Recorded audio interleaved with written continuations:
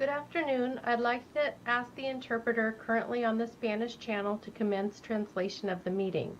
For those just joining the meeting, live interpretation in Spanish is available, and members of the public or staff wishing to listen in Spanish can join the Spanish channel by clicking on the interpretation icon in the Zoom toolbar. It looks like a globe. If you are on your cell phone or tablet, locate the three dots, tap them lightly, and put a check mark on your preferred language. Click Done to activate and begin the interpretation. Once you join the Spanish channel, we recommend you shut off the main audio so you only hear the Spanish interpretation. Claudia, will you please restate this in Spanish? Yes. Buenas tardes a todos, bienvenidos. Los servicios de interpretación en español van a estar disponibles de una manera simultánea durante toda esta junta. Para tener acceso a ese servicio, en unos momentos ustedes van a notar un globo terráqueo o un símbolo de mundo en la parte inferior de su pantalla, en medio. Se pueden hacer un clic en ese icono y de esa manera se les va a lanzar la opción de elegir el idioma inglés o español. Favor de hacer otro clic donde dice Spanish.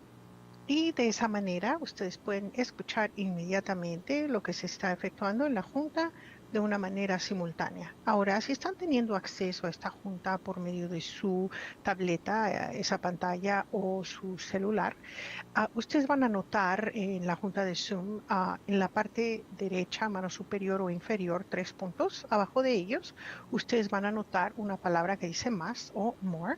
Hagan un clic en esa palabra y de nuevo se les va a lanzar el globo terráqueo o el símbolo de mundo. Favor de hacer otro clic y se les va a dar la opción de inglés y español. Favor de elegir el español de nuevo y inmediatamente pueden escuchar de una manera simultánea nuestra junta. Muchas gracias y estamos a sus órdenes. Thank you very much. Back to you.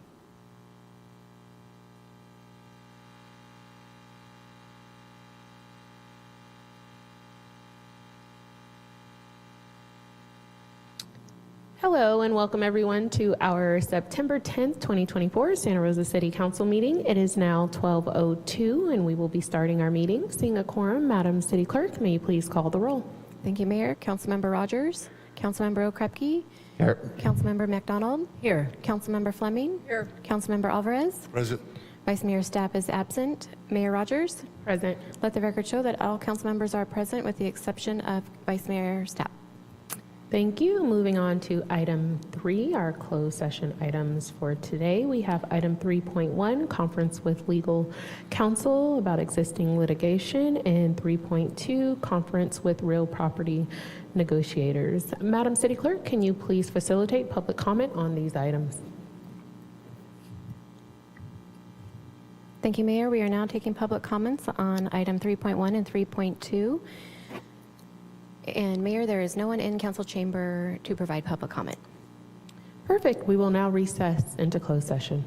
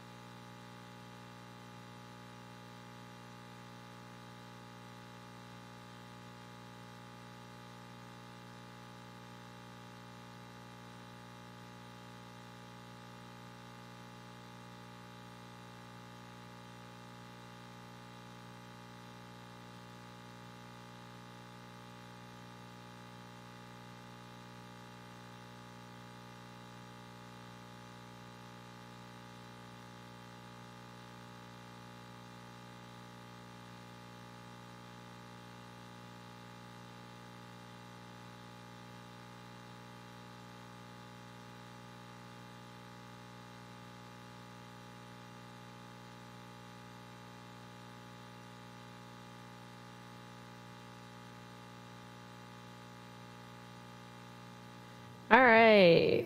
Welcome back, everyone, to our September 10th, 2024 Santa Rosa City Council meeting. It is now 2:20, and we will reconvene our meeting. Seeing a quorum, Madam City Clerk, can you please call the roll? Thank you, Mayor. Councilmember Rogers? Councilmember Okrepke? Councilmember McDonald? Here. Councilmember Fleming? Here. Councilmember Alvarez? Present. Councilmember Stapp, or Vice Mayor Stapp is absent today. Mayor Rogers? Present. Let the record show that all council members are present with the exception of Vice Mayor Stapp. Thank you. We will now move on to item 4, which are our interviews for the Santa Rosa Tourism Business Improvement Area Advisory Board and the Board of Building Regulation Appeals. The council now will conduct interviews to fill those positions, but we will vote on the matter later on in the agenda. So we will start with Stephen Boswell for the Santa Rosa Tourism Business Improvement Area Advisory Board. If you can please come down, and we will ask you a series of questions.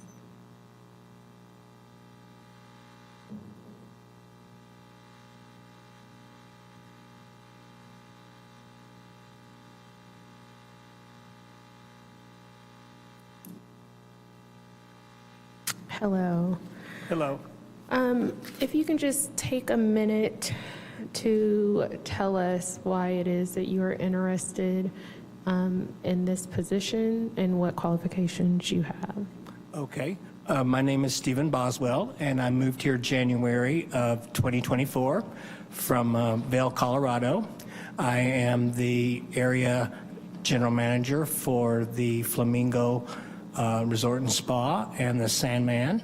I have been in the industry for 40 years, and I have served as tourism business development in my career through the city of Lake Arrowhead, California, Palm Springs, California, Lake Havasu, Arizona, and I have spent approximately 12 years in the capacity of tourism and tourism departments of Chamber of Commerce. So I feel like that coming to a city of Santa Rosa, California, I bring a lot of experience in event planning and also qualifying events that bring tourism dollars to the community, and I feel that's what this committee's goal is to meet. Councilmember Rogers? First of all, thank you so much for being here and your interest in helping out the city. Could you talk a little bit about the demographics of your target audience that you currently market towards or try to appeal towards? We appeal towards two different hotels that I oversee. One is the Sandman, and that is on weekends we do families that come in for the events, from at the fairgrounds to the ice, the rink near the museum, and different wine tasting areas. The Flamingo, we cater to a little bit of everything. Everyone that in the summertime, it's more families. Swimming pool is their biggest draw, and weddings is huge for us, and we draw them. And also in the wintertime, as we're going into now, is groups. We have one of the largest meeting facilities in the area in Sonoma, and we go for after that market is our biggest one, especially in the association and corporate market segment. Thank you so much. Councilmember McDonald?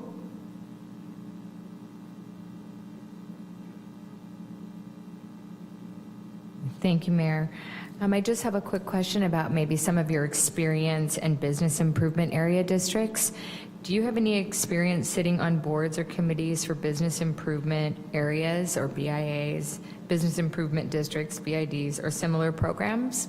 Yes, in Lake Arrowhead, I sat on the chamber, and I was the committee chair of the tourism department, and it had a decline in tourism, and we were able to bring events, new events to the community that helped in that area and increased our tourism by almost 30% in 4 years.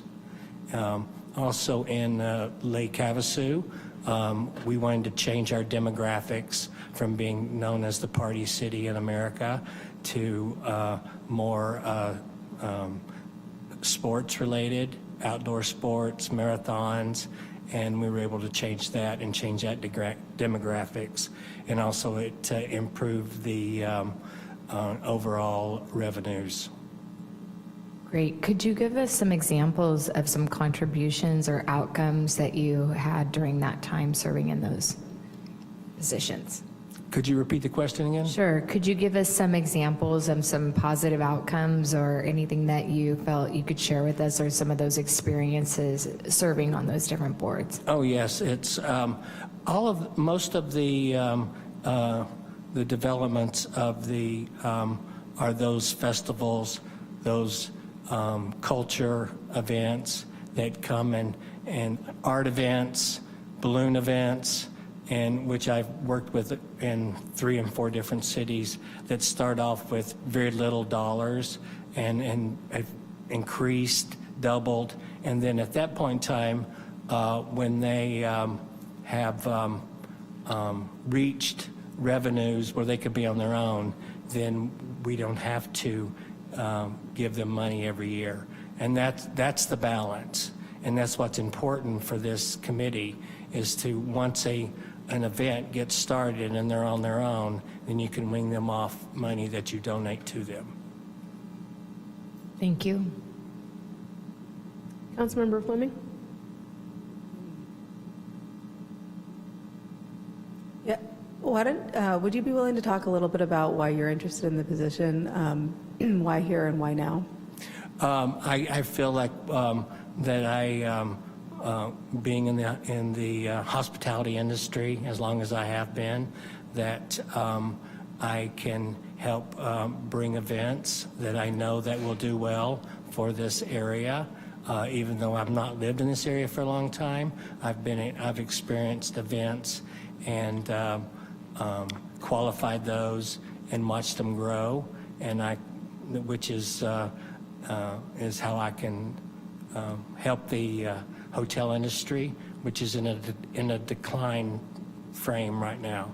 Mm-hmm. You mentioned you haven't been here very long. I'm not particularly concerned about that, but what have you done to familiarize yourself with the area beyond your specific work items that you need to do? And then have you had a chance to watch videos and meet other board members? Video recordings of past meetings? Unfortunately, I have not. This is my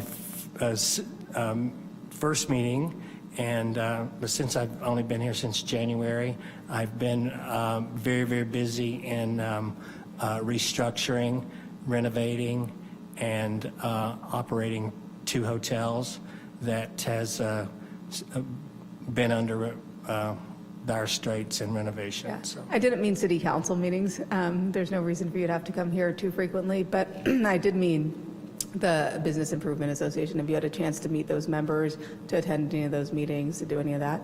No, I haven't. Okay. Would you have time to do that? You said Oh, you're yes, too busy. Okay. absolutely. All right. Absolutely. Okay. Councilmember Okrepke? Thank you.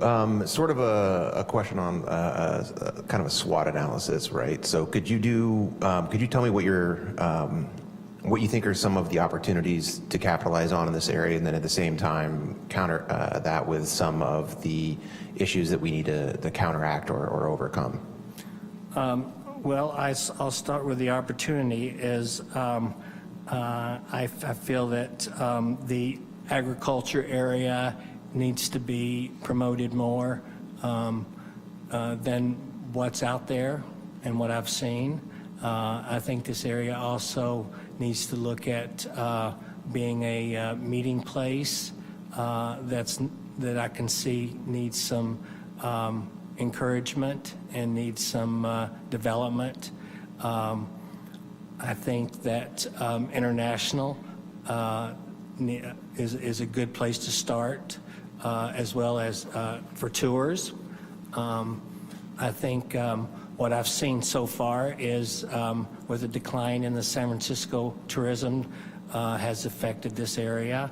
And what I'm seeing now is people are coming here first, and then they're going to the city, so where it used to be the opposite. And I've noticed that just going through the history of the hotels and the records and looking at those groups that have come through here. Your other question was the opposite. So yeah, so opportunities and then challenges. Challenges, I think, is all of the limited service hotels that are being built really is a big concern. There's very nice ones that are being built, but they're all limited service. And I just would hate for that to hurt this area, which has a lot of opportunity. Thank you. Councilmember Alvarez? How you doing, sir? Good. Describe your passion for tourism and everything that encompasses the word tourism. Well, I've been in it for 40 years, so I have a lot of passion for it. I love the development of my team members that come on board and watch them grow. I love to have people leave happy and come to a community and enjoy it and return, have memories when they leave.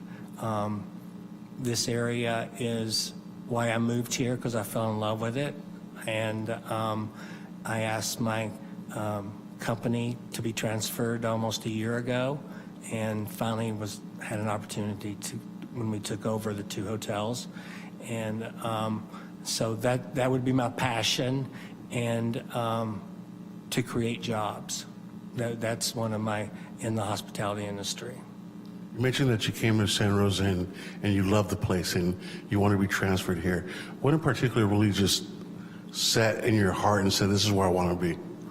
Because it's close to the city, but it's not in the city. It's in the country where I was raised. I was raised on a farm, and this reminds me of farm country. And I love the Russian River and this whole area. And the food and beverage is my passion. I went to the CIA, Culinary Institute, and this area has 4 seasons of great, from the sea to the wine vineyards is amazing, and that's what I fell in love with. Sounds like you're one of mine, River Rat and a Country Bumpkin. So I definitely appreciate you for both. Could you describe a perfect event in your mind, one that you would have there at the Flamingo? An event? An event. An event would be a chef's cook-off contest, and we're kind of working on that right now. Not to divulge very much, but using this area and the reputation that it has, being the agriculture center that it is to bring chefs in and have a contest. It sounds like you throw one heck of a party, so hopefully you'll be inviting council to such shindigs. Absolutely. Appreciate you, sir. Definitely would want the representation from you guys. Thank you. That was definitely my next question. Do we all get invitations to be judges in this? Absolutely. We would love that. Is there anything else that you would like us to know while you have the floor? I just would appreciate the council for using my history and my experience in the past from other smaller cities, smaller towns, to be able to help improve the tourism industry with events. And I appreciate your time. Perfect. And we thank you for your time and your willingness to serve. Thank you very much. We will continue our interviews with our next interviewee, which is Tony Pace. And Tony is interviewing also for the Santa Rosa Tourism Business Improvement Area Advisory Board.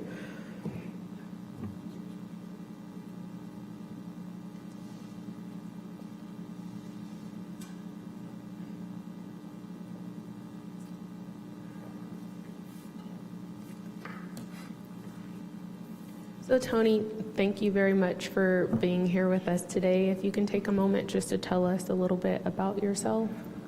Well, thank you very much. This is a great honor. It's very nerve-wracking. I'm nervous up here, but I have recognized some faces, which is really nice. So I've been in the hotel business all my life. My father was in the hotel business, so I guess over 35 years. I started out at the Grand Hotel on Mackinac Island in Michigan. Went to Ponte Vedra Inn and Club. It's a 5-diamond resort in Florida. Came to California, San Diego, and was a front office manager there in San Diego. So I kind of moved back to California, and where I met Dan Brown, and Dan Brown ended up here in Santa Rosa. And so Dan and I kept in contact all those years.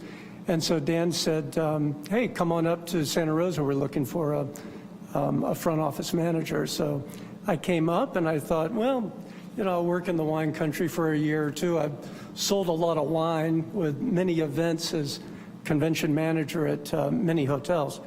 And so 1 or 2 years ended up as 10 years.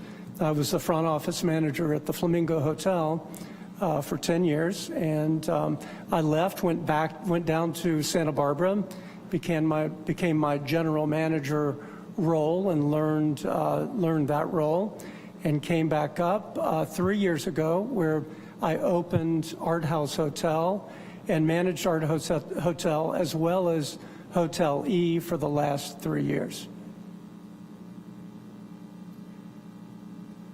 Thank you. Councilmember Rogers. Thank you so much. I'm going to ask you a similar question, but a little bit different. What do you see as the biggest opportunity in terms of attracting people to Sonoma County and Santa Rosa? Chris, I think the biggest opportunity is really getting everyone from the Bay Area to come back to Santa Rosa. You know, the South Bay, Silicon Valley, there's so much down there, and we need everyone really to come back. It used to be very busy here, mostly from the Bay Area, and that's fallen off because of COVID and a lot of different things, but we just need to get folks to come back. We need the fair to be an event where everything is sold out, you know, all the hotels are sold out, and we just need to get back to that excitement. So yeah, there's a lot to, I guess, going in that with wineries and wine tasting and inflation and cost, and there's a lot of challenges, but we can do it. Thank you. Councilmember McDonald. Thank you, Mayor. I'm going to ask a similar question as I just did, is what's your experience serving on either BIAs or BIDs or any kind of similar programs like that with your vast experience? I was on the advisory board, and Hugh Futrell took over that position, and then Hugh had to remove himself because he was on another board, and I guess there was a conflict, and so I guess I'm trying to get my board seat back. And then could you tell some of your successes that you had serving on the previous board? We funded a lot of groups, activities, events in Courthouse Square, and we allocated the money, accordingly. I learned a lot. Worked with Peter Rummel on that board and all the board members, and just a lot of successes. I mean, even this summer, many successful events, and just recently the marathon. Thank you. And I'm also on the Sonoma County Tourism Board of Directors. Oh, okay. Thank you Yes. for adding that. Thanks. And I'm a tourism ambassador too from Sonoma County Tourism, which I have that certificate. Thank you. My question is, you mentioned that we've seen a decline in tourism following COVID. What strategies would you implement to change that, to turn that around? Because of COVID? You said following COVID, there's less tourism, especially out of the Bay Area. Is that? Really, it's going to take marketing dollars to remind everyone about how great the wine country is in Santa Rosa. I think a lot of the money that's allocated to the groups that are having activities in Courthouse Square, I believe it is allocated as a certain amount needs to go to marketing dollars, and those are the dollars that need to be spent to promote those activities and thus promote Santa Rosa. Thank you.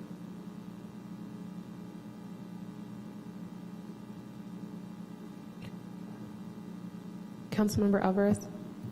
Same question asked prior. If you could describe your passion for tourism, what makes you passionate about?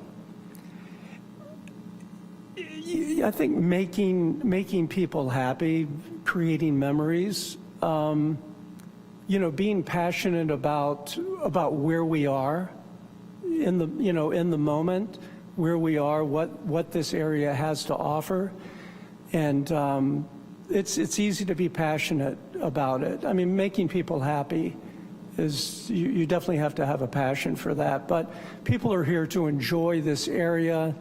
It's different for them. They're used to being in Texas or Oklahoma, and so introducing them to everything that Sonoma County has to offer, that's our duty to do that. The more that we do that and educate them, the great time that they have and they come back.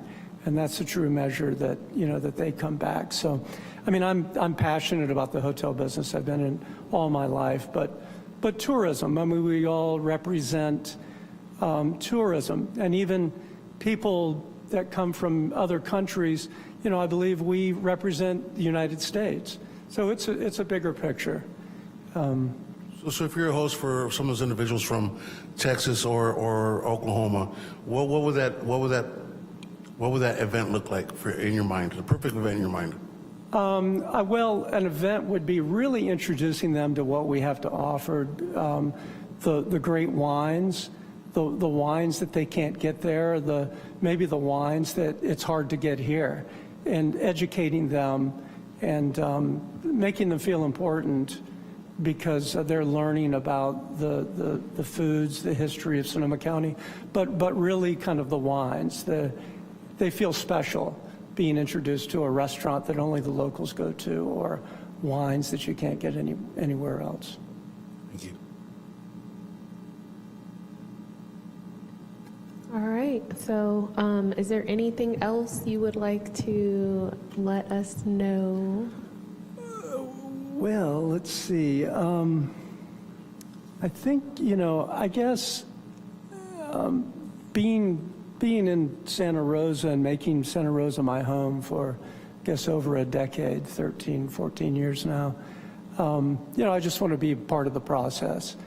And the events, really, they take place right in front of Hotel E, and we welcome all of the events. Most of the folks there, they use us as a kind of a gathering spot, maybe to house their folks while they're, changing rooms, or the emergency emergency departments during the marathon, and so on and so forth. So we're host to anything at all that that happens in Courthouse Square, because we want Santa Rosa to be successful. So I guess that's it. And also on Fridays at Hotel E, we have music bingo from 5 until 7. So y'all, please come and join us, because it's a blast. I love that you added that little plug in there before you're done. I do have a question that you just prompted.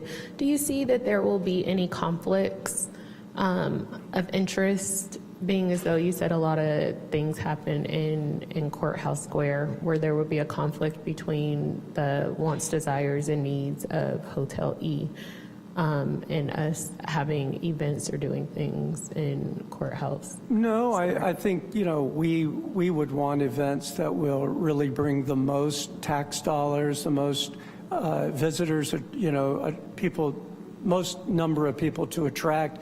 Room nights, that's what we really want, is groups that are going to attract people to stay overnight in Santa Rosa. And thus they pay the occupancy tax and all of that. So it's better than someone coming in and just kind of hanging out and then leaving for the day. So we're looking for quality events. All right, with that, I would like to thank you very much for your time and your willingness to continue to serve our community. Well, this was a great experience. Thank you very much. Thank you.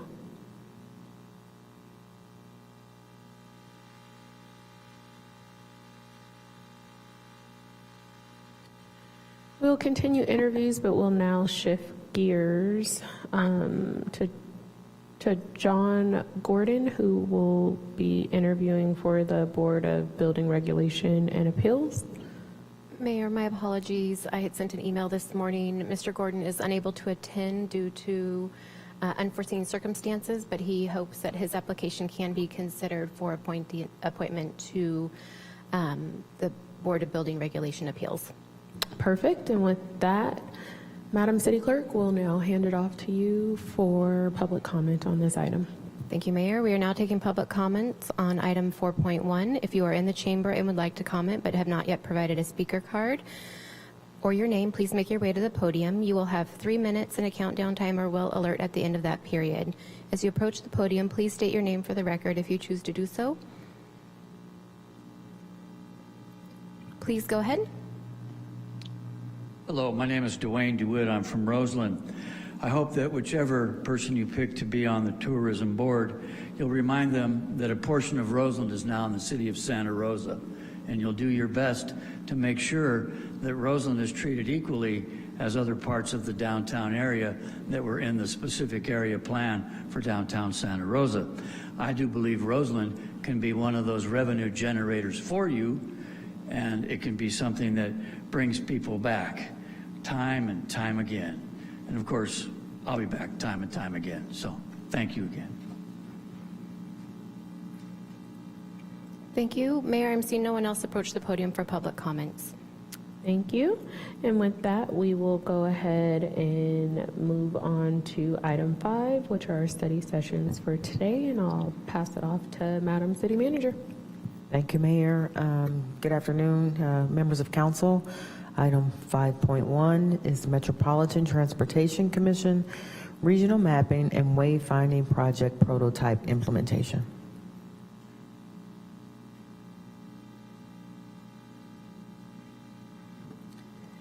Good afternoon, Mayor Rogers and members of council. We're really excited to be here today. I'm Deputy Director of Transit Rachel Ead. We're really excited to be here today to share with you some updates on MTC's regional mapping and wayfinding program, including a preview of some signage that we're going to see here in Santa Rosa later this year. I'm going to quickly hand things over to the experts. Here with me is Matt Wilcox, our transit planner, who sits on the technical advisory committee for this project. And also joining us on Zoom is Gordon Hansen, who is the project manager for the regional mapping and wayfinding program at the Metropolitan Transportation Commission. So I'll hand it over to Matt to start with a little preamble, and then we'll have Gordon's presentation. Good afternoon. As Rachel mentioned, I'm Matthew Wilcox, transit planner at Santa Rosa City Bus, and I sit on the TAC for this wayfinding project. It's an extremely exciting project. even if you're not a transit nerd, I'm pretty sure, like myself and Gordon. And given that we are one of 2 our prototype sites, it's even more exciting for us folks here in Santa Rosa. The other test site is El Cerrito del Norte. But given that the City of Santa Rosa is chosen, we have a unique combination of factors that make us an excellent prototype site. Some are very apparent, and some others maybe not. One of the things that makes us unique is that we provide a test site for urban and suburban transit services. We have rail network, we have buses. Another thing that is unique to us is that the connection between the different modes of rail and bus are currently separated between 2 different hubs. And once again, that provides a unique opportunity to test how people navigate between those 2 systems. And right now, that disconnect is something that we hear often. And we're hoping that with this wayfinding project, that can be something that can remedy and hopefully encourage people to move between the 2 modes more easily. Another part of that is the fact that we have numerous equity priority areas. So we provide a wide breadth of demographics to test these different ways of finding, whether it's economic, language. There's a large variety of groups that can help determine the best way forward with these prototypes. And I want to kick it over to Gordon, who has a really thorough presentation. And he's, as Rachel mentioned, the project manager overseeing this project with MTC, and he can give you a little more detail about what you can expect to see in the city of Santa Rosa in the near future and around the Bay Area for that matter. Great stuff. Yeah, thank you so much, Matt and Rachel, for that introduction. Yeah, fellow transit nerd here. I can admit it. But just again, good afternoon, Mayor Rogers and council members. Thank you so much for the opportunity to present on, I think, what is a really interesting and groundbreaking project in the region. And we are so happy to be including Santa Rosa as a major partner in the early stages of this project. So today I'm going to provide an update for you about several aspects of the regional mapping and wayfinding project, including its context and goals, just to kind of root you in why we're doing this and what benefits it can convey. And then some meaty details about some of the designs that we're looking at, as well as the implementation, and then opportunities for engagement with the public, some of which has actually already begun. Next slide, Matt. Cool. So again, let's just orient in the biggest context here, which is, well, what is wayfinding when we talk about it? So simply put, wayfinding is, it's the ways that people orient themselves in physical locations and then navigate from place to place. So as part of this project, MTC, in partnership with our transit agency partners and municipalities, we will develop and evaluate the identity of a regionally coordinated transit network, core information elements that customers use, like maps and diagrams, directional signs, and information about bus stops, ways to improve the accessibility and inclusivity of transit travel, which is a huge piece about this, and then also the role and potential of digital information tools, which are used sporadically in many different ways across the region by individual agencies. And one thing that I do want to highlight is this project really deals with existing infrastructure. So we don't include anything that could make big changes to the built environment, like the locations of elevators or bus stops. And that's something for our transit agency partners to work on. Nor do we talk about any changes to transit service. So again, how do we best communicate what's already out there? Next slide.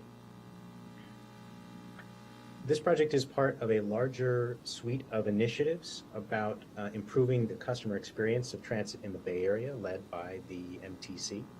That's known as the Transit Transformation Action Plan. The Regional Mapping and Wayfinding Project is one of many. Ours is focused on customer information, but there are others out there that my colleagues here at the agency are working on with regard to transit service priority projects, allocating funding for that, improving accessibility across the region, and simplifying fares and payment structures. Next slide, please. So the primary goal of this project is it's to make transit easier to use so that it is a first option for both regional and local travel. Specifically, our goals include providing consistent information for riders that is both dependable as well as familiar, making it easier for transit operators to provide customer information, reducing the need to design ad hoc signs and maps, which takes up a lot of time and effort every time that there is a service change. And ultimately, we want to retain existing riders and, as best as possible, attract new ones to the system by making it easier to understand, so transit can continue to support the region's sustainability, vitality, and sustainability. So we are currently in the third phase of this project, which will test and refine wayfinding designs. And there's actually quite a lot in that phase. So I'll tell you more about that in the next slide. So this current phase is an iterative and collaborative process that involves the MTC working closely with our transit agency partners, transit riders, and the general public. Right now, as Matt said, we are currently getting ready to install prototype signs or initial draft signage at the Santa Rosa Transit Mall and Smart Station, as well as the El Cerrito del Norte BART station, closer to the Central Bay Area. And that'll be later this fall. Now, based on agency feedback, we're also going to test some selection of signage at the Powell Street station in downtown San Francisco. It's not going to be the same level of effort or permanence as the prototypes in Santa Rosa or El Cerrito del Norte, but it is one of the most complex stations in the region, if not west of the Mississippi. And so it's going to help us develop a new system of wayfinding that works in a variety of transit operating environments, from individual bus stops in Guerneville to the Santa Rosa Transit Mall to downtown San Francisco. Next slide. Now, back in January, we introduced one component of this project, which is the regional network identity, or as I mentioned at the beginning, the identity of a regionally coordinated transit network. So this is going to provide a consistent look and feel for transit and transit wayfinding in particular around the region. This includes the colors golden yellow, sky blue, and dark blue, which were chosen to stand out in busy environments, but also reflect the natural beauty of the Bay Area. So I think about a sunset over the Golden Gate, for example, contains a lot of these colors. Now, we're also going to simplify the symbols that we use for transit. So in our this network identity, we are focusing on bus, rail, and ferry modal icons to clearly denote the availability of public transit in a variety of contexts and busy environments. Now, individual transit operator names and symbols and logos, that's currently what's at the top of signs now. Well, we're going to deprioritize them in favor of what people need most to know about: is there transit here at all? Is there bus? Is there rail? Is there ferry? So agency names are there, they're just deprioritized. Next slide. We have a new sign family, or a family of signs and maps that is based on this look and feel, and will include all types of exterior and interior signs for customer navigation and information. And again, that includes individual bus stops, so a bus stop by the side of the road in Occidental, to elevator directories at complex subway stations, so really the full gamut. Now, this includes a combination of replacements of existing signs, as well as some new sign types. These include some that you might see on the left of this slide, which we call facility beacons. These are actually the largest signs that we have in our sign family. They are comparatively pretty huge compared to what's out there now. And those function as, they're beacons, right? They're to say, hey, there's transit here. So if you're driving down, for example, you're driving down San Pablo Avenue in El Cerrito, You'll be able to see in the distance that there are trains and bus services available at El Cerrito del Norte. You don't necessarily need to know or be in the know to know what the BART symbol means, to know the transit is there. So we'll have signs like that for folks arriving by foot, on car, and by bike. This system is modeled on this idea of progressive disclosure, which is to say we don't want to overload folks with more cognitive processing than they can take at a particular decision point. So we want to be really sensitive to the fact that, especially folks who are there for the first time, they're going to be confronted with a lot of information, even at the Santa Rosa Transit Mall, and especially at a place like Powell Street Station. So I want to be really careful about providing the right amount of information for every decision point that folks have, from the street to their transit vehicle. We're coming up with a set of wayfinding design guidelines that will be available early next year. That's actually what the prototypes are all about. They're about getting our draft designs out there, getting public feedback, and coming up with this new set of design guidelines. And that's going to be a product for our transit operator partners that will include the designs for the new signs, as well as information for where and why to locate them around transit facilities. Next slide, please. So let's get into some of the meaty stuff, some of the fun stuff, the designs. But we'll start with talking about why the particular prototype locations. So we've got these 3 locations. They're going to be providing real-life tests of our new designs. And what do I mean by that? This is not an academic exercise. We're actually going to go out and replace all the signage that's out there, or at least quite a bit of it, at our 3 locations.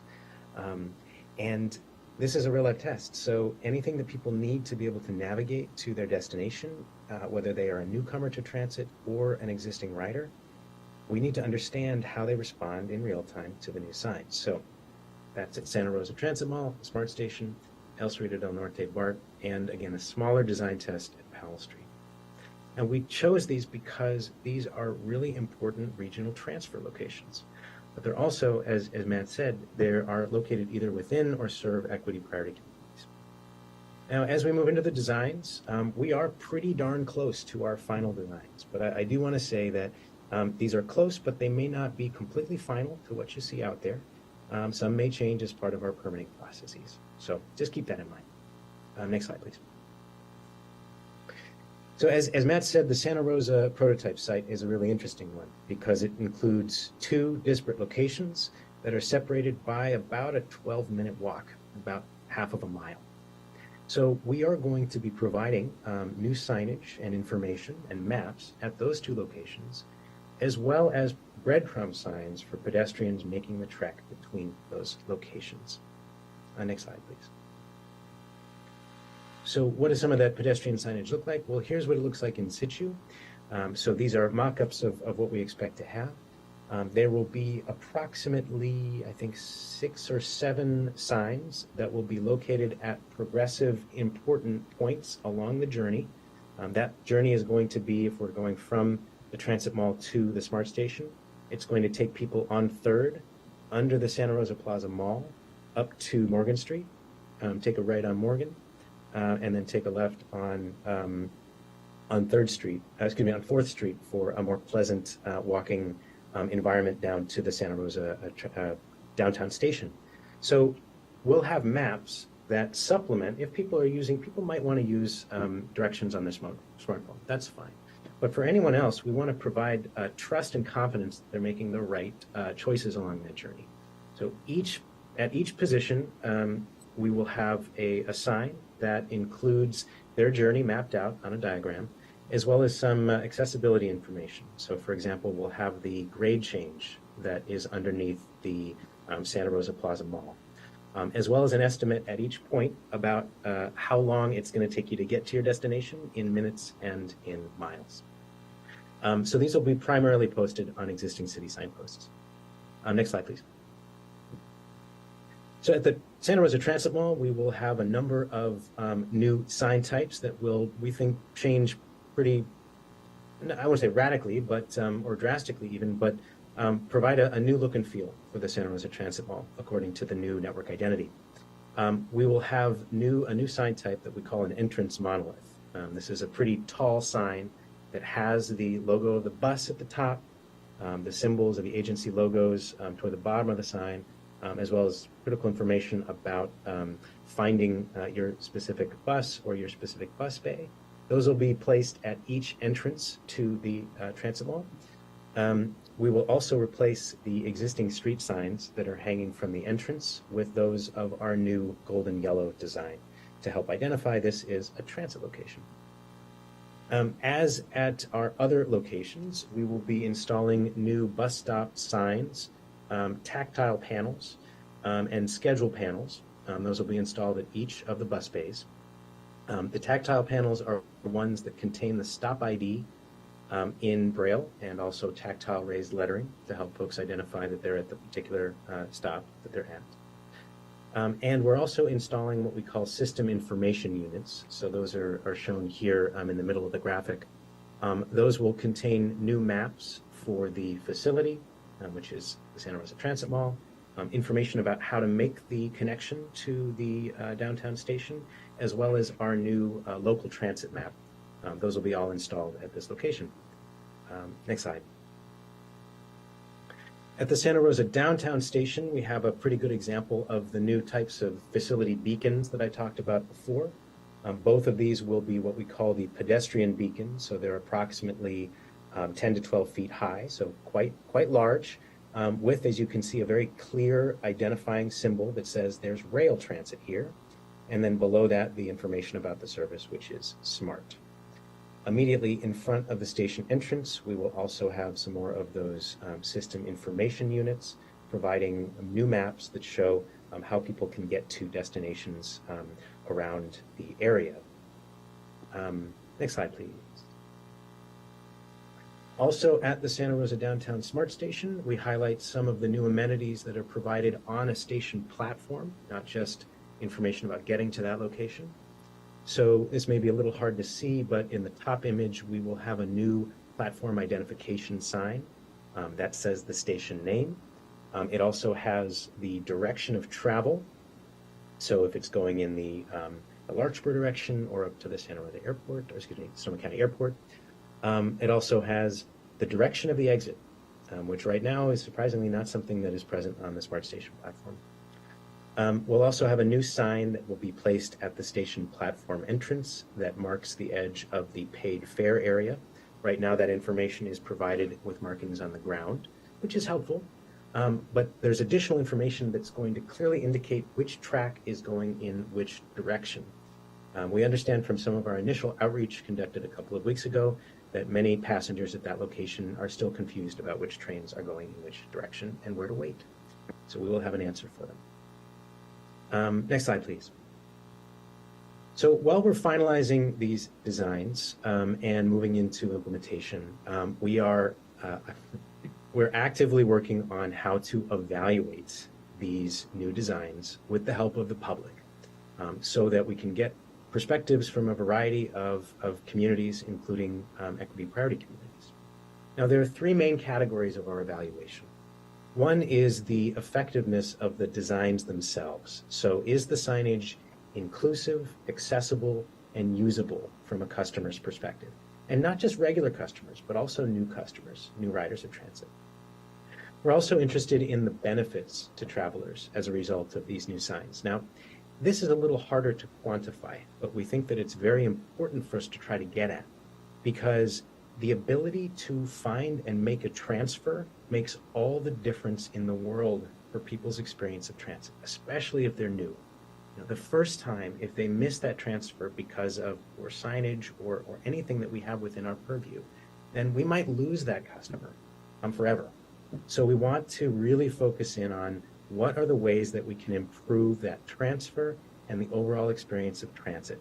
And the hope is, again, it's a big hope for such a relatively small project, but that is, we think that there is the importance of word of mouth when it comes to transit. So if somebody feels like they're being taken care of, even by the signage around them, which I think is a difference, then we hope that that will improve their attitude and maybe encourage them to share that attitude with others. Finally, there's the operator's experience. So, again, we have a couple of partners on this project. One is the main client here are the riding public, but it's also transit operators like City Bus, because unless we make the prototypes cost effective, easy to install and maintain from the agency's perspective, then we're not doing a good job with this project at all. So next slide, please. Now, there's a lot of people that we want to engage with as part of this project because there are a variety of people who take transit. So to focus on a few here, so among equity priority communities, we especially want to reach out to, and actually I'd say we are in the process of reaching out to folks who may have more difficulties navigating transit environments. So that means people with disabilities, people who are blind or low vision, or who may have limited English proficiency. Those are really important folks that we want to engage with for this project. As I mentioned before, we're curious about folks who are both frequent and infrequent transit riders. I mentioned to you that we did get started on some initial outreach. We heard from our consultant doing that work that we were able to talk to a bunch of folks who were heading down to a sports event on one of the days that we did the outreach. So that's perfect. Those are exactly the type of people that we want to talk to, because we want them to keep coming back. So what works for them? What lowers the barrier to entry to transit that we can help? And then finally, again, with operators, we're engaging with technical and frontline staff. So at the BART station, the station agents, in this case, bus operators. And my understanding is that in addition to a survey that we have out to bus operators at their bus depots, we also did get a number of in-person interviews with bus operators in the past few weeks, which is great. MTC has also set up an accessibility working group for the project. And this is not just about the prototypes, but it's important for that. But this will help us during the evaluation and then also into our next stage of the project, known as the pilots, which I'll talk about in a second, so that we're actively integrating the voices and experiences of people with disabilities into this project, which is, again, critical. Next slide. We're using several methods to engage with communities for the evaluation of this project. These include what we call test journeys. So these are providing folks that, in the case of Santa Rosa and El Cerrito, in the past couple of weeks, that we reached out to through CBOs, community-based organizations, and other stakeholder groups to recruit folks to do those test journeys, where we give them a set of instructions and ask them to complete them, moving through station and transit environments, and then we record the qualitative results that follow. And I will tell you that even the preliminary results from just the past 2 weeks have been illuminating in terms of people's lived experience with Santa Rosa and also El Cerrito. We're also going to do guided tours for folks with disabilities when we install the new materials. We have done and will continue to do on-site intercept surveys with travelers. I think we got about 100 intercept surveys across the 2 Santa Rosa locations 2 weeks ago, which is great. We also plan to do an online survey on MTC's website with a whole host of questions that we can't get to with an intercept survey. Be able to have people respond to various maps and sign designs that will be open to folks around the entire region. As I mentioned, survey efforts have already begun in Santa Rosa.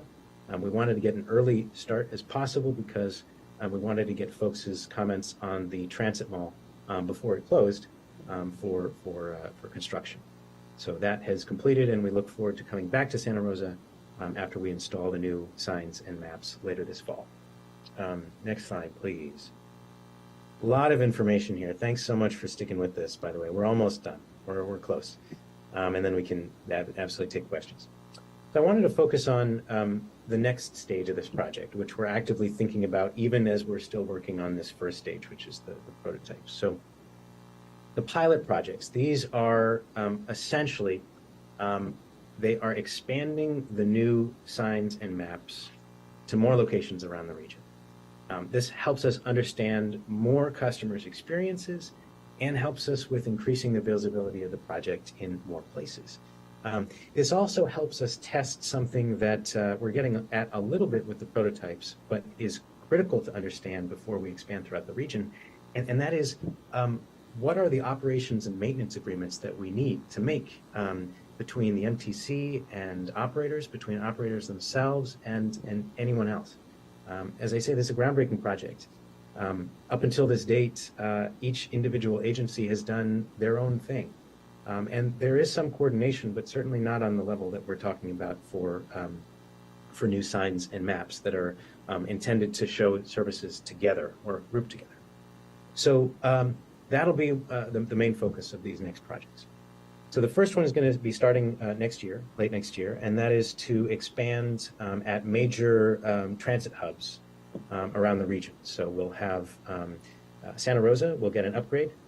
So we'll add more signs and maps as necessary in the 2 locations, also at El Cerrito.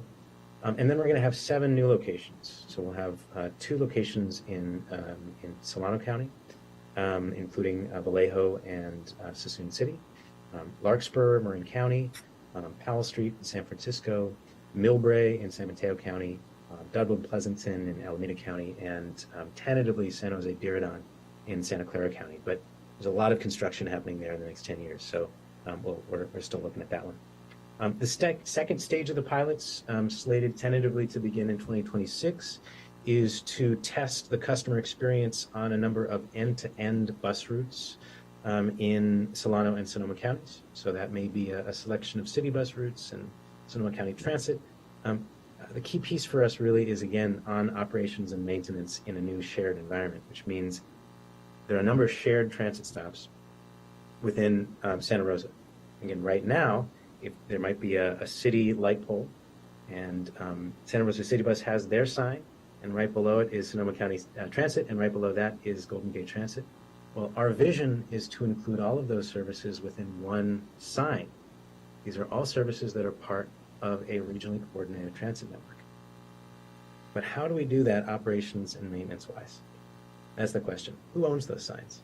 Who's responsible for maintaining them? How do we apportion those responsibilities between the different operators? Well, that's a huge question, and one that we will look to address in that next stage of the pilot. And then the other key piece here is that we want to deliver our version 1 of the wayfinding guidelines, the design guidelines. Those we are working as quickly as we can to integrate feedback on these prototypes so that we can deliver a set of standards and guidelines for folks like, agencies like City Bus, but certainly more like agencies like Samtrans, like County Connection, like the Salesforce Transit Center. All these places have projects that involve signage, and they've been waiting for us to finish our work so that they can start on it. So one of our top priorities is delivering that so that we don't hold them back any longer. Next and last slide. So major milestones here in the near future. This fall we will install the prototypes in Santa Rosa and El Cerrito, and we'll conduct the public evaluation along the lines that we talk about here, so that we can finalize those standards or design guidelines to share with the community and agencies in spring of next year. And then into 2025 and 2026, we'll look to implement the pilot projects, as I've discussed, some of which will be here in Santa Rosa and Sonoma County. With that, thank you so much for your time and attention, and happy to answer any questions that you have or receive any comments. Thank you so much for being with us and being here today. Looking to council to see if there are any questions. Councilmember McDonald. Thank you, Mayor, and thank you for the presentation. My question was really around like slide 7 and 16 to see, will there be part of the pilot program to see if we need to have signs both in English and in Spanish, just so that we're looking at language equity throughout the county, making sure that people know the direction they need to go in? I'm not sure if that was, I saw that it was said on-site equity priorities, but I wasn't sure if we were planning to have everything in both in English and Spanish on the app as well as the signs themselves. Yeah, it's a really important topic for us. With the signs, I think it remains an open question. I think for now, and one that we're actively discussing with our transit agency partners. I can tell you a little bit about some of the places where we intend to include full translations. Most of that is on the printed materials. So we we have a presentation coming up to our Regional Network Management Council later this month, where we will be introducing our full suite of new maps. But we are introducing 5 new map types. In the legends for those maps, we will be including full translations in Spanish and Chinese. That's something that's required by our agency, MTC, and it's something that agencies like AC Transit do on their printed materials. With the signs themselves, the focus, it's unlikely that we'll have translation across the board, but we do have them in a few critical locations. So one is for the system information units, where we provide transit information through those signs, or excuse me, through those maps. The header for that will say, I forget what it is, I think transit information, public transit information. And on that sign, because it's a key locus for getting information about travel within the facility and beyond, that's where we have the translation in both Spanish and Chinese. For all the directional signage, we have considered, at least for this prototype, we've considered adding by request. So in our conversations with SMART, there are locations on some of our physical signs that do include translations where SMART already provides them. So I think we have translations for exit, some of the translations for some of the stations on their route in our diagram showing their services. So at this early stage, again, it's if there is existing guidance for that, we'll follow it. But it is huge, and we actually got the question recently from SMART asking us to better understand our plans, and so it's something that we need to have a conversation with all 27 agencies about, so that for our regional standard, we can provide the right level of information for each location. Thank you. Just yes, I appreciate that. And just like as a suggested kind of simple solution to be on the signs, if there's not enough room to provide both English and Spanish, maybe a QR code that if they're using the app, they can easily get to a translated language so that it could much more be easily identified to whomever, whatever language is their primary language. So just to be kind of sensitive to that we have a really great diverse community. So I'd like to see us promote, as we do new things like that, specifically around transportation, several languages, but Spanish obviously is our primary one as well. Thank you. Yeah, thank you. I think that's a great idea. Appreciate it. Any additional questions? I'll just say, to piggyback on Councilmember McDonald, I think that's why I like the digital tools and signs, because you can flip between languages and things a lot easier when you have those. But I know that's not what we're looking at right now. But my plug. Madam City Clerk, can you please facilitate public comment?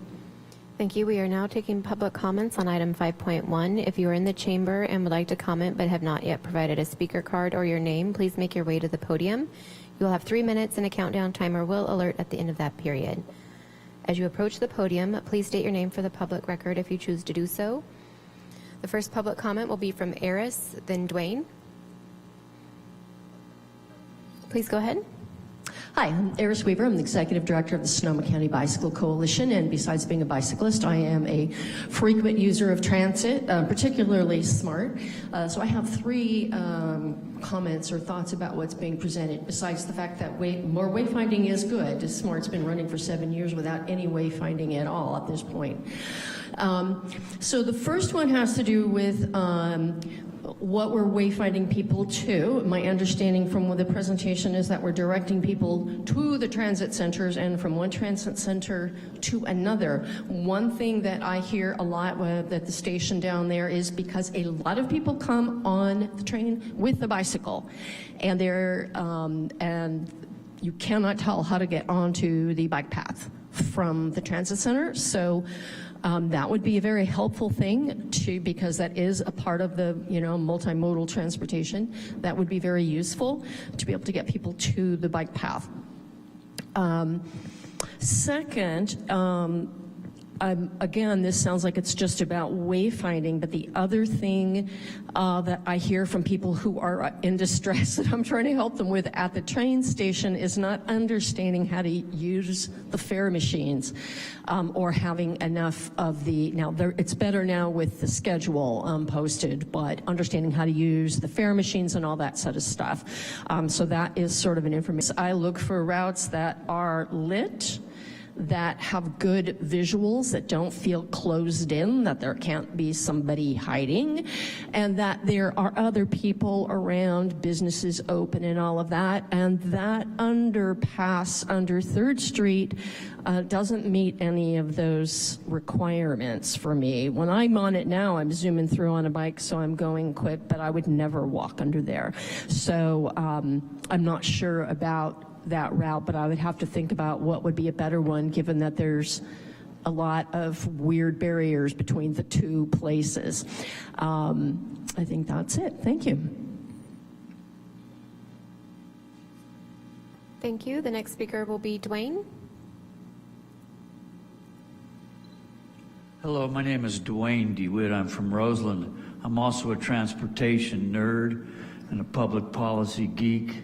It's been 22 years ago, taking some instruction from the University of California Transportation Center at UC Berkeley with Victor Pineda, whose picture was in one of those slides. He's the wheelchair user, and he's got his own efforts to make sure there's equity for the differently abled. I'm especially happy to see that you folks recognize the idea of schedule panels and actually having the schedule for the bus at each site. If you've ever traveled internationally, especially not understanding a language, you can at least see a bus schedule that has the times, and then you'll know you'll get something. It would be really nice on your direction finders that you also put north, south, east, west, so people who aren't familiar with the area will know which way is north or south. Then you talk about the idea of equity priority communities. There's a professor down at Berkeley, Elizabeth Deacon. She's deep into these type of things. And the idea of traveler benefits. Having commuted from here to Berkeley by public transit for a number of years, it's very important that you help people make sure not to miss any connection, and that they're able to use as few seats as possible. From here, you had to go to San Rafael on the Golden Gate Transit, switch over on a different one there over to El Cerrito del Norte. So I'm very familiar with that station also. I'm very glad that you folks are doing this, and I'm hoping that you'll have an accessibility work group here in Santa Rosa. We have a very active bicycle and pedestrian advocacy group. We have a bicycle and pedestrian advisory committee, but it's not as tuned in to people who are chair users. We do have a chair user now on the bicycle and pedestrian advocacy group, and that's a positive. There is the situation of you, because you're from MTC, will have much more influence than any of us around here talking about this. So please, what you put forward, make it happen and get it going. We've been asking about things like this for decades, especially those schedule panels at every bus stop. It shows you when the bus is coming and when the last one is running. Because if you're stuck out there and you've already missed the last one and you don't know, with your help, sir, people will know. Thank you for your time.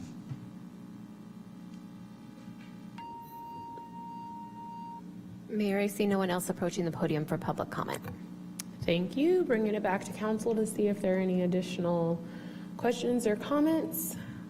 And seeing none, thank you very much for being here, for your time, and for the presentation. Thanks so much. No problem. Madam City Manager. Item 5.2, update on the state and local ballot measures for November 2024 general election.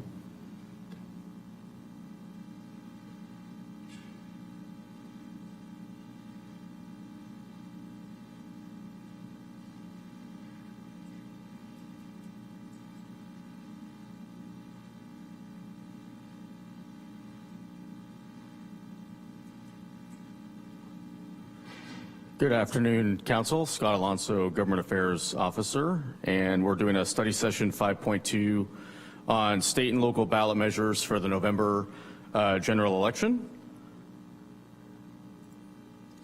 So we wanted to, there was discussion earlier this summer, just due to the number of ballot measures and hearing from Council on if the Council could weigh in or not officially. So we wanted to bring this as an item to get feedback today on statewide ballot measures, and then there's 2 countywide sales tax measures. So we will go through them briefly this afternoon and then really just take the time to hear from all of you if there's specific direction you'd like us to bring back at the next council meeting.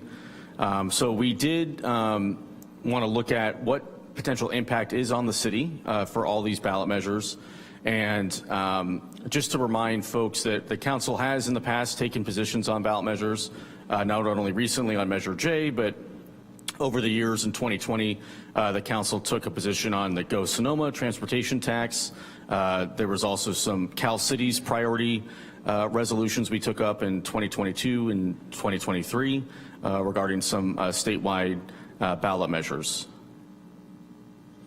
So the 2 countywide sales tax measures we wanted to talk about today, the first one is Measure I, which is the Sonoma County Child Care and Children's Health Initiative sales tax, which was placed on the ballot by signature by a campaign called Our Kids, Our Future. Due to the fact that it was put on the ballot by a voter initiative, it requires a simple majority to pass.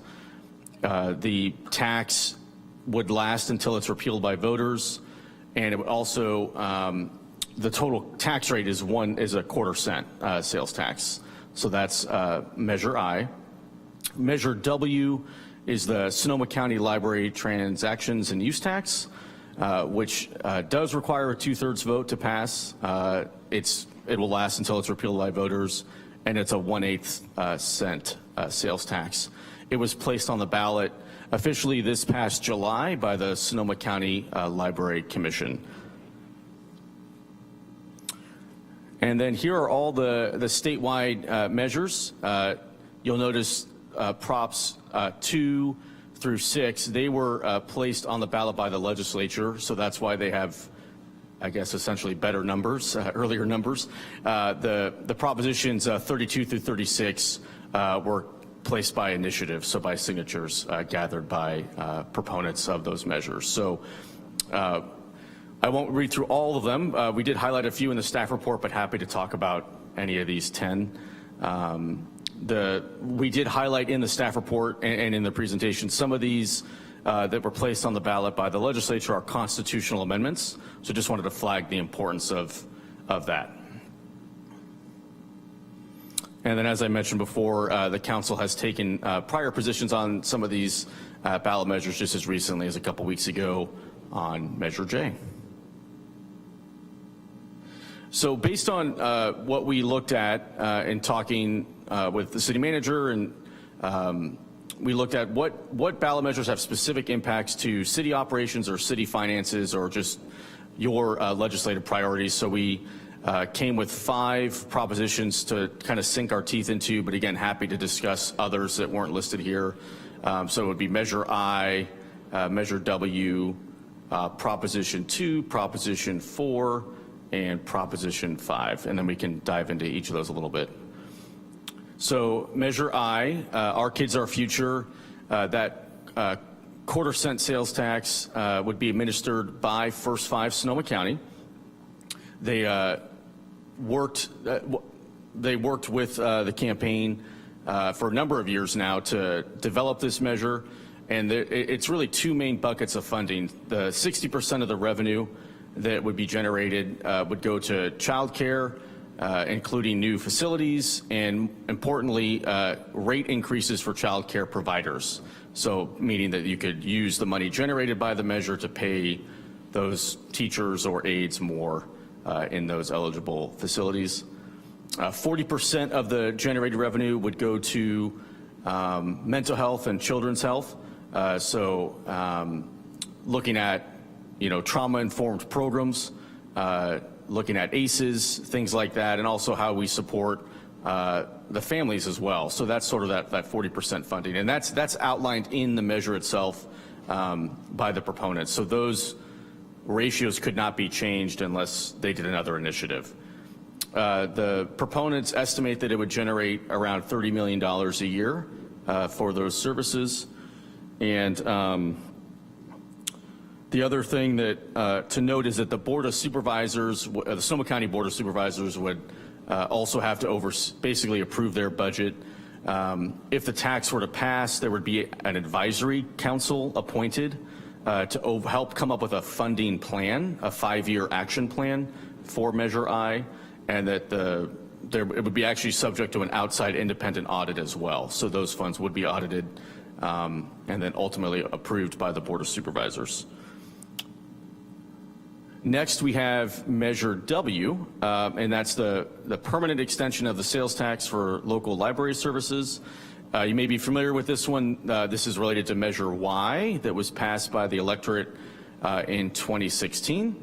Measure Y was a 1/8 sales tax, but with a 10-year lifespan. So there was a specific time frame there. The difference with Measure W now is that there would be no time frame. It would be in perpetuity. According to the Measure Y Oversight Committee, the library has received $64 million for the local library system. And then also to note just some highlights about current Measure Y funding is that the library is now open 7 days a week. They've expanded hours, you may have noticed. There's also some really innovative programs the library's been able to run, like the Bibliobus, which goes around the community and visits schools and child care centers and gives out free books with their mobile van. So Bibliobus is funded with those Measure Y dollars. And another interesting thing just for our purposes is that the 4 branches in Santa Rosa exceed all the use in the county combined. So the 4 branches here are by far the most used and most popular. And then the last fiscal year, the library reported the highest ever items of circulation. They had 4.4 million items checked out. So just an impressive number there for the library system. The way our library system is structured, it's some of the funding goes to county-wide services, so sometimes it's a little hard to track like specific numbers for a particular branch, like let's say in Santa Rosa, just because of how services are shared or paid for across the entire system. So just wanted to flag that. Any questions on the local measures before I move on to state real quick? Okay. Some of the statewide propositions we were focused on, Proposition 2 is well, let me back up real quick. The legislature and the governor had months of negotiations over what statewide bond measures would ultimately face the voters. There were lots of negotiations and lots of potential proposals from housing to climate to education. Ultimately, the legislature and the governor agreed that there would be 2 measures totaling $20 billion total. The governor was insistent that that would be the cap essentially on what the bond measures would be. So Proposition 2 would be a $10 billion bond to support K through 12 educational facilities and also go to community colleges. But the way the funding is broken down is 85% would go to the K through 12 schools, 15% would go to community colleges. 2 things to note for our K through 12 system is that the funding could be used for transitional kindergarten to adjust for that ongoing transition, and also for an ongoing issue of lead remediation. So if schools are facing issues with lead, $115 million is reserved as part of the bond for that type of remediation. The way the funding is selected is a little bit different. It's on a first-come, first-served basis for the K through 12. They would apply for the funding essentially like a grant. There would be a match requirement that those districts would face. And the community college system would essentially prioritize their list, and actually the legislature and the governor would have to approve approve that, so if they're eligible for that. The other bond that's on our statewide ballot is the Proposition 4, which we refer to as the climate bond. It's a $10 billion bond. There's a ton of different funding buckets. There's actually 8 different funding streams it could go to, so I'll just read it off real quick. There's money for drought, water supply and flooding, wildfire prevention, money to address sea level rise, land conservation, renewable energy projects, parks, extreme heat mitigation, and then agriculture and farms. So it's a very comprehensive list of potential funding uses, but almost about half of the funding is focused on water and drought prevention. Something for our purposes on the park side is that $200 million of the bond would be available for local governments to apply for new parks, and that money is also reserved for local governments for water reuse or water recycling projects. So it's a lot of different funding possibilities there, and just some other things to highlight. There's also money for our groundwater recharge and storage programs through our GSA that could be part of the bond if it's passed. Another grant that we've looked at as a city currently is the Transformative Climate Communities grant opportunity. If Proposition 4 passes, that grant, the TCC grant, would see an additional $150 million pumped into that grant program. Right now, actually, the TCC program is not funded for future years. And so the city's looked at that, and so we'd be excited if Prop 4 were to pass, because then we could potentially look at that as a future funding source. There's also $60 million as part of this Proposition 4 for community resilience centers, so what we call a CRC. Also, that's a current state grant program. We've seen some local nonprofits actually get CRC money, which has been great. The Child Parent Institute just was awarded a $5 million CRC grant, and the Ceres project was also awarded a CRC grant. So again, if Prop 4 were to pass, we'd see additional grant opportunities there. And then the last one on the statewide list that we wanted to flag for council consideration is housing related, which is Proposition 5, which is a constitutional amendment that would allow local bonds for affordable housing or public infrastructure to be approved at a 55% approval rating, just like a school bond is, rather than what the current threshold is, which is 2/3. And folks may remember in 2018, the city considered Measure N as a housing bond, and that was unsuccessful. It did not get the 2/3 vote. But if Proposition 5 would have been in effect back then, Measure N would have passed, as it got almost 62% of the vote. So this constitutional amendment is very important. We heard discussions around BAFA, with MTC around this. The city actually previously supported ACA 1, which was Assemblymember Aguiar Curry's legislation that put this on the ballot. So really just something we've been monitoring for a long time now with our other local government partners to lower the threshold. The one thing to note is the city did send a comment letter earlier this summer around how we define public infrastructure.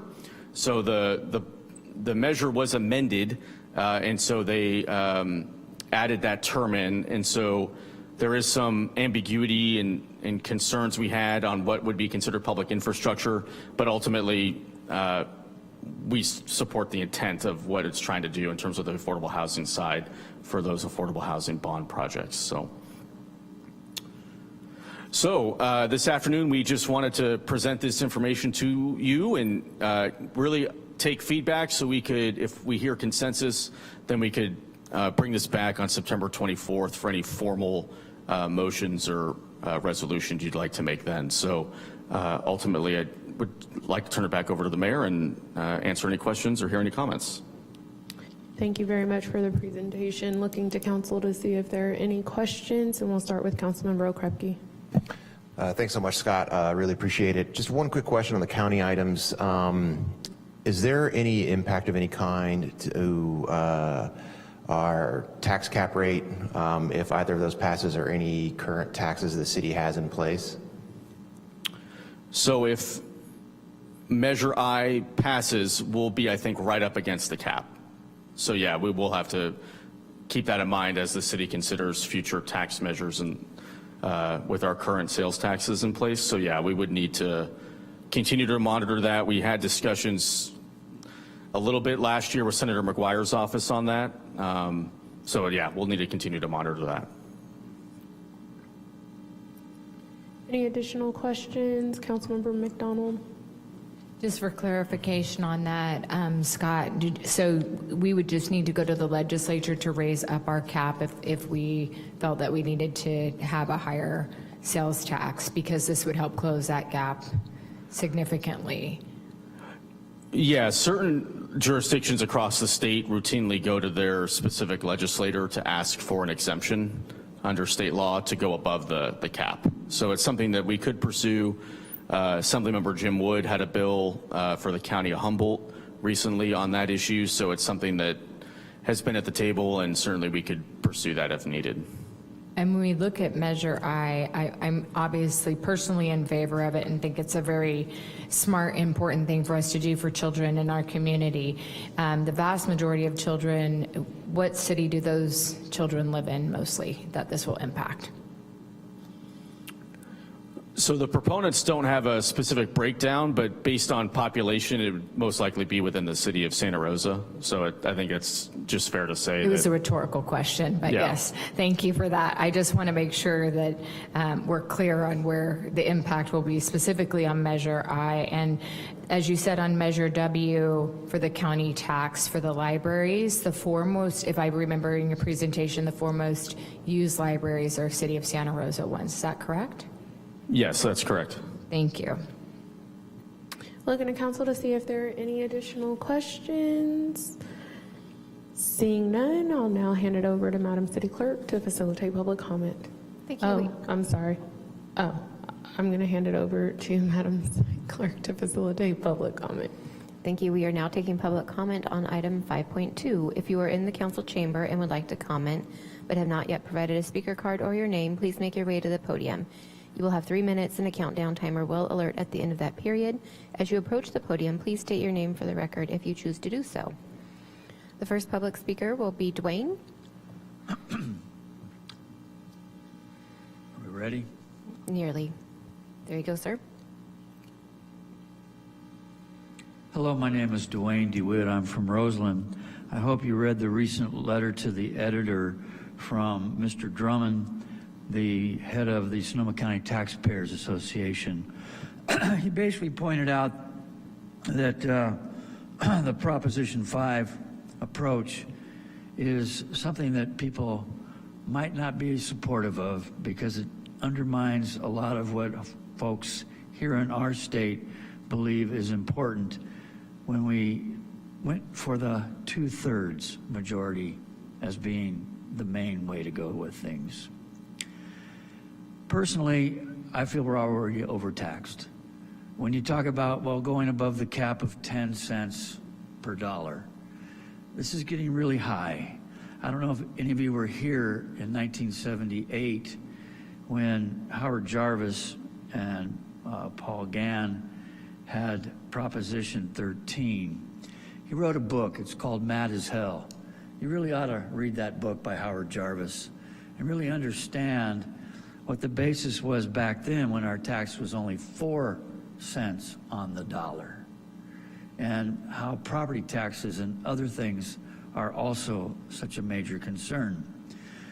As you look at these things, you basically should go out and talk to folks in the community, not just what you hear in the chambers. What I hear in various places is people are tired of tax, tax, tax, always more taxes. Business people are tired of the taxes that they have to pay. The customers are tired of what they have to pay in sales tax. We're essentially at 10 cents on the dollar now, even though they say it's 9.5 cents. It's the kind of thing where you folks will go forward without really having surveyed the community, if you will. And that's something that really would be helpful, to reach out to the community members, not just the folks you see as stakeholders, people in the Chamber of Commerce, people that are supportive of your political positions. Reach out to the regular folks, the parents trying to raise children, the people trying to deal with the taxes as they are, and see how things go. Last but not least, on the library, I really like the library, but I believe you should charge the customers for things. Libraries in Europe charge you to use the internet. They charge you to make copies. We have people that essentially live in the Santa Rosa Central Library and are on those computers all day long for free, printing out all kinds of stuff for free, and it costs a lot of money. Thank you for your time. Thank you, Mayor. I'm seeing no one else approach the podium for public comment on this item. Thank you. Bringing it back to council to see if there are any additional questions or comments, and we'll start off with Councilmember Rogers. Thank you, Mayor. First of all, Scott, I want to thank you for putting together all of the information. I know, especially since the legislature has moved most of the ballot measures to November elections for the generals, that it creates a long list of many different items for us to piece through. And I can appreciate for sure the challenge of figuring out how and where to decide which ones impact the city of Santa Rosa the most. I think the 5 that you highlighted are 5 good ones, and I would be supportive of each of those ones that you brought forward as well. I hear the concerns on the tax rates. I feel the concerns on tax rates. And what we've systematically done in California is shift the tax burden onto poor people through sales taxes. But at the same time, we have critical services that we're trying to provide that are helping some of those same people. So I'll be supportive of all 5 of those. I did also want to add in, though, Prop 3. You glossed over it a little bit, and I know there isn't always a direct tie-in. As I said, you could have probably made a case for each of them that they impact the city of Santa Rosa, but Prop 3 undoes the terrible vote that California did on Prop 8, removing the right for people to marry the person that they love. That obviously the courts have taken care of that. This is cleanup language that takes it out of our Constitution, our state Constitution, and this council has repeatedly supported embracing folks within our community to make sure that they understand that they are welcome and wanted. And I'd love to see Santa Rosa on the list as a supporter of Prop 3 as well. Councilmember McDonald. Thank you, Mayor. I'm going to go ahead and just echo everything that Councilmember Rogers said as well. I like the addition of Proposition 3 that Santa Rosa will be in support of that as well. I am a strong supporter of Measure I and and Measure W as well, but Measure I is a critical tax that we can pass to support children in our community, with the greatest number of children that are in Santa Rosa. And the reason I think it's so important for us to support this one is it's an economic issue as well. We've seen not enough people going into the child care industry, so there's no one to watch the children so people can get back to work or be able to work. So I think from that perspective, not just doing the right thing for children to make sure they have quality access to care, I'm very comfortable moving those forward. So I'm not sure if we're weighing in on the state propositions other than the ones that you have proposed here, but for those ones that Chris mentioned, or pardon me, Councilmember Rogers mentioned, I'm very, very confident in moving forward with a yes on all those, but adding Prop 3 as well. Any additional comments from council members? All right. I would like to echo what both of my colleagues have said. Prop 3 makes a lot of sense, why we would want to add that. And in addition, when we're talking about I think people don't understand always, like, oh, I don't have children, or oh, it doesn't affect me, but this is definitely us supporting upstream investments into our community. If people don't have childcare, they can't go to work. It's not until your children have children that you realize they won't be able to work if they can't afford childcare or have good childcare to send their children to. And then the other areas in which this would support our community, I think, is very great. So this is time for us to step up and practice what we preach as far as our upstream investments. This would be a great way. So, and we're just asking to go ahead and say that we will support it. So I think that that is a great thing. But seeing no additional, This is a point of clarification, Mayor. I think Scott needs to hear from 4 council members to be able to have some direction to bring something back. Eddie. So if there's one other council member Excuse me, Councilmember Alvarez. Scott, I love what you're doing, brother. How you advocate for the city. I mean, one thing that I take pride in is ever since we actually hired our lobbyist team, the amount of funding that we've been able to acquire to make sure that the services we want to offer to our citizens is there. And your work is definitely appreciated. I support everything he does. Thank you, Mayor and Council. We'll bring this back for September 24th. Thank you. Councilmember Okrepke or Fleming, you're fine? Okay. All right. So now we're over. There you go. All right. Thank you very much for that presentation. Thank you. Mr. Alonzo, thank you for all the work that you do on behalf of the city of Santa Rosa. Madam City Manager. Item 5.3, City Council voting process for certain appointed positions.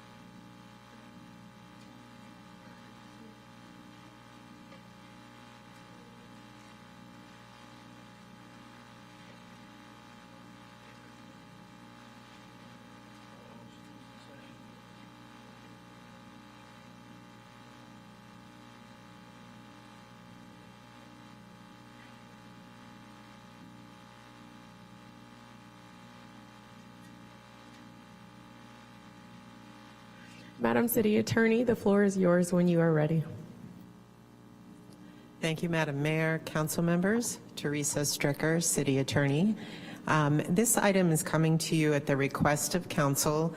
As you may recall, in May of this year, council requested that staff come forward with an item to discuss potential options to improve the process that the council currently has for voting from the dais, essentially, for certain types of council-appointed positions. This study session goes through each of the categories that the council wanted to hear about. At first, I'm going to talk about what your process currently is, and then we'll provide some recommended options should the council wish to change those processes. So with that, I will get started. Okay, one of the areas where council requested that we look at what some options could be would be the process that City Council uses to fill a council vacancy. And so under the City Charter, if there is a vacancy on the City Council, the council has a choice. The council can fill that vacancy by appointing an individual to the council, or the council can call a special election so that the electorate decide who will fill that vacancy. There is a time period by which, if the council is going to appoint, it has to do so. Otherwise, a special election has to be called.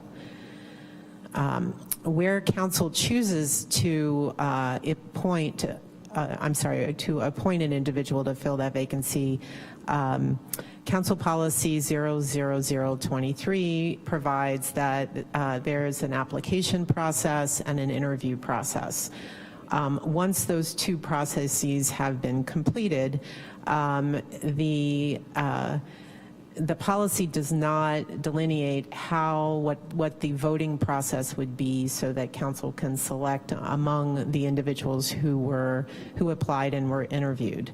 And so simply it says if a majority of the council cannot agree on the appointment of one of the applicants, the council may adopt such other procedures to fill the vacancy as it deems appropriate. And so I think this item is really to talk about a little bit about what are some possibilities for establishing ahead of time how that voting would happen. The second area where council requested that we take a look at maybe some additional options concerns appointments made by the full council to certain boards, commissions, and committees. As you all know, some positions are appointed individually by council members, others are appointed by the full council. So this item is really addressing the subset of boards, commissions, and committees that the full council makes the appointment to. And currently those are the Personnel Board, the Board of Building Regulations and Appeals, the Housing Authority, Santa Rosa Tourism Business Improvement Area Advisory Board, as you well know after sitting through the interview today, the Waterways Advisory Board, and 2 members of the Bicycle and Pedestrian Advisory Board. So the process for your current rules and regulations provide that there is a process for making those kinds of appointments. The rule provides that the appointments may be made by either a process of elimination or by motion, so the council can choose which. And if the process is by elimination, the rule outlines a successive round of voting where the council members are, with each round, voting for one fewer number of candidates until you end up with a majority vote. The rule talks about that the council members first vote for 2 more than the number of seats to be appointed. If that doesn't work, the rule provides that the city attorney will provide some guidance that effectively will get you to the result of having successive rounds of motions with a process of elimination until you get to a majority. The applicants are in each round eliminated, so you have fewer and fewer to pick from. Okay. And then the last area where the council asked for some discussion of options concerns when the council is appointing from among the council members a new mayor and new vice mayor. And as you all know, our charter provides that the council elects from one of its members a member to serve a 2-year term as mayor, and that occurs following the swearing in of a new council member. And then every year, the council elects one of its members to serve as vice mayor for a 1-year term. The council rules and protocols sets forth what process will be used. It's the same process for both the mayor and the vice mayor. And it's a rather detailed rule. Essentially, the presiding officer calls for nominations. Each nomination requires a second and must be accepted by the nominee. If only one nominee is seconded accepts, then the presiding officer declares that individual to be either the mayor or the vice mayor, depending on what you all are doing at the time, by unanimous consent. If there are two nominees who have been seconded and accepted, then you go through a similar type of process of elimination that we just talked about when it comes to appointing members of certain boards, commissions, and committees. And so the rule has a detailed process for that, but it's essentially the same process. So what are some recommended changes? I think there was a desire to maybe make some clearer rules so that when you all get stuck either with a tie or in a scenario where you don't have a process, you have a process to fall back on so that you aren't feeling like you perhaps are making it up on the fly, was my sense of the concern. That said, I certainly, when we get to comments, would welcome each of you that were supportive of having this item come forward to really articulate what you see as the difficulty with the system as you have it. So in terms of if you desire to make a change, what can you do? What kinds of options do you have? So I'm going to first talk about the situation where you all have decided that you are going to appoint an individual to fill a vacant council seat. So again, as we talked about, you have options before you get there. You have to decide whether to call a special election. But this really is talking about when you've decided you're going to go ahead and appoint. You've had applicants apply, you've done a round of interviewing. What happens then? Well, the recommendation is that you go through kind of a similar process, at least initially, as the situation when you are calling for nominations for mayor or vice mayor. So having the presiding officer call for nominations in seconds. If only one applicant is nominated with a second, then the presiding officer would declare that person to be appointed by unanimous consent. If you have more than one candidate who is nominated with a second, then council would have some options about potential ways to really adopt a process that may work for you rather than a rule that says that you all just need to figure it out. So what are those options? Well, we've come up with three. There may be more out there, but we've come up with three. And the first is ranked choice voting. I'll explain what that is in just a minute. The second is process of elimination, which is something that we've talked about that applies elsewhere, except with a little bit of a twist, to have tied votes decided by lot. I'll explain what that means, but by lot is sort of an old-fashioned, fancy way used in your own charter and under the elections code for just random selection. That I think our tradition here involves an Uncle Sam hat and the clerk, but I don't know if all of you have been through that process. I can't wait.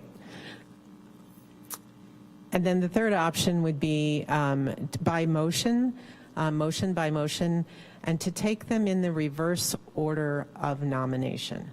And so rather than calling for all nominations at once, the nominations are taken one at a time by motion. So let me walk through those options a little bit. So let's first talk about ranked choice voting. What is ranked choice voting? This is a process that there are a number of jurisdictions that use this in lieu of having a runoff election when we have candidates that are being voted for by the voters, so at the poll. So voters essentially go to the poll and they rank a certain number of choices. They vote one time, rank their choices, and then there is a process of elimination that happens. If one applicant does not have a majority vote as the first choice, then the applicants with the lowest votes are eliminated. Second choices, in the case of council borrowing this process, the second choices of the council members who voted for the eliminated candidates would be reallocated to the tallies of the remaining applicants. So those council members' second choices would then get the votes of the eliminated council members. And then this process of elimination from the bottom of the lowest and retallying continues until one candidate ends up with a majority vote.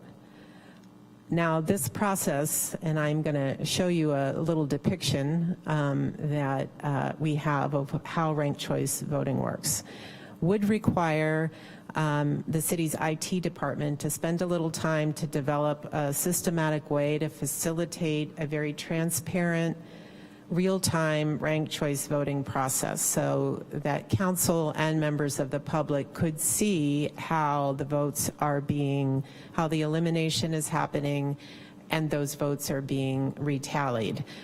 We certainly wouldn't want you to adopt a program where a staff member has to go sit down and do it and just come back with an answer. We would want everyone to be able to see how we got there, both all of you, staff, and members of the public. So I'm going to show you a little diagram here, and this was in your staff materials, that really depicts how ranked choice voting works. And again, this diagram sort of assumes it's happening at the ballot box with the voters, but a much more simplified, straightforward process could happen here. Staff is unaware of any councils that use this for their own sort of voting at the dais, but certainly the process could be used. So again, it depicts in this situation, the voters rank their choices, you see, and then the candidate C has the fewest number of votes in step one. You'll see they have 23%. So candidate C gets eliminated. The voters that voted for candidate C as their first choice would have their second choice receive those votes. And the process keeps happening until one of the candidate gets to a majority, which of course is just above the 50% mark.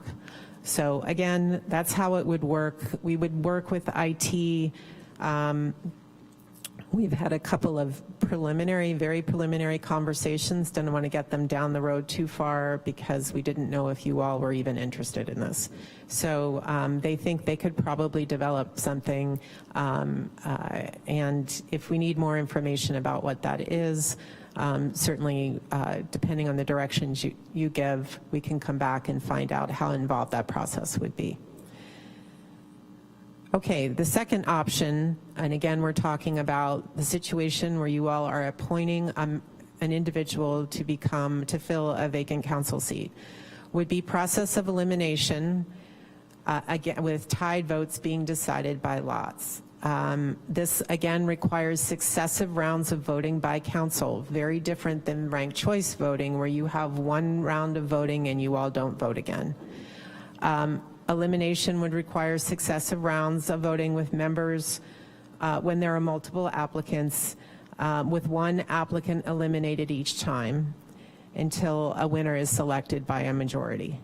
And again, if council is going to go down this road, particularly in a case of where you have a vacancy, you only have at most 6 of you voting, you could end up with a tie. And so how do you break the tie?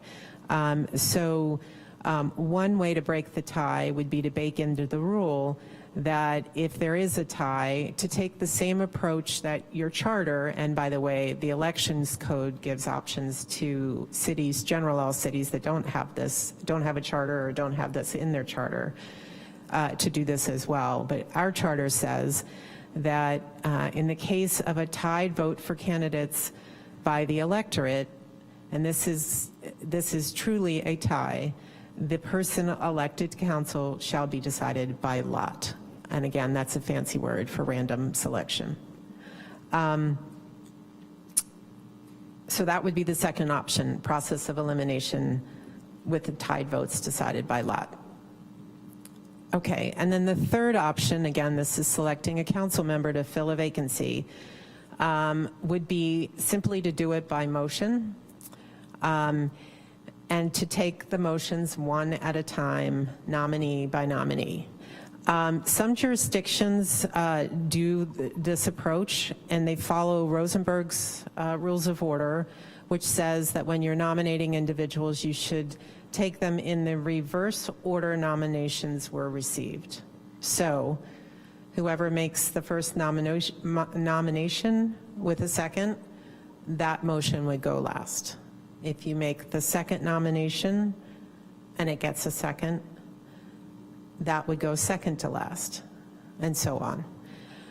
Other jurisdictions take the motions in the order in which they are received. Staff's recommendation, if you decide to go this route, would be to follow Rosenberg's approach and do them in the reverse order. But either way, it could be done. Okay, we're going to move on now to what are the options that staff has come up with for appointments to boards, commissions, and committees that are appointed. Again, these are only the ones that are appointed by the full council. Our current process and our current rule is that you can choose to do it by either motion or by elimination. Should council wish to modify that process, council may consider to establish that if you're going to use elimination, to go ahead and establish that tied votes following a process of elimination will be decided by lot. That eliminates the tie problem. You could establish that motions are taking in the reverse order of nomination or in the order of a nomination. Again, staff would recommend following Rosenberg's approach and doing them in reverse. Or you could change to ranked choice voting for this as well, and it would work the same way that we just talked about. Okay, and then the last type of voting that you asked us to discuss is your appointment process for mayor and vice mayor. And again, the current process is if you have more than one nominee with a second and the person accepts, the process is for voting by elimination, which again is successive rounds of voting.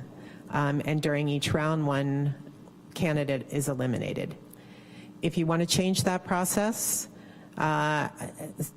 staff's recommendation is really the same that you have just heard from me, which is to make it elimination, but add that tied votes will be decided by lot, by motion, and add that the motions will be taken in the reverse order of nomination.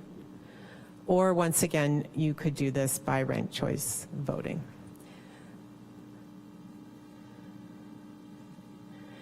And so that is the end of my presentation. I would welcome any questions, comments for how you got here and the problems you're trying to solve, and any feedback you can give in terms of items you would like to come back. Thank you for that presentation. Looking to council to see if there are any. Councilmember Okrepke. Thank you, Madam Mayor. The only one that I think I'm the only one on this dais that has not been a part of a council appointment process, but I have watched them on TV. So I think when it comes to a council appointment process, for a vacancy, excuse me, what I've noticed is that there's far more people that are willing to go through that than through an actual election. Some may view it as an easier path to get on council, since they don't have to raise money and do all the interviews and whatever else that all of us have done. But I think because of that, I would, even when it was District 3, there were 6 applicants that went through the process, and I'm trying to remember how many were there for Dick Dowd's position, 17. And for that, I would really highly want to go through ranked choice voting on that to get down to a top 3. If there's, I don't know what the number is, where it's like, hey, we'll just take it one vote, and whoever comes out number 1 is number 1, and who brings it down to 3, right? I mean, 17, you'd probably want to go to 3 because those votes could be all over the place. But I think ranked choice voting for city council vacancy makes it I understand the burden on IT makes it a little bit of a simpler process and a little bit more, especially since it gets down, as has happened before, it ends up being 3-3. And then there's a discussion, and I don't think, an appropriate process when it gets down to 2 is just chance. I think if we have 3 and then we can rank them, and it's a much more, it's a middle ground. I think, hey, using a point system, basically, we've all determined that this, on average, this is the best individual for this position. I think that's the only one that I really feel strongly about right now. Appointments to boards, commissions, and committees, I don't know, at least at my time, I don't know if there's been any real issues. I know that our institutional knowledge expert down the dais here may have some more historical reflection on that, but I don't know if we need to exactly alter that, because I don't know if it's gone, if it's ever gone awry, so to speak, or had 17 applicants. So those are the ones that I feel, that's the feedback that I have for right now. May I ask a follow-up question through the mayor? Yes. So when you said ranked choice voting to get to the top 3, and then what would you do once you got to the top 3? So if you had 17... It'd be ranked choice voting again. So you would do 2 rounds of just 1 round of because ranked going choice? from 17 to 1, I don't even know how, if we could all essentially have a different ranking, right? So, but if you get down to a top 3, then we're all voting on the same 3 people to see who would be number 1. Councilmember Rogers, can you weigh in on this? Yeah, I appreciate it. And so I threw out the ranked choice voting. I think that in general, it's a better system overall. The thing that I really was interested in us solving was the very last part of this process, where it says, essentially, when you get stuck, you make it up. And we've seen on some appointments, but especially on council member appointments, that the process then becomes murky at best. It's not transparent for the public. It doesn't look patently fair at the end of it. And so while I prefer ranked choice voting, I actually think that it's much simpler for us to just solve that last piece. Even to the city attorney's point, if all it said in the city code was, if the council deems itself stuck after multiple rounds of voting on final 2 or whatever, you draw lots, at least there's some clear process for the public to understand, right? I love ranked choice voting. I don't know that it even solves that problem, because there's a scenario where when you have 6 council members appointing somebody, ranked choice voting takes you to 3-3, and then that next provision is still, and then you make it up, right? So I'm good if we want to keep talking about ranked choice voting, but for me, like, that's the specific thing. And I'll come back on the mayor and vice mayor appointment for discussion later. But I think if we can come up with a viable, even if it's not one that we all love, even if it's a viable one of how you rank a tie. Some cities say it's by lots. Some cities say the mayor breaks the tie. There's a number of different ways. I just care that it's very clear to the public what it is when they go into it. Councilmember Fleming. Thank you. I originally actually had a clarifying question, which is, I understand in Rosenberg's rules we take motions in reverse order of nomination or making the motion. Is that the same logic? Is there no logic except that we do it in Rosenberg's, that we go backwards? I can give you my theory. I didn't look at the logic, but in my view, I could imagine there might be some strategy going into the process that would have all of you sitting there not wanting to make your nomination until everybody else made their nomination, and nobody would make a nomination, and then we'd be stuck. Whereas if you do in the reverse order, then the person who got their nomination out first with a second might feel they have a better position to be in. Whether it is truly better or not is, I think, I could see it going both ways. But I could see a world in which everyone has a nomination to make and no one wants to do it first because of some perceived benefit. And then I don't know what you do with that until we all get too hungry and somebody caves. I don't know. So that would be the reason. I also think that because there is a process under a rule of order, that it is sort of an accepted way to go and not just the city attorney telling you how she would do this if there wasn't a path. We have adopted Rosenberg's rules here, so even if you didn't specify that where your rules don't provide otherwise, you all fill in as to Rosenberg's, so it isn't technically necessary for us to do that. That would be, if you're following Rosenberg's rules, if the situation came up tomorrow and we didn't have a rule change, I would suggest that you follow Rosenberg's rules because you've adopted them and that's what that rule provides. Thank you. Going back to what Council Members Roger and Okrepke were discussing, having about ranked choice versus figuring out how to get to the very end. I'm not opposed to getting ranked choice to the point of getting to the end, but there is, because it's 6 members choosing for a 7th member, you could have it be that 3 people rank one person higher and 3 people rank the other person higher, and there's no amount of ranked choice that's going to solve that.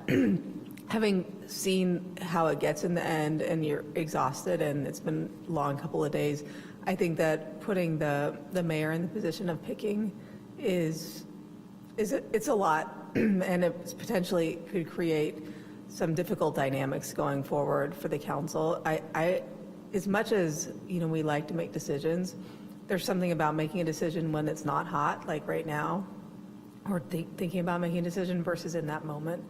And that's why I'm in support of choosing it by lot. I think that we need to try to have a harmonious and calm, clear way of making the decision. And if 3 members think someone is really good and 3 members think another person is really good, we're likely to get somebody that half the council thinks is really good, which is about all you can ask for in that situation without having the council be frustrated with the mayor.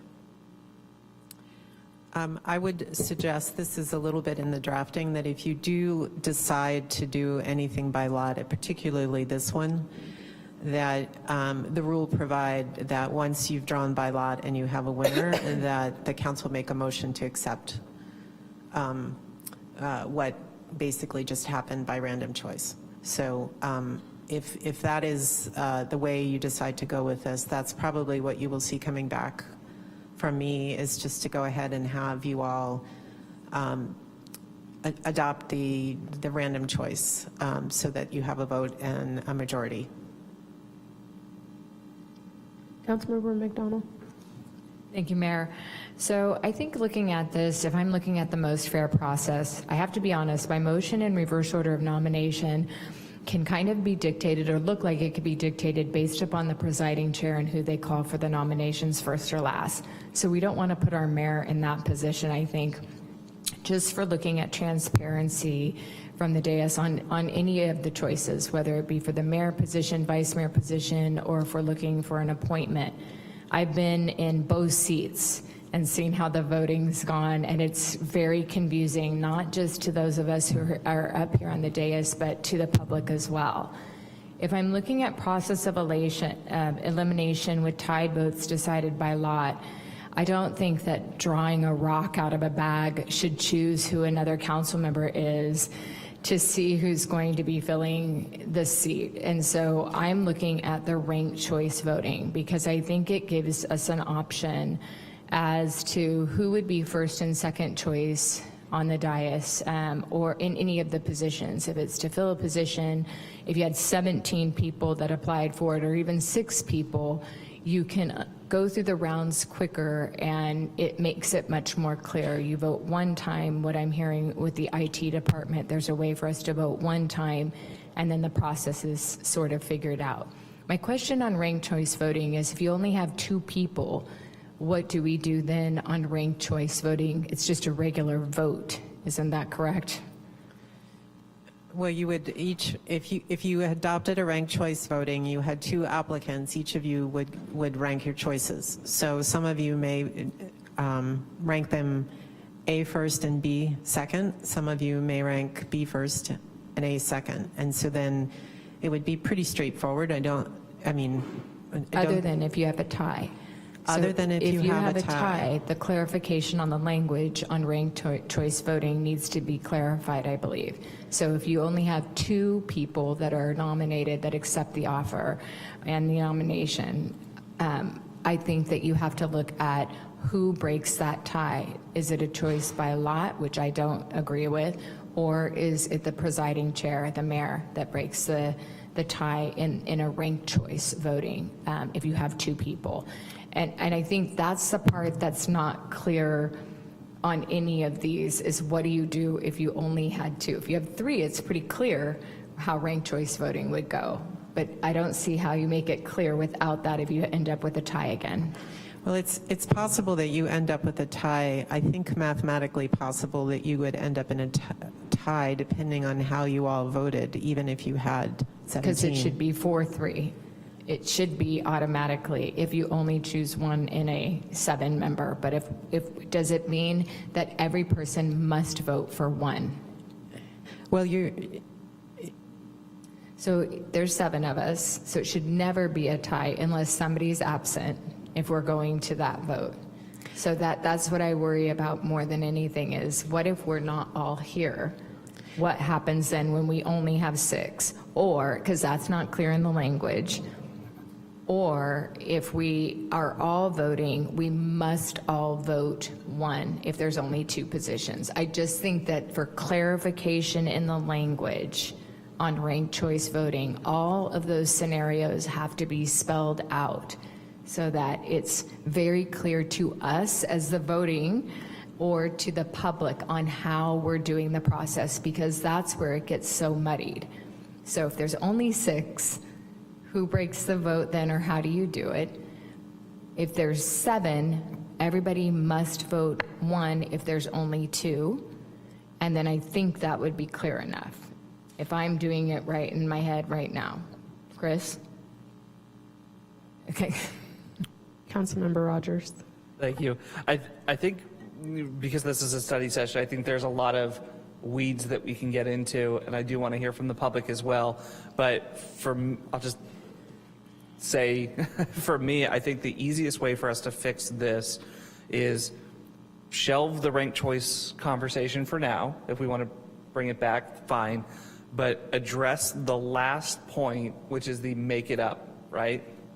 And I think that what could work, and I'd love to hear from the public, is every member is required to vote. So that whether it's 7, whether it's 6, they're required to cast a vote for one of the candidates. And the mayor can call for the vote, but at any point, if a majority of council members declare impasse, so if you're stuck 3-3, you've had multiple votes and nobody is budging, and you have 4 council members that say we're clearly at an impasse, you draw lots. That way, it gives council the opportunity to be the adults in the room and compromise. And if there is no compromise to be had and you declare impasse, you could even write in there, you have the option to see if there's a majority of council members who would prefer to send it for the appointment, to send it to a special election, which you've already had one option for that off ramp. You could say, if there's an impasse, council can see if there is a majority vote to send to a special election, and if not, draw rocks. That would be my suggestion, but I'd love to hear the public weigh in. Councilmember Alvarez. I do understand what you're saying, Chris. And in fact, I was a little confused by hearing my colleagues. It seemed as though every different situation, whether it's us choosing a mayor, vice mayor, or board or commission member, kind of required a different style of voting. For example, if we're voting for mayor or vice mayor, there should be 7 of us present on the dais. And well, if everybody showed up to work and we're during a normal election, such as we had,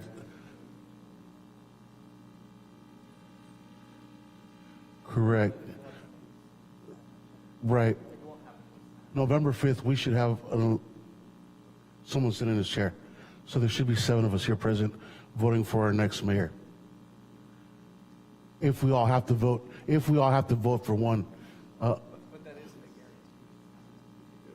You're right, but if right, unless catastrophically also, yeah, that's not, yeah. But no, but I'm thinking in that case scenario where we have 7 members who are present and we're all going to vote for one, 3 of us vote for one, the other 3 vote for the other one, there you would have a tie. So there would be one outstanding, right? 3-3-1. On that scenario, we would vote for the 2, the 3, the 3 and the 3. We have 7 members. It'd be impossible for us to have a tie in that scenario. But I do understand what you're saying. If the scenario was a 3 and 3, what is the impasse? And I do agree with you of the lot, whether it's a flipping of a coin or who can drink the glass of water the fastest. I mean, whatever it may be, I do understand your purpose of once we get to that point, there should be, yes, my examples are great every time I know. There should be a way to formulate that. But in regards to having 17 applicants for a position, not to bring up the rank choice, but I do see the point of it. In regards to nominations for the mayorship or vice mayorship, FIFO, on accounting principle, first in, first out. I definitely do I like that option because of the situation that's been presented, that all of a sudden someone's going to be waiting for another person to nominate, and it's going to be who can hold out the longest. I definitely do see that strategy being forthcoming, and I wouldn't want to see that happen. Just who's got the best game face, opposed to just take them as they come. First nomination comes in, first one come out. But I do agree with the part of the lot, and I do see the purpose of you having brought this forward, and I do see why it needs to be addressed. Thank you. I do have a question. If we're taking nominations in the order that they are received, most of the time when we have a nomination or a motion on the table, we take that one. We don't even entertain there being another one. So then how is everyone, to me, that's the reason why you do it in reverse, because you let everyone get their nominations out. Because normally if you make a motion, then you take that motion. You don't even listen to other people.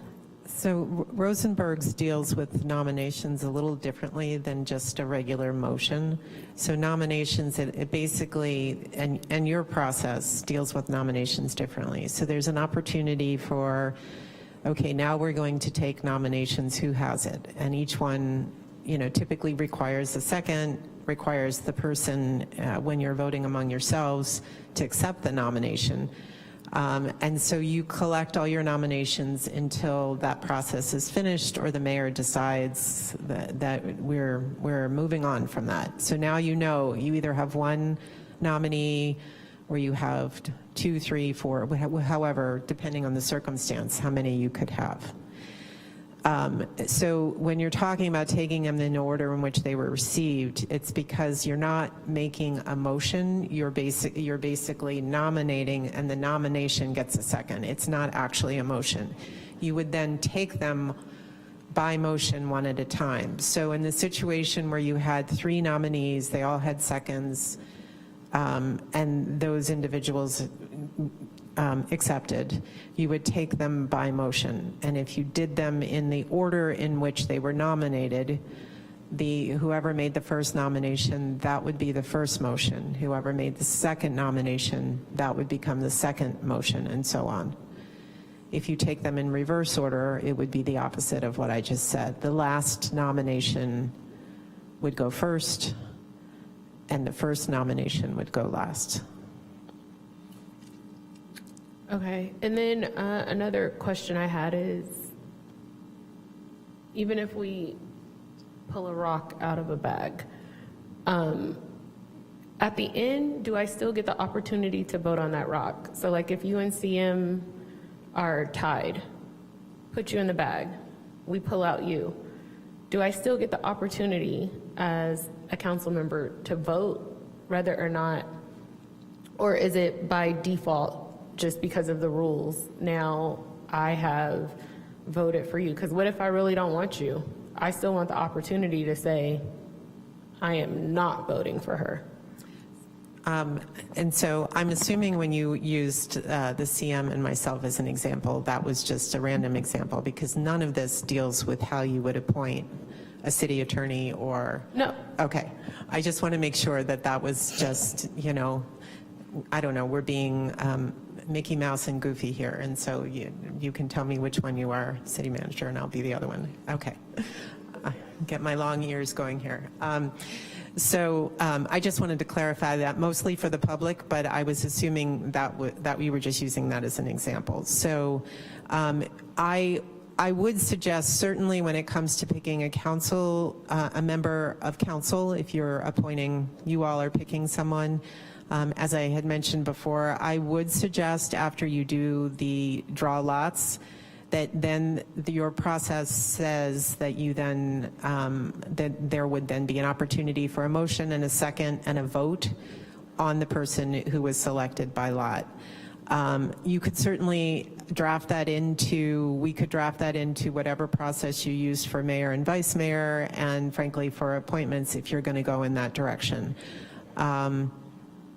You know, you may get in a situation where you draw lots and you vote and you end up with a tie again, right? You could end up with a tie again if you do that. So that would be the risk, is that nobody wants to accept the role that you draw by lot.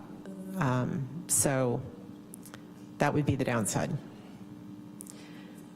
I think the upside is that if people respect that you were truly at impasse and that you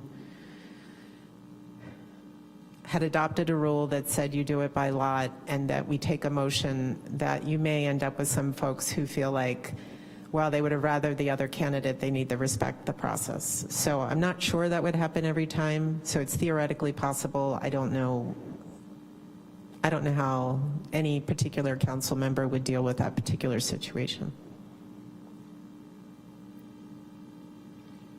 Looking at council to make sure it's okay that we can go to public comment and then come back for further discussion after we hear what the public has to say. So with that, Madam City Clerk, may we please conduct public comment? Thank you, Mayor. We are now taking public comment on item 5.3. If you are in council chamber and would like to comment but have not yet provided a speaker card or your name, please make your way to a podium. You will have 3 minutes and a countdown timer will alert at the end of that period. As you approach the podium, please state your name for the record if you choose to do so. The first public comment will be from Dwayne.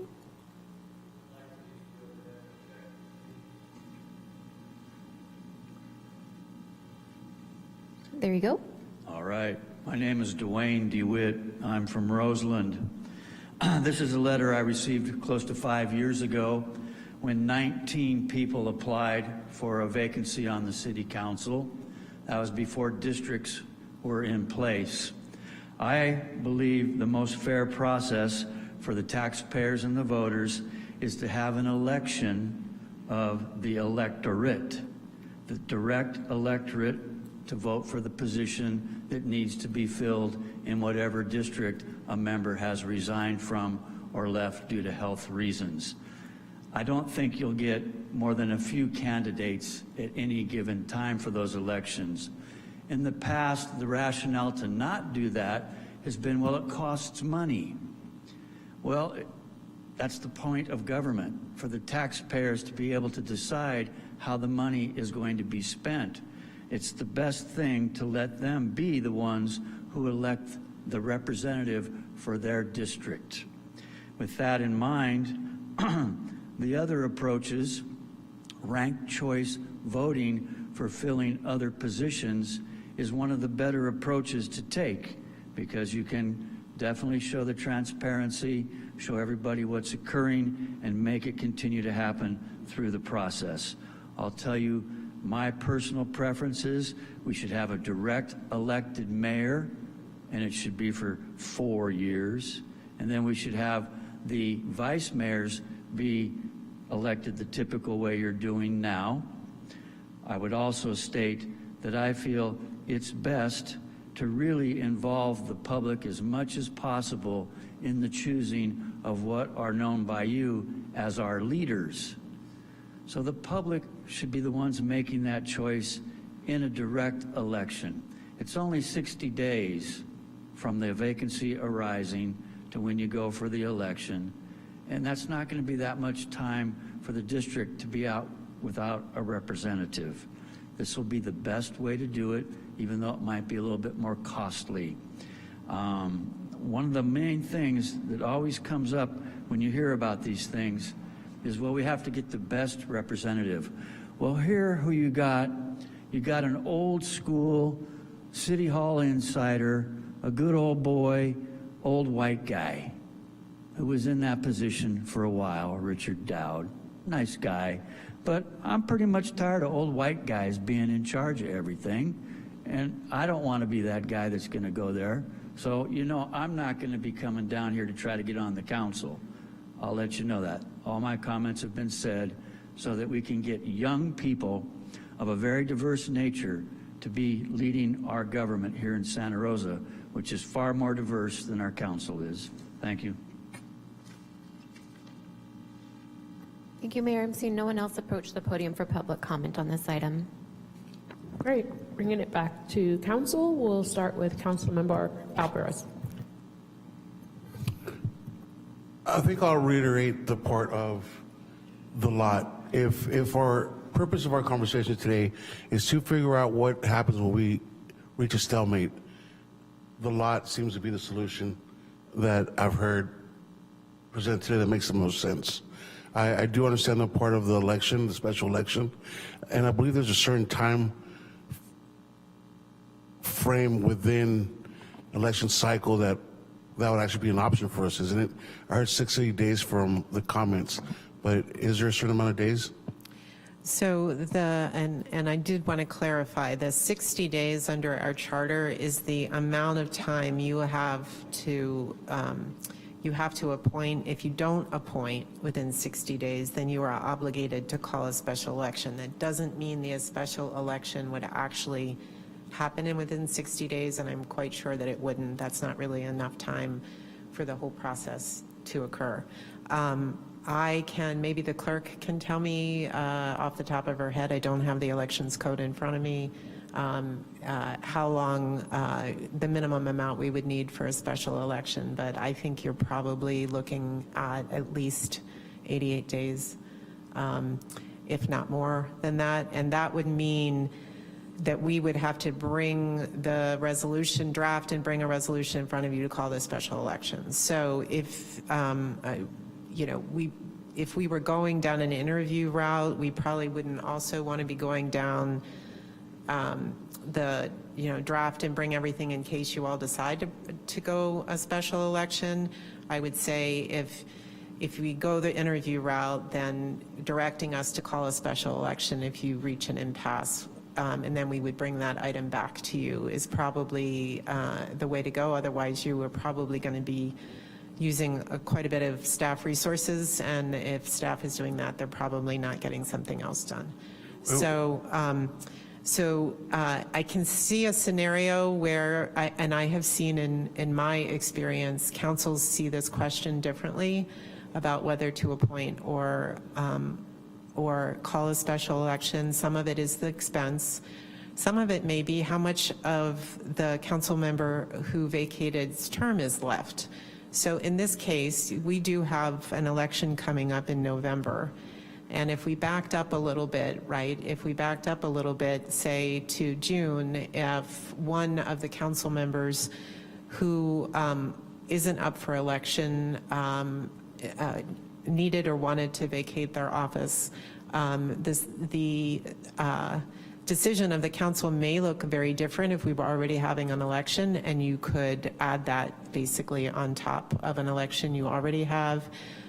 It may look different if the council member who vacated had only a small portion of their term left, and so the appointment would only be for a short period of time. And so I have seen councils really look at the specifics of the situation, how long the appointment would last, when is our next election, how much is it going to cost to do this, and really weigh all of those factors. So I think there might be situations where calling an election may feel like not the right solution, even if generally speaking, that would be your overall preference. So, so I would just caution you to sort of think about how all those factors may sit before you establish a rule that says every time we're always going to call a special election. And with that in mind, what is the difference of cost with calling a special election opposed to the cost of resources to set up a special voting by council? Oh, it's absolutely not comparable. I mean, I think you're probably looking at a couple of days of IT time. I mean, if it's a week, I would be very surprised. I don't know if the IT folks are here, but I think it's a couple of days of time. Elections can be quite expensive. If you are in the fortunate position to be able to tag onto an election that is already happening, like you all called a special election here for for the ballot measures, and it's being consolidated with our general election and our election, the statewide election. That is the cheapest way to go, but even that is tens of thousands of dollars. The clerk might be able to do a little better. We would not be talking about that much staff time. If you are having a special election that's not on cycle with any other election, it is very expensive because, and I don't know whether you're looking at, I don't want to venture to guess, but I think it's many multiples of the figure I just threw out. And the voter turnout tends to be, I can't speak to what it would be in Santa Rosa, but the voter turnout on those kinds of special elections tends to be not terrific because people typically go to the polls when there's a lot more to be voted on than a one-off special election. And so sometimes you feel like you're allowing the voters to vote, and that when you look at how many people showed up at the polls, you might think that maybe this isn't as much of a choice of the electorate as you had in mind. So, Madam City Attorney, can we just look to Madam City Clerk to give us a minimal amount, approximately, and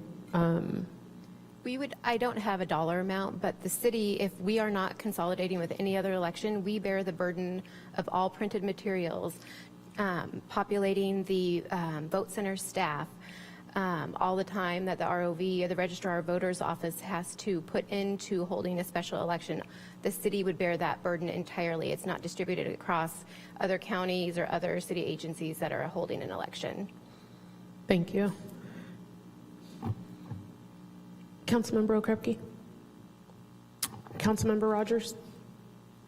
Thank you. I appreciate it. And nothing that we're suggesting is going to preclude the ability of the council to call a special election. That's not the intention. So I just want to keep us from going too far down that rabbit hole. That'll still be an option. My suggestion, and I'd be interested to see if council members are interested in it, and obviously anything that you bring back, we'd have to approve in an open hearing or an open item.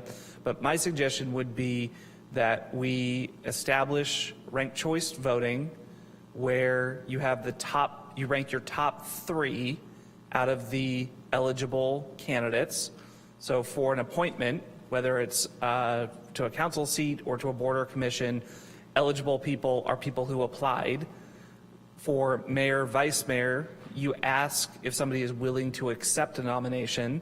So top 3 out of council members who are willing to accept a nomination for mayor or vice mayor, ranked choice voting.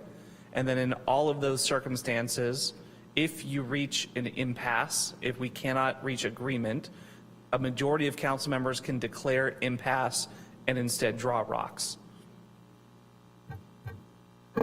So is that ranked choice voting if you have 2 or more? So if you have 2, it's a straight up vote. I mean, that's the answer. Like, you don't do ranked choice voting if you only have 2 candidates. You just 3 or more. Yeah. So ranked choice for 3 or more qualified or eligible candidates. All right. Any other comments? And this for clarification, Chris. No, Chris. Do you?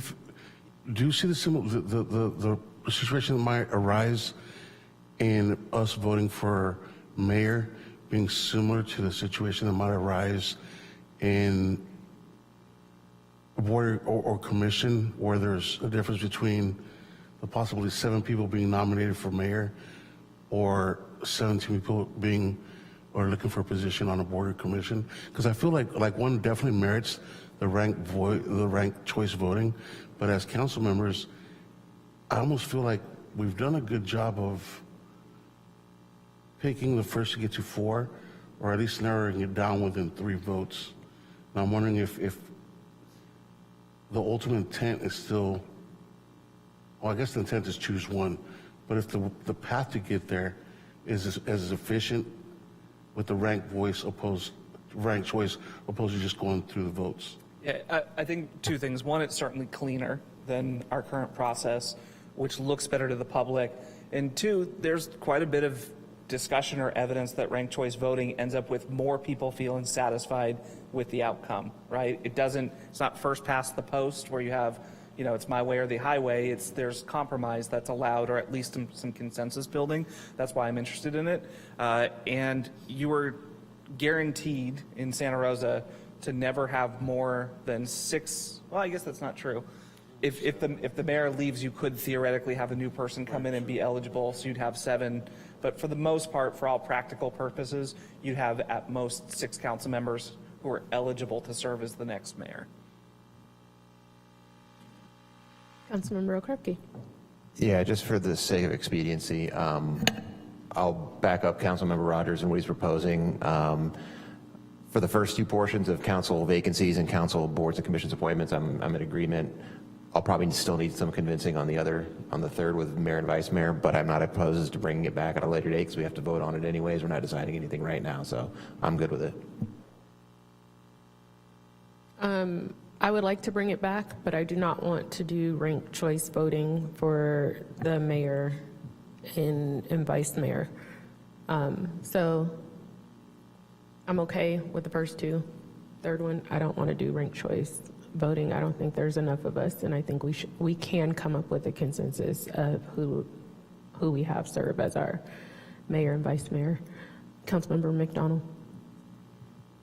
I think for clarification on the ranked choice voting for the appointments, even as a vacant council member seat, that would be something I think is still a good way to go from this perspective, because you actually do have only 6 when you're making the appointment, so you have a better chance of having a tie in that specific circumstance when we're trying to make an appointment. I'm not interested in doing a special election if you have a short term.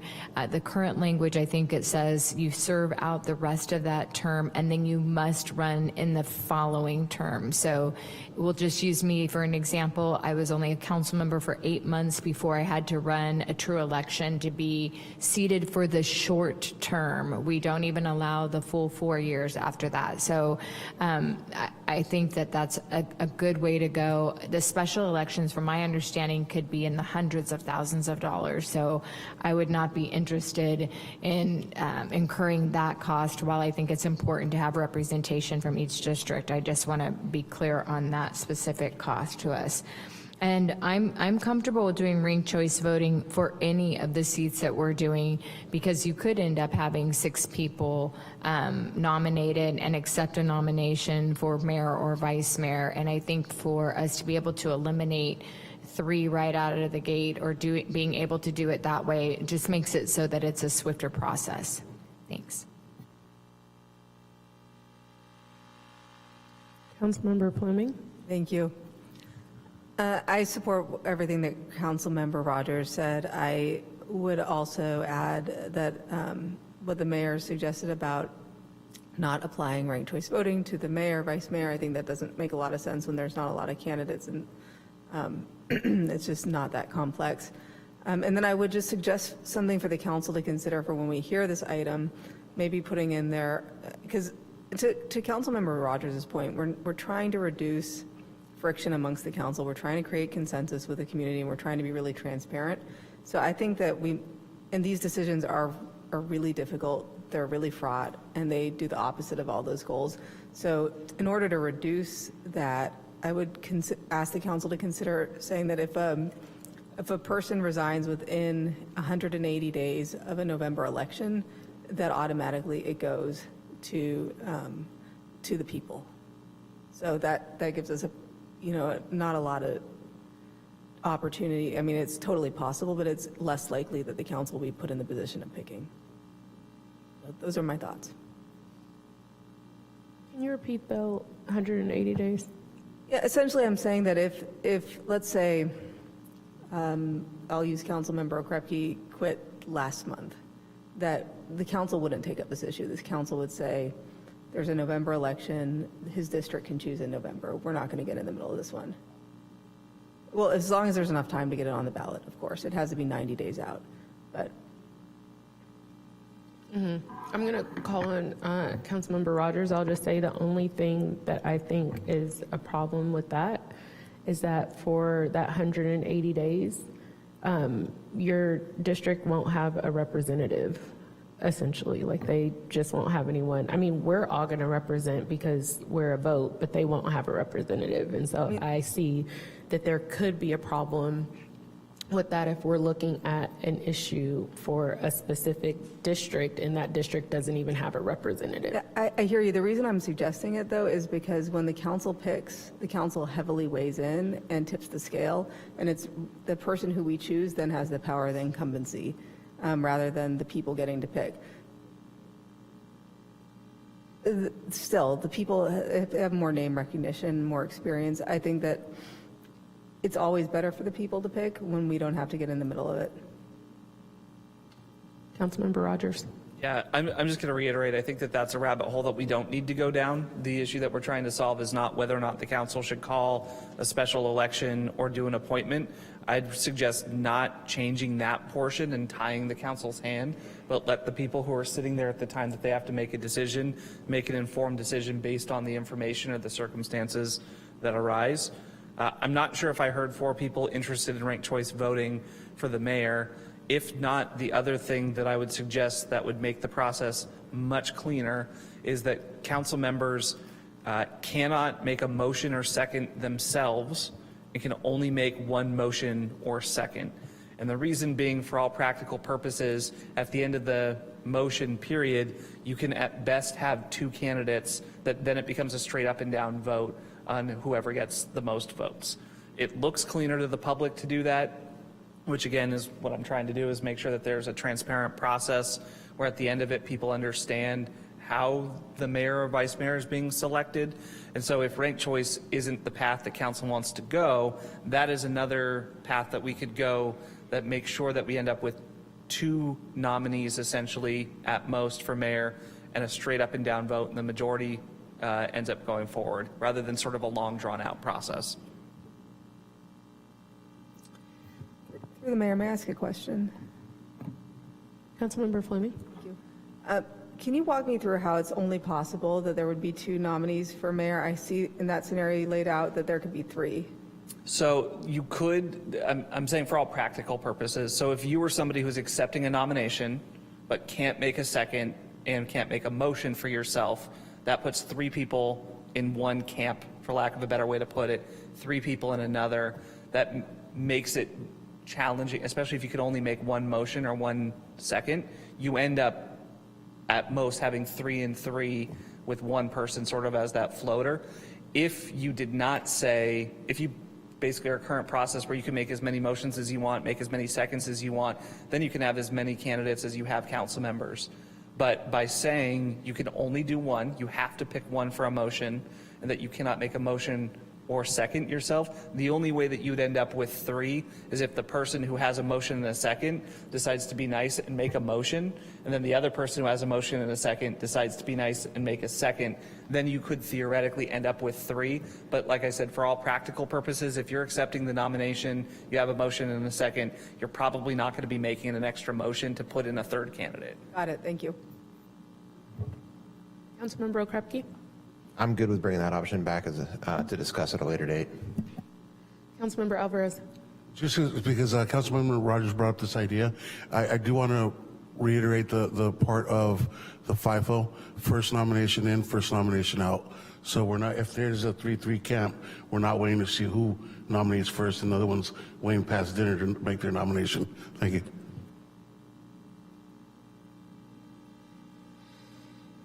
One more thing to add as well. The other thing that I hate about our process that would love an opportunity is the way that we do the discussion and the motions. There's no real discussion. You have public comment and then you make motions. And so making sure that it's clear in the process that council members have an opportunity to actually discuss before they make motions.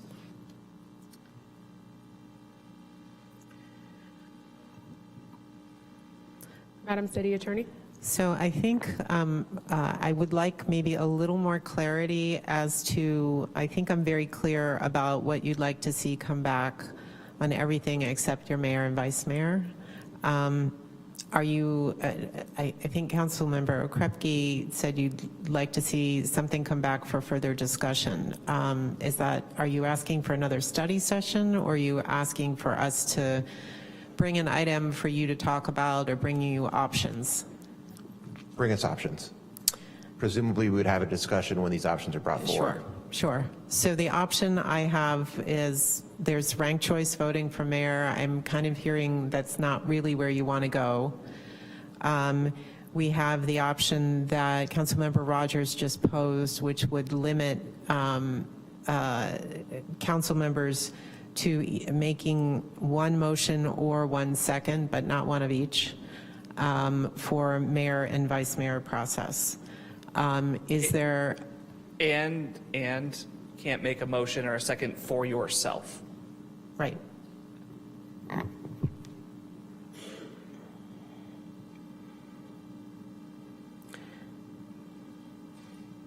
Okay. And then the options we are talking about here did not eliminate in any way the option for council to decide to call a special election where there is a vacancy. And if you adopted a rule that was along the lines of the one that was just discussed, which set in advance parameters about timeframes when you would absolutely call a special election, and you put that in your rules, your next council is free to take a vote and do something other than that. You aren't going to be able to bind another council to that approach if another council sees it differently. So I just wanted to let you know that. There's nothing we're doing today or this conversation that would anyway limit the choice to call a special election. We're really just talking about what you do when you get here on the dais, you've decided to appoint, and you get stuck. Due to the Brown Act, I do not agree with the not being able to nominate or second yourself. You're still one of 7, you still have a vote. So I'll just put that out, because you're only able to speak to so many people to begin with. I don't think that it would be a problem to nominate yourself or to second yourself. Although I don't really know who nominates themselves, but I don't think it should be a problem to nominate or second yourself, but that's just my 2 cents. All right, looking to council to see if there are any additional comments, and seeing none, thank you very much. Because we are well after 4 p.m., we're going to begin our regular meeting.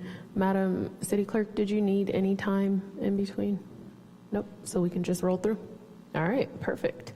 So we're going to go ahead and go to item 7, which is our report on study and closed sessions. So Madam City Attorney and Madam City Manager.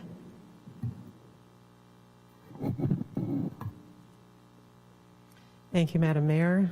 You just held 3 closed sessions. It's the 3 listed on your agenda, and we just now completed them.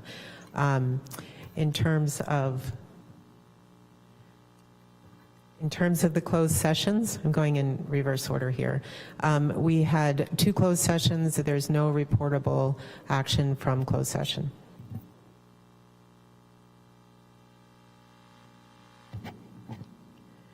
Madam City Clerk, can you please facilitate public comment?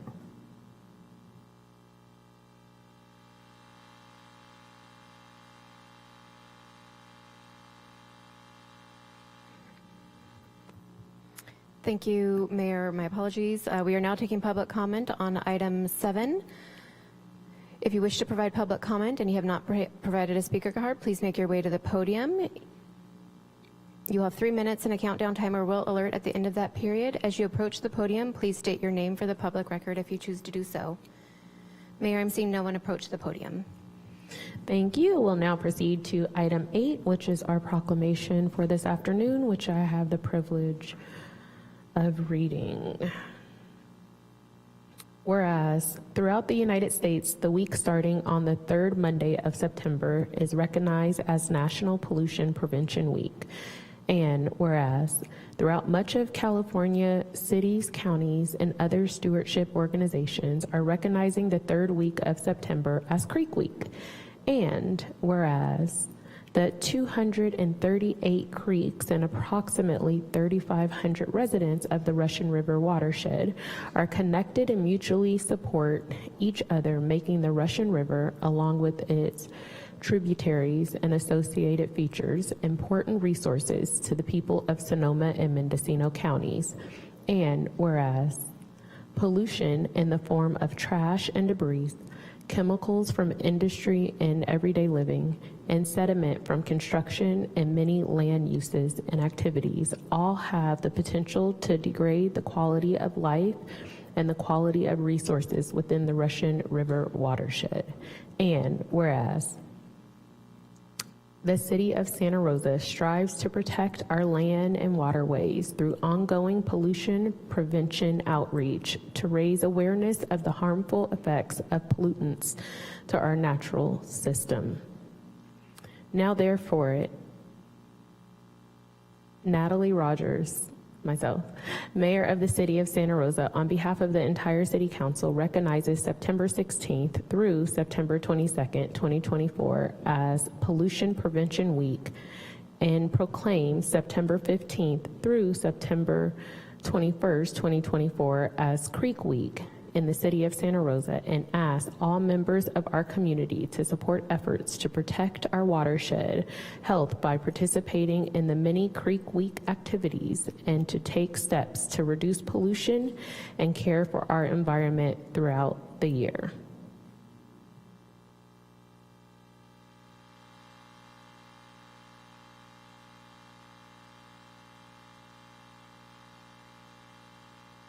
All right, so I will ask whoever is accepting this proclamation, you may make a comment at this time. And following that, Madam City Clerk, if you can facilitate public comment. Well, good afternoon. Thank you, Mayor Rogers and members of the council. My name is Michael Santorini. I'm a natural resource specialist in the Water Department, Stormwater and Creeks team. Creek Week is an annual celebration of our creeks, watersheds, and the oceans, with many stewardship organizations throughout California hosting events to help raise awareness of the harmful effects of pollutants to our natural systems. For over a decade, Creek Week has offered fun educational events and volunteer creek cleanups to the residents of Santa Rosa. To kick off Creek Week this year, we will be leading a guided nature walk along Santa Rosa Creek, beginning at Flat Rock Park on Sunday, September 15th. In more recent years, the downtown underground tours have kind of become the highlight of our Creek Weeks. To further increase our capacity for these events, we've decided to host 2 open house style underground tours this year on Tuesday, September 17th, and Thursday, September 19th. Residents are welcome to come explore the culverts that run beneath City Hall anytime from 4 p.m. to 6 p.m. on those days. On Wednesday, September 18th, city staff will compete for a chance to earn the coveted Trash Cup trophy. We will have cleanup stations with supplies staged near municipal buildings, downtown along Santa Rosa Creek at Prince Memorial Greenway and Stony Point Road, as well as along the Laguna de Santa Rosa's Laguna Treatment Plant. Finally, we will be capping off Creek Week on Saturday, September 21st. with a cleanup along the Prince Memorial Greenway on Santa Rosa Creek. We do ask that anyone who is interested in attending one of these events to please visit our website at srcity.org/creekweek to register. For anyone that cannot attend one of our in-person events, we have several at-home activities listed on our website for you to participate from home as well. Thank you for your time, and we hope to see you at one of our great Creek Week events.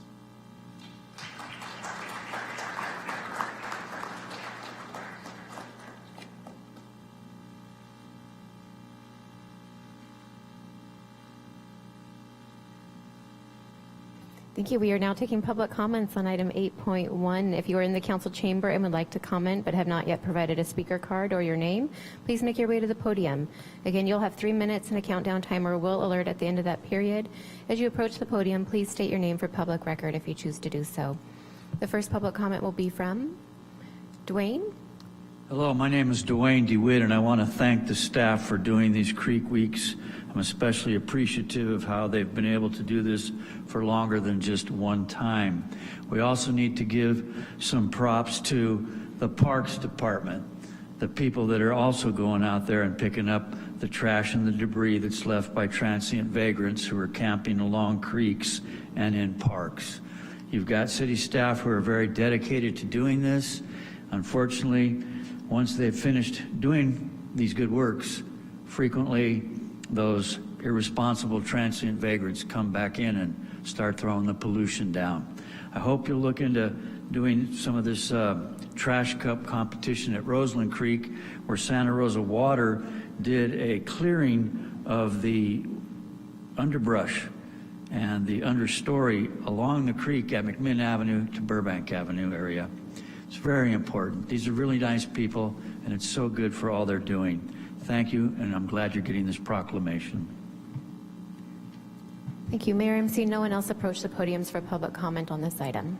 Thank you very much. I would like to welcome those receiving the proclamation today down to take a picture with the council, if you wish to do so.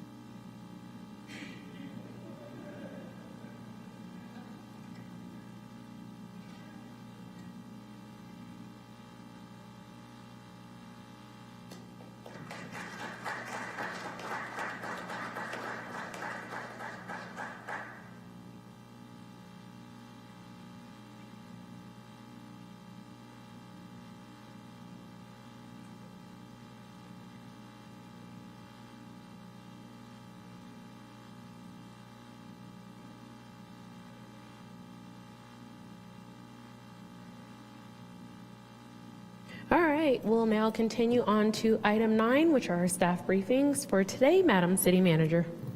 Item 9.1, Summer 2024 Update from the Recreation and Parks Department.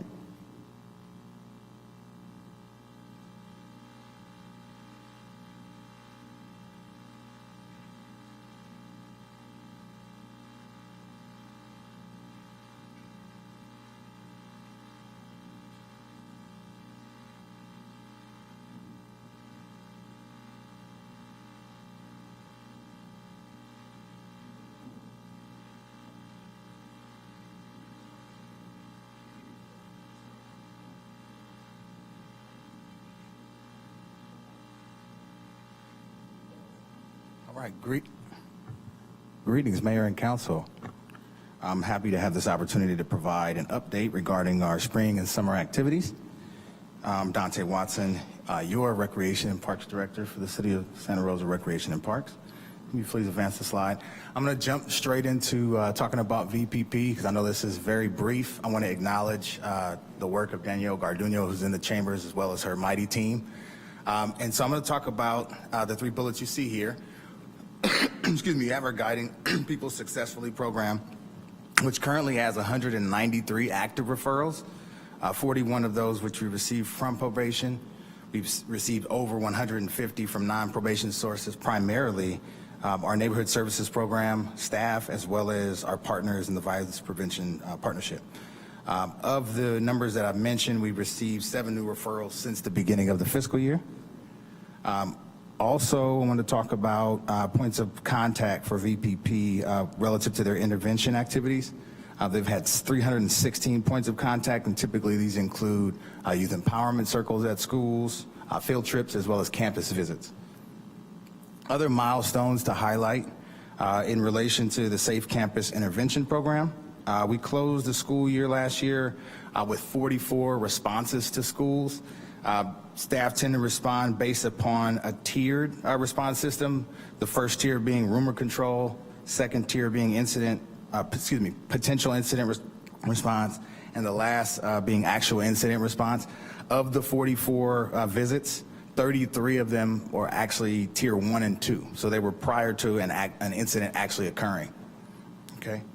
Additionally, VPP was awarded 2 grants from Sonoma County, one in the amount of $21,000 to expand the youth empowerment circles on campus, and also $25,000 to bolster the tattoo removal program. And then lastly, in terms of things that's coming up for BPP, we have the Choice Cycle 12 funding recommendations will be coming before you the next meeting. And also we have a current RFP for street outreach and crisis response, which we intend to collect the results of that at the end of the month and review and move forward with that process. Can we please move on to the next slide? Thank you. All right. So you see all of these different working groups here, our folks who work in our different units that are listed here. And really this next story is a story of passionate and committed public professionals. Just for me, it's great to go around as I moved around in the summer and went to the various locations, I see a level of synergy that's taking place. I see folks, again, that are passionate and prideful about giving back. I see a lot of our young people out in the parks who actually, many of them were participants, and now have become young staff, and they're able to in turn kind of pay it forward, so to speak, and give younger kids the experiences that they were able to have. So again, the story really here is about the meshing of the department, but I will give you some stats, and then I'll kind of give you 3 anecdotes that kind of encapsulate overall what it is that we're trying to convey. So obviously, you know, we're super busy. For this spring and summer season, we had nearly 13,000 registrations for a variety of different programs, as you can see, whether it be our camps, our enrichment programs, our aquatics, and so forth. We had nearly 30,000 hours of volunteer service from Santa Rosa teens through our work experience program. We had another 1,300 volunteers contributing to approximately 10,000 hours of volunteer service through our volunteer program, and over 45,000 hours of permit rentals in our parks and recreation centers for events and activities. We had an additional approximate 200,000 drop-in users at our pools, senior centers, and our Howard Park attractions. Okay. So clearly, as I stated, all the above is not possible without the dedication and hard work and the collaboration of our administrative staff, our maintenance staff, who I see some of them in here today. I thank you for joining us. I see Mr. Castro as well. Appreciate you, Superintendent Castro. Our maintenance staff, our program staff, and as I mentioned, our seasonal staff. I mean, we can't expand our reach and serve the hundreds or even thousands of folks that we serve in the summer if we don't have our seasonal staff as a significant contributing piece of that puzzle. So as I said, I want to give 3 quick anecdotes. I'm going to talk about Howard Park. So far this season, Howard Park has sold over 76,000 tickets to the train, the carousel, the animal barn, and done over 2,500 boat rentals. And so if one was to go out to the park, you would see our coordinator there, Leah Stewart, as well as her temporary staff, or excuse me, our seasonal staff, doing a great job running the park. But what one may not see is the support that they receive from our administrative staff, paying the invoices, and doing the business on the back end for us. Also, what one wouldn't see is the hundreds of hours spent by our maintenance staff cleaning the restroom, repairing crucial equipment, the animal barn, conducting state-required inspections, and so regular maintenance and so on and so forth. So obviously, because of all this collaborative effort, that's why Howard Park is certainly one of the jewels of our system. An additional anecdote I want to share is obviously you all, I'm sure, are aware, or you may not be aware, but we have obviously one of the largest softball leagues in Northern California. This past summer was a great success, was no different in that we had 130 teams represent approximately 2,000 players participating in over 500 games and played at 6 different ball fields across our city. So again, we have our staff contributing at every level. We have our recreation staff, our coordinating registration, the schedules, keeping staff that are scorekeepers. We have our administrative staff securing contracts for umpires who come out and facilitate the games and activities. And then obviously we have our parks maintenance staff who spend their hot days preparing the field. And not to mention, after our rainy season, they spend approximately 250 hours just recovering those spaces from the winter and getting it ready for the summer to even be ready to host all of the aforementioned. And then lastly, I want to highlight our volunteer program. I want to highlight Park a Month.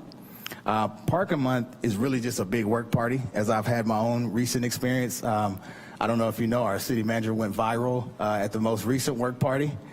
So you may or may not have seen that video, but even my 14-year-old son was very impressed and enjoyed the Park a Month. It's just, like I said, it's a work party. It's a great opportunity to allow members of the community to engage with park staff, to maybe have a snow cone, hear a little bit of music, and just really contribute back to our parks. And so I just want to talk a little bit about that, things that were accomplished through our Park a Month program. Excuse me, let me step back. I want to talk about the collaborative effort that brings that about and then give you some stats. So as I indicated, our team, although Park a Month is a monthly program, our team is preparing on a weekly basis, discussing and preparing for the next go-round. And that is different parts of our team. Again, is not just our park maintenance staff, who obviously would be front and center of the stars of the show related to Park a Month, but there's a lot of other folks behind the scenes. So our recreation staff, they're doing things like promoting and overseeing the registration. They're there the day of. They're capturing the volunteers so we can relay information, just like what we're relaying here to you today about the things that we're accomplishing and how many folks were coming out. We saw this past year, 320 volunteers provide nearly 1,000 hours of volunteer work. That included things like removal of 60 yards of weeds, 58 trees were planted. We had 50 yards of mulch spread. We had 6 yards of litter that was picked up. And we have 40 gallons of paint that was used to beautify our park. So, I mean, these 3 examples are just, and they just kind of speak to what I said in the beginning. Is just what I see and what I'm very pleased with is our team is just really coming together truly as a unit, as one department, and truly working together and collaborating and displaying a level of teamwork that I'm certainly very pleased about. And I'm going to move on to the next slide. All right, star of the show, CIP. So I'm going to talk about our current projects. First, I'm going to start with the Luther Burbank Home and Garden just across the street there, which I want to say is about 99% complete, save for a few items to still be completed, punch list items, if you will. We also have our Finley Aquatic Center, which the spray ground is still in the process of being complete. We expect that to be complete next month. And both of those projects together combined represent about $7 million. Now, as we move on to 2025 projects. So we have 6 projects under construction or planning in the coming year with an estimated combined total value of $13 million plus. These will be funded from a combination of park development impact fees, ADA funds, Parks for All tax measure or Measure M, and grant funds. So both of the first 2 you, or not the first 2 you see, but Dutch Floor and also South Davis Neighborhood Park. Both of these are playground replacements. And so as far as timeline, we have respectively 100% and 90% plans on those 2 projects. We have bid target dates of this month for the former, and it's November for the latter, for South Davis Park. And we're anticipating construction to begin in spring of 2025 for both of those projects. Also, we have our Kiwanis Springs Community Park Garden Project that will provide a much anticipated additional community garden. For that one, we currently have 100% plans. We have a bid target date of October of this year, and we have an anticipated construction begin in the spring also of 2025. So we're going to be busy in the spring of 2025 as we nudge these projects along. We have our Howarth and Galvin tennis court / pickleball, which is coming forward. Currently, we have the 40% plans. There is some subterranean things going on there, so we're trying to work through that and move that project along. Our bid target date for that one is January of 2025, and we have construction anticipated to begin also in the spring. So we have the next project I want to talk about is our Bennett Valley Golf Course. This is a project that we also have 40% plans, bid target date of January 2025, and construction is certainly anticipated for the fall of 2025 as well. And lastly, but certainly not least, we have the Southeast Greenway Master Planning Project that'll kick off with a request for proposals. Our RFP is to go out early 2025 for the master planning process there. Now, in terms of 2026, there are 3 projects, as you can see, that are scheduled to be under construction with a combined estimated value of about $15 million plus, funded from a combination of park development impact fees, Parks for All tax measure, as well as grant funds. So this project will obviously develop a brand new community park, and in conjunction with the garden will certainly create a large swath of natural space in an area that will provide greater access and really kind of meet some of our general plan goals relative to access to parks and vicinity, especially as we have a lot of development down in the southeast and southwestern portions of the city. So so Kiwanis Springs, I mentioned that, will be coming forward. Additionally, in 2026, we have MLK Park being totally re-envisioned. We're going to be replacing a playground there. We're going to be updating a sports field there. And we're currently in the process of engaging with community to try to get the feedback to understand exactly the amenities they'd like to see, the style. And we look forward to also improving the adjacent trail with better lighting and such. And we were able to do this thanks to an infill structure grant. We're able to reimagine most of this park. And then lastly, I want to talk about Fremont Park. We were here at the Cultural Heritage Board not long ago. As we understood, we wanted to maintain the integrity of kind of the historicity of the park. But at the same time, we did want to modernize the park. We want to improve safety there. And we also want to add some amenities per feedback that we're securing from the community. So the final plan is pending on that one as we're still undertaking engagement, but we are looking forward to move that process forward and establish a design and so on and so forth. So I will just conclude with saying I have an awesome team. These guys are great. This is a great bunch of dedicated, passionate, collaborative, and team-oriented professionals, and I'm really happy and glad to lead this department. And I will yield and open for questions and comments at this time. Thank you. Looking to council to see if there are any questions. Councilmember McDonald. Just thank you for the presentation. I do have a couple of questions. I know we have a specific camp that we run through recreations. It's camp, and I always say it wrong. Is it wrong? Is it Watam? Watam. Okay. Why do we not make more of those camps? Because it sells out in just a few minutes. And we have this conversation every single year, and I think I keep telling you, you need to do more of these camps, whether you offer more slots or we offer it at different places around the city. But I'm pretty sure Howarth Park is big enough that we should be able to expand that program.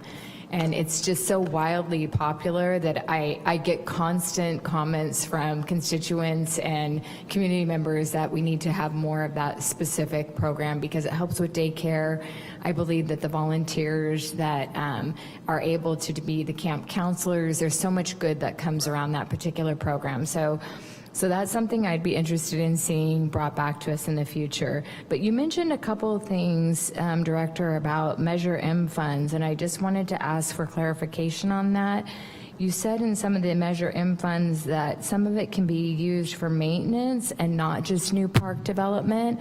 My question to you is, because we look around the city, a lot of our parks need new playground equipment. We look at some of the things that are in Howarth Park. How much of that Measure M funds is appropriated for renovations on our current parks and maintaining our current parks, whether they need grass or if they need replacement of what's this, not just bark, but what do they put under it that's kind of like spongy for them to play on? I don't know what it's called, but it's something so if they fall down, they don't hurt themselves. How much of Measure M funds are used for that versus just the development of new parks? So I'm going to answer hopefully in general, and then hopefully it'll suffice. Can you speak closer to the mic? I'm sorry. I'm going to provide an answer, but then if I'm not adequate in my answer, I'll turn to my right to Deputy Director Santos. So generally speaking, as far as Measure M, my understanding is that Measure M was set up for the purposes of generating an aggregation of resources to purchase land so that you can in turn develop additional parks. Again, I talked about, or I alluded to the general plan goals, and there are goals to have parks kind of within a certain distance based on the neighborhood you're in. You certainly can also use those funds for maintenance purposes at our parks. And then also it can even be used for things like fire abatement. But again, the primary intent for those resources is to try to acquire and build new parks. I think just because we are looking at budget constraints moving forward, I'd be interested in having that breakdown brought back to council so that we really can narrow down how much money we're being able to spend, because if you're in a neighborhood park, certainly it's wonderful that we're acquiring new parks and we want to develop new parks, but if you have nobody to maintain those parks and you have nobody to take care of them, or in fact, if your current neighborhood park needs some extra help and attention, I think taxpayers want to know where that money is going to. So I know we have an oversight committee and I appreciate that work, but I don't know that that's been brought back to council, so I'd be interested in seeing that. And as far as the presentation on what's coming forward in 2025, is there a way for us to get a more narrow timeline so that we know when these projects might be doing some groundbreaking? I know one that I get constantly are the tennis courts at Howarth Park. And so it looks like these are fully funded based on the $15 million that you have here. However, with projects that are going out 3 to 5 years, I'd still be interested in having that money appropriated to make sure that we're actually not only starting these projects, but finishing them and not trying to continuously earmark money for the next 15 years. No, it's certainly our intent to move forward and accomplish exactly what I showed you here. We don't have any other intentions to try to, we're going to move forward and adhere to the plan that you saw. Great. But I certainly can provide information as we go along as to kind of status updates and where we are at any particular juncture. That's really part of the reason why I came here today. I wanted to give you all an update and let you know that we certainly are moving forward and carrying out the things that I was charged with when I came here, and that's certainly our intent.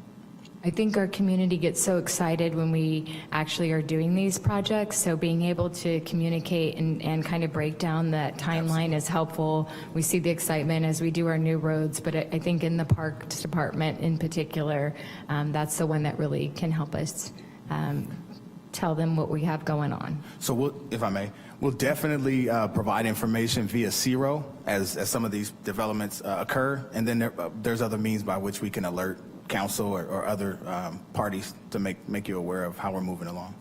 Thank you. Are there any additional comments or questions from council? Seeing none, thank you very much for the presentation. Thank you for the opportunity. Have a good evening.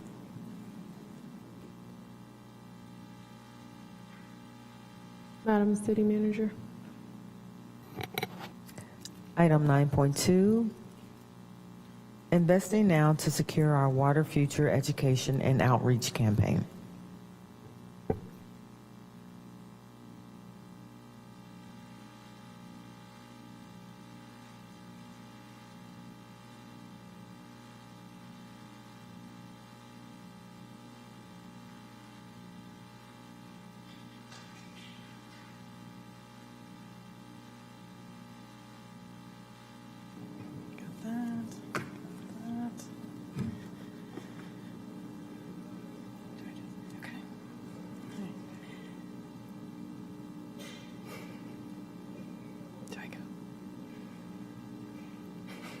Sorry. Thank you very much for being here. You can proceed when you're ready. All right. Good afternoon, Mayor Rogers and members of the council. I'm Elise Miller, Communications Coordinator with Santa Rosa Water, and here with me today is Director of Santa Rosa Water, Jennifer Burke. So today I will be discussing the value of water, the need to perpetually invest in our water infrastructure, and the importance of setting appropriate water and sewer rates to secure a reliable water future for our community.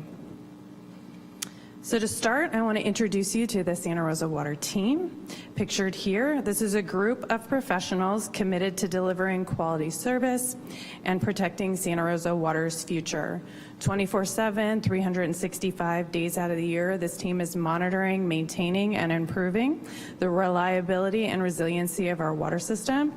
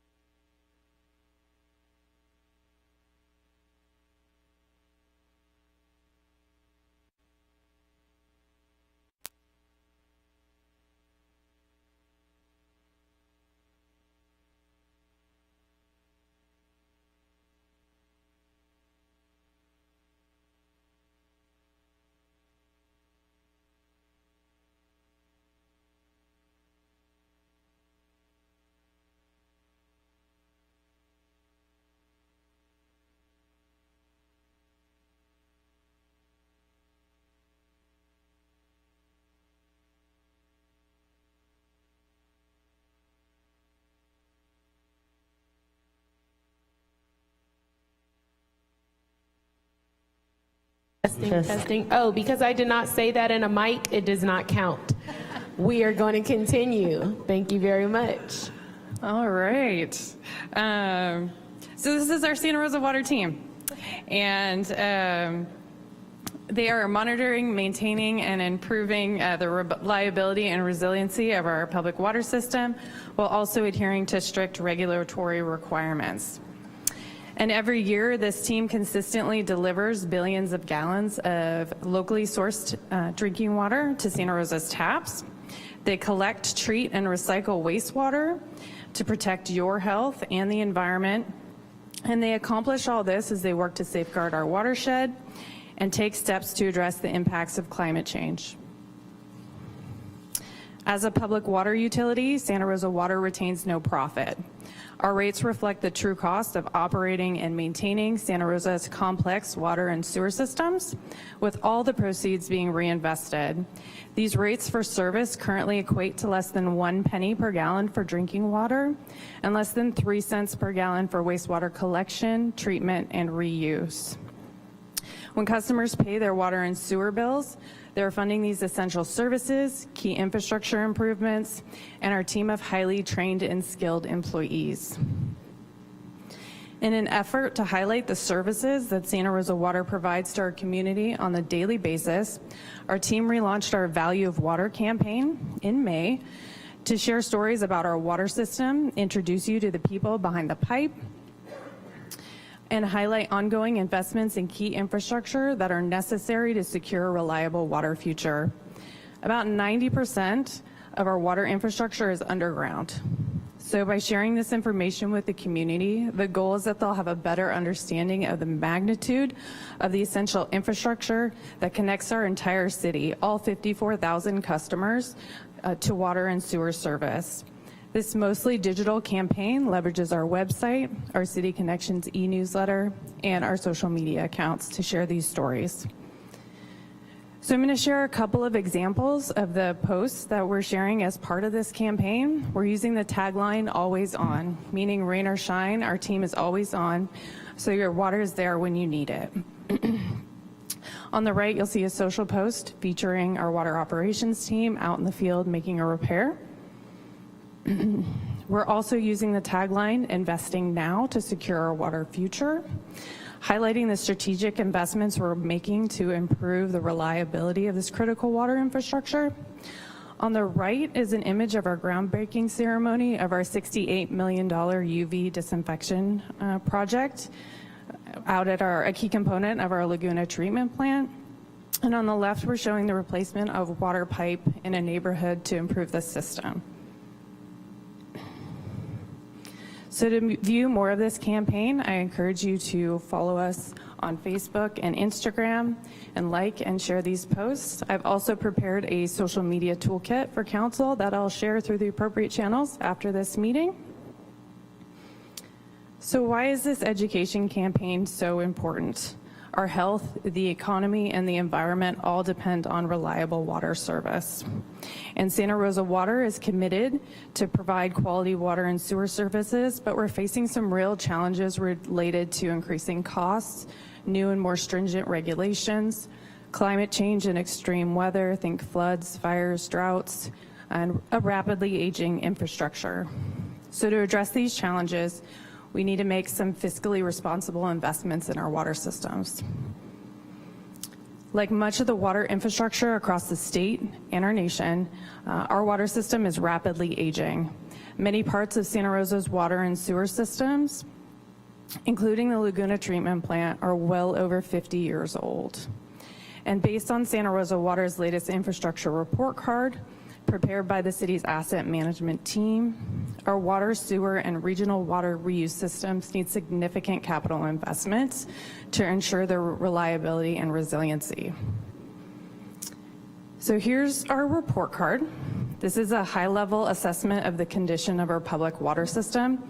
And I just want to be clear that these grades are solely based on the physical condition of our system. This is not a reflection of our customer service or our ability to operate the system.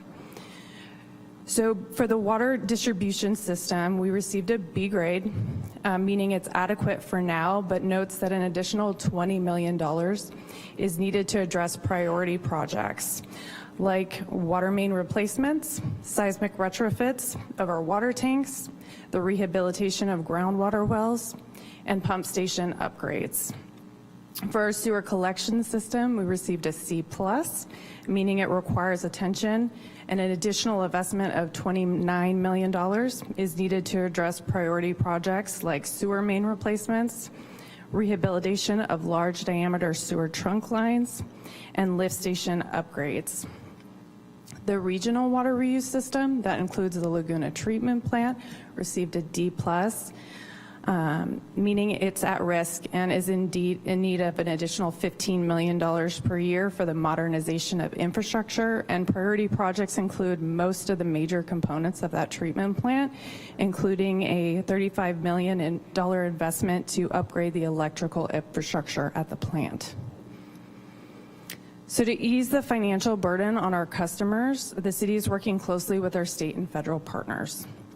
For example, Santa Rosa received a $19.1 million WRDA authorization and is working to get funding appropriated for a critical sewer trunk lining project. The project is estimated at $77 million and would replace 9 miles of deteriorating trunk line that delivers the region's wastewater to the Laguna treatment plant. If the trunk line were to fail, it would not only have catastrophic impacts for our community, but also the environment. but additional local investments are needed to bridge the funding gap in order to prevent breaks and service disruptions, ensure water quality, improve our seismic safety, enhance climate resiliency, protect our watershed, improve water supply reliability, and harden our infrastructure against the threat of wildfires and floods.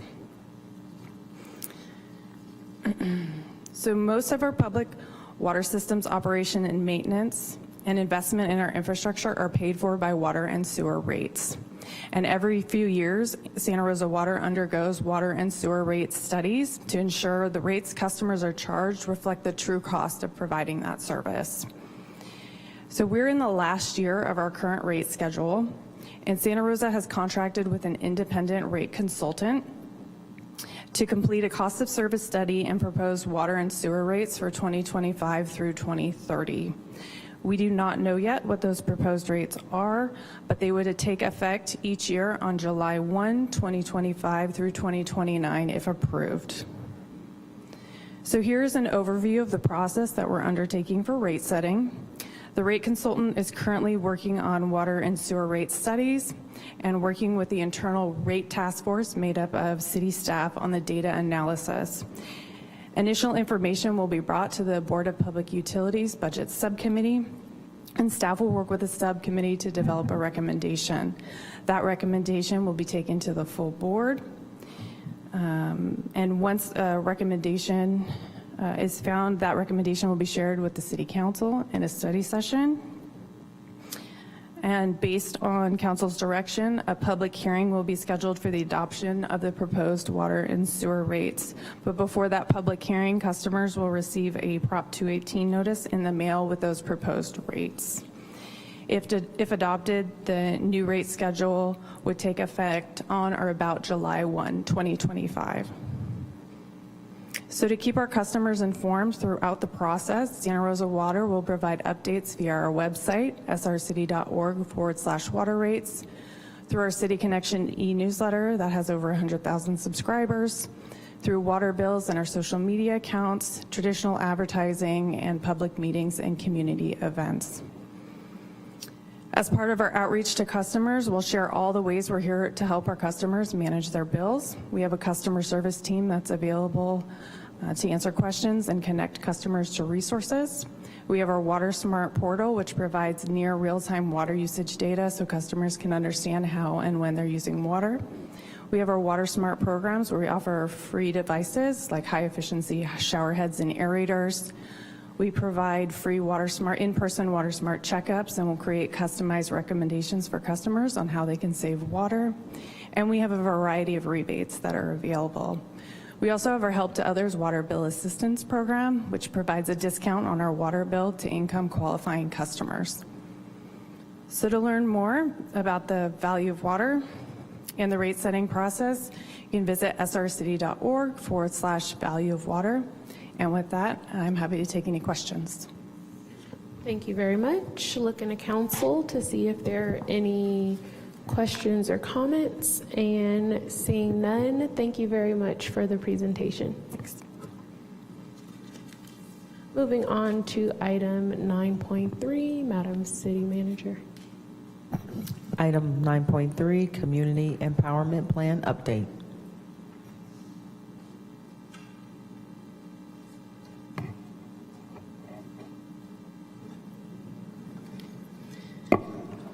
Good afternoon, Mayor, Vice Mayors, and City Council. I'm Ana Horta, Community Engagement Manager with the Communications and Intergovernmental Relations Office, also known as CIRO. Today, I will be providing you with a Community Empowerment Plan update for the month of August.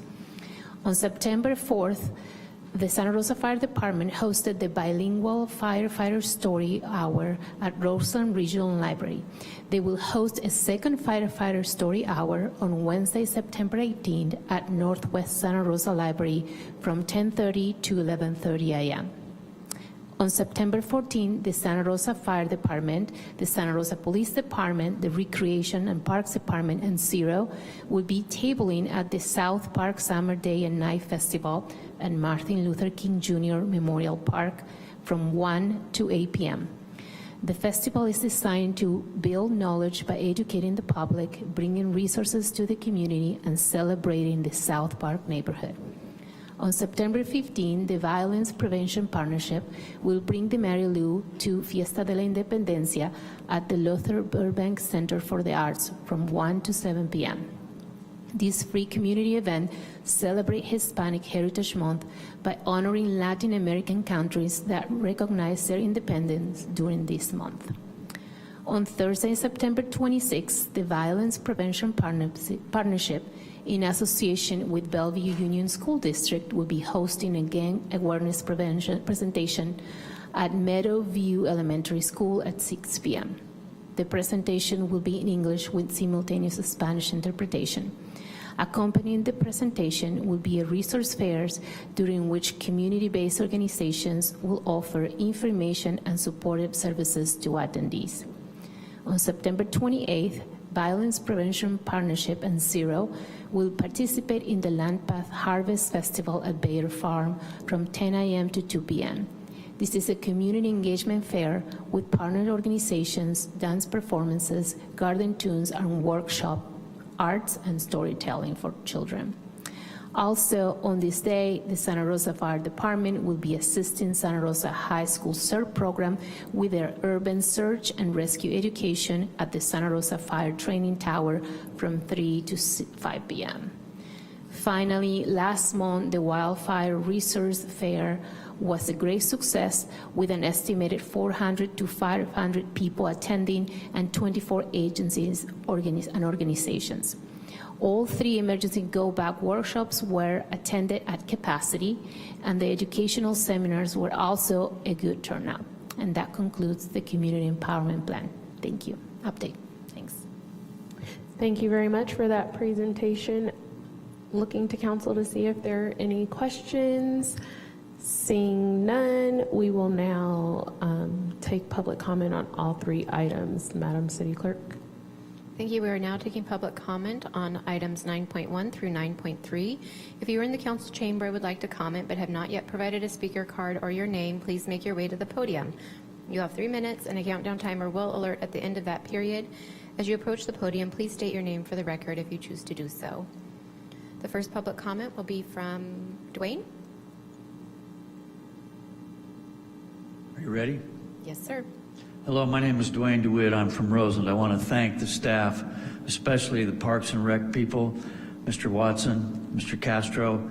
They were out there on June 11th at Southwest Community Park and doing a really good job along with the city manager, Ms. Smith, making good things happen. It's really wonderful to see that we're getting this team together. You're doing wonderful things there. You can link that in with Secure Our Water Future. We have some parks that are near creeks, and creeks are a spot where you can have stormwater retention. If you take good care of the creeks, you'll be helping to secure our water future. You'll be ensuring that reliable water future that you want, and also showing the value of water to youngsters. I'm very hopeful that our community engagement will also begin to work with getting the youngsters out to the creeks, out to the parks, and getting them to see nature as a very positive thing. Mr. Watson's son, a 14-year-old son, walked down and saw some nature there in the Roseland area. There's not much left, but people are trying to save it, and young people like that. So I do hope that you folks will keep in mind that as Measure M was put together for the acquisition, for the purchase of land, we need those more parks out there in Roseland, more sites, not just one big site, more smaller sites. That's what Roseland was promised years ago. General plan maps that we've seen over the last 3 decades telling us there'll be more parks out there. And unfortunately, what's been happening, perhaps due to budget constraints, there's been an idea of like, we'll just do one big one, it'll be one and done. And that's not how it should be. It should be that you get those small parks throughout that neighborhood of Roseland, which typically, from what the census districts say, might have anywhere from 14 to 16,000 people in that 1.2 square mile area. It's really important that they get more parks, smaller parks, and they be good pocket parks. Those worked well. Unfortunately, when you tore out the 2 pocket parks here in downtown Courthouse Square to put in parking lots, it hasn't really made things better. So look at it like nature, trees, parks, stormwater retention. Really good things can happen with this good team we have working now. I'm just so happy that the parks maintenance people have been able to come out there more and do more good things.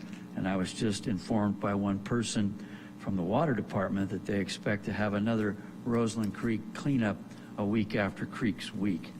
So thank you so much for all of this. Thank you, Mayor. I'm not seeing anyone else approach the podium on staff briefing public comments. Thank you very much. Moving on, thank you, Anna, for your update. Moving on to item 10, City Manager and City Attorney report, and we'll go ahead and start with Madam City Manager. Thank you. I have no updates this evening.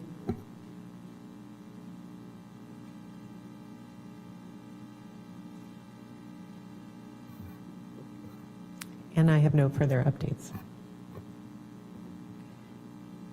Thank you. Because there are no updates, I do not have to do a public comment. Thank you very much. Moving on to item 11, statements of abstention by council members. Are there, Councilmember Okrepke? Yes, I'll be recusing myself from item 14.1 because of perceived financial conflict. Are there any additional abstentions? All right, seeing none, we will move to item 12, which are our mayor and council member reports. Are there any reports that need to be given today? And we'll go ahead and start with Councilmember Rogers. Just a quick report out from yesterday's SCTA RCPA meeting that I attended because Councilmember Okrepke had a different meeting. So I always like when council members miss a meeting because they have a meeting. The primary discussion was really around a strategic plan that Sonoma Clean Power put together on their implementation and especially the way that it pertains to transit. I'd recommend to the council both as the SCP rep and through having sat through the presentation, there are 3 different plans that Sonoma Clean Power has put forward. All of them will better inform what types of infrastructure we need to develop as we electrify everything, but in particular our transportation. So I want to put that on folks' radar.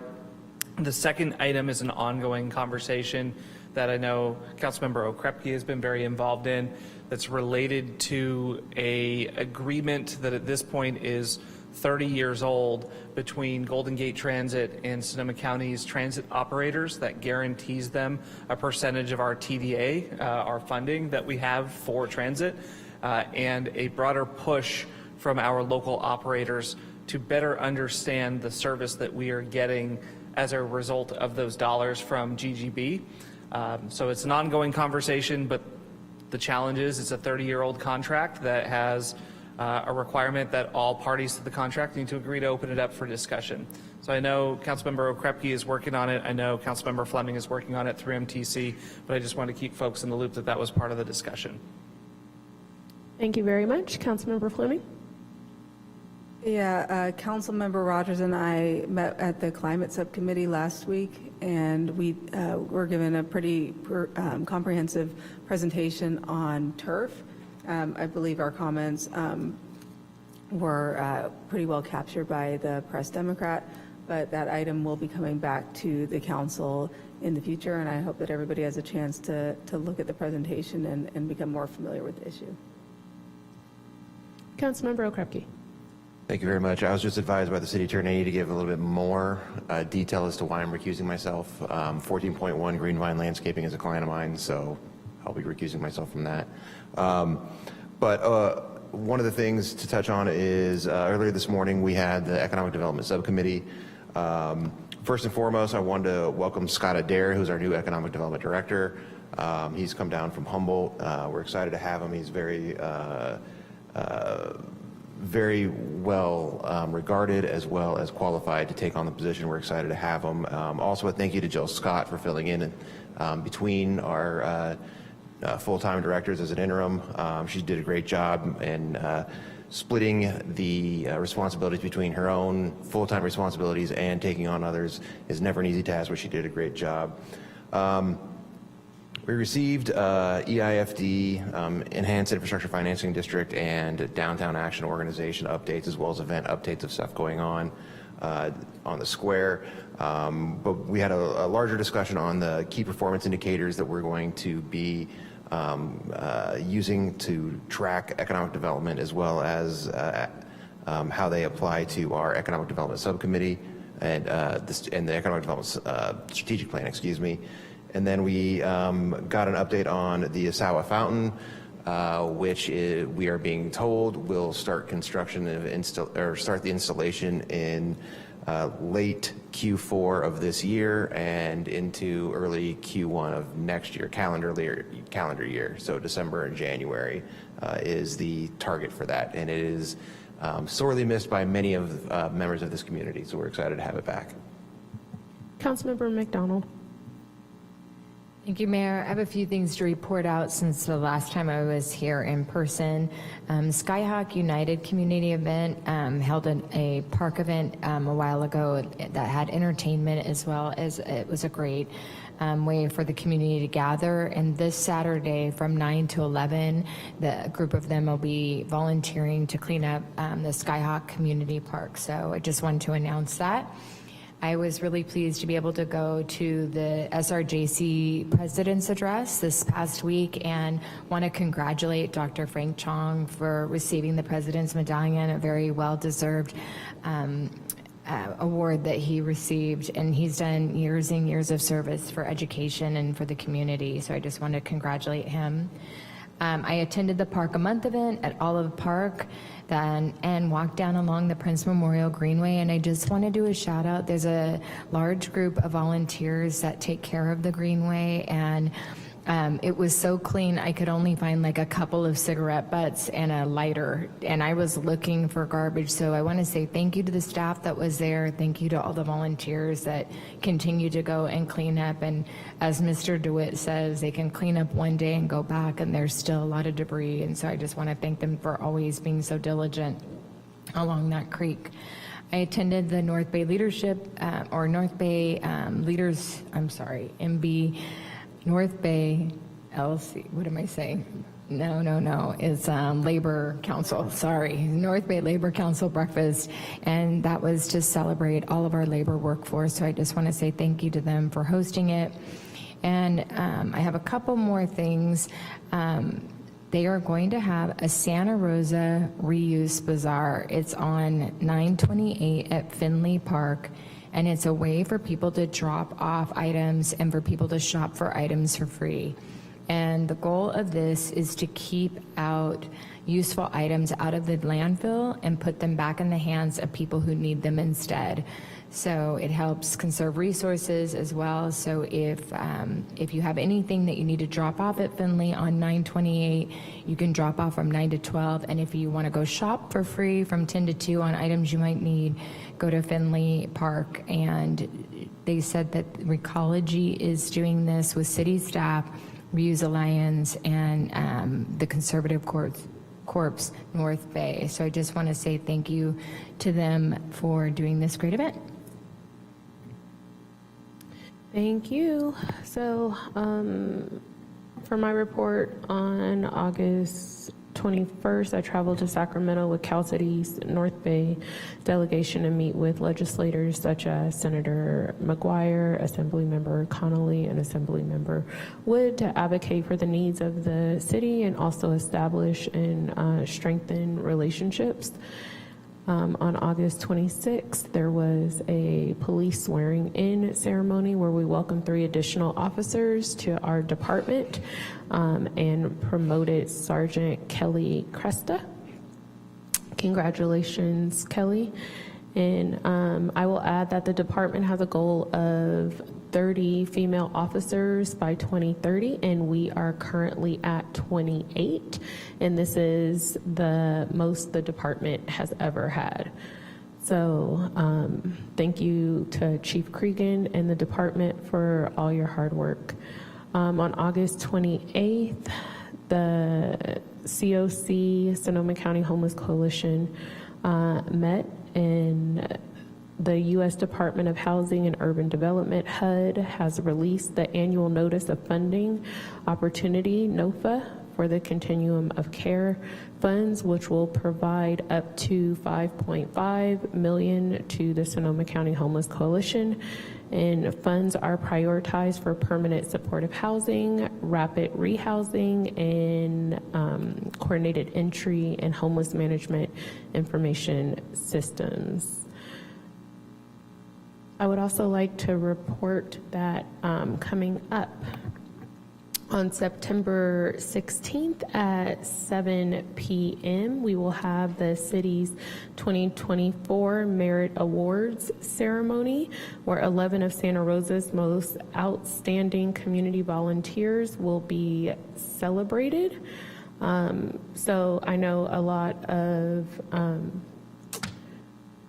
of council members do attend that, and it is open to the public. So it just really gives us the opportunity to really celebrate the volunteers. And we know that there are more than 11, but we are very thankful for the volunteers that we do have within our city and our region. So for more information, you can check out you can go to santarosacity.org to receive more information about the Merit Awards. And with that, Madam City Clerk, may you please facilitate public comment? Thank you, Mayor. We are now taking public comments on item 12.1. If you are in the chamber and would like to provide comment but have not yet provided a speaker card or your name, please make your way to the podium. You'll have 3 minutes, and a countdown timer will alert at the end of that period. As you approach the podium, please state your name for the record if you choose to do so. Mayor, I'm seeing no one approach the podiums for public comment. Thank you very much. We will now go to item 12.2, which is our board, commission, and committee appointments. Earlier in the agenda, we had 3 interviews for two positions that we can actually appoint. There is a vacancy for the hotel. Let me get the full name.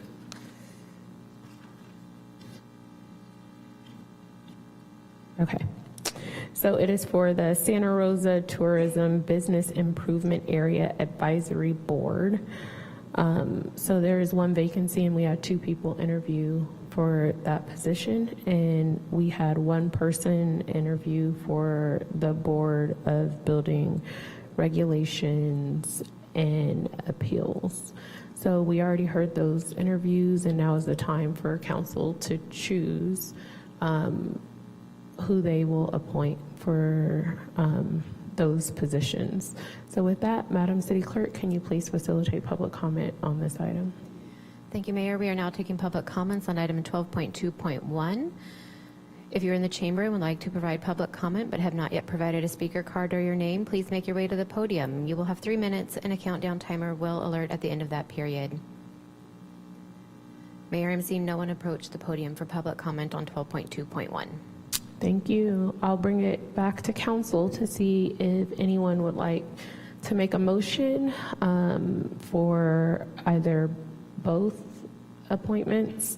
So there's 3 vacancies for the Board of Building Regulation, and there is 1 vacancy but 2 people for the other.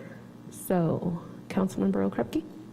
Yeah, I'll move to approve Stephen Boswell to the Santa Rosa Tourism Business Improvement Area Advisory Board and John Gordon to the Board of Building Regulation Appeals. Second.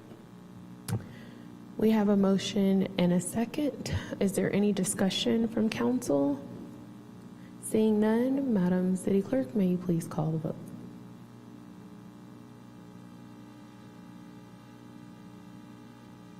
Thank you, Mayor. Councilmember Rogers? No. Councilmember Okrepke? Aye. Councilmember McDonald? Aye. Councilmember Fleming? No. All Councilmember Alvarez? right. Councilmember Stapp is absent. Mayor Rogers?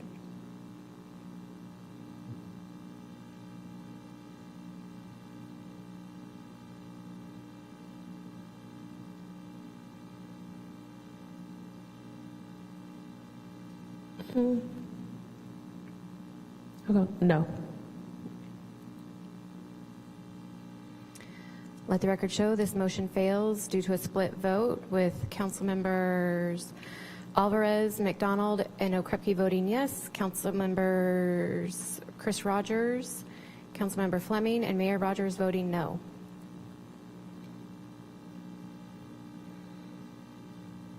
Pardon me, Madam City Clerk, I believe I voted yes as well. My apologies. For the record, Councilmember McDonald voted yes as well. Thank you. May I make a motion? Yes. I'll nominate Stephen Boswell for the SRD-BIA. You nominated two. I I thought you second that motion. did. I'm going to bifurcate them. I second Councilmember Fleming's motion. It's the same motion that Okrepke made with the exception. Without the second. So are you not wanting to nominate anyone for the Board of Building Regulation and Appeals? My issue is that I don't think we should nominate someone who we didn't get to hear from today. I'm comfortable with making a choice on SRD-BIA.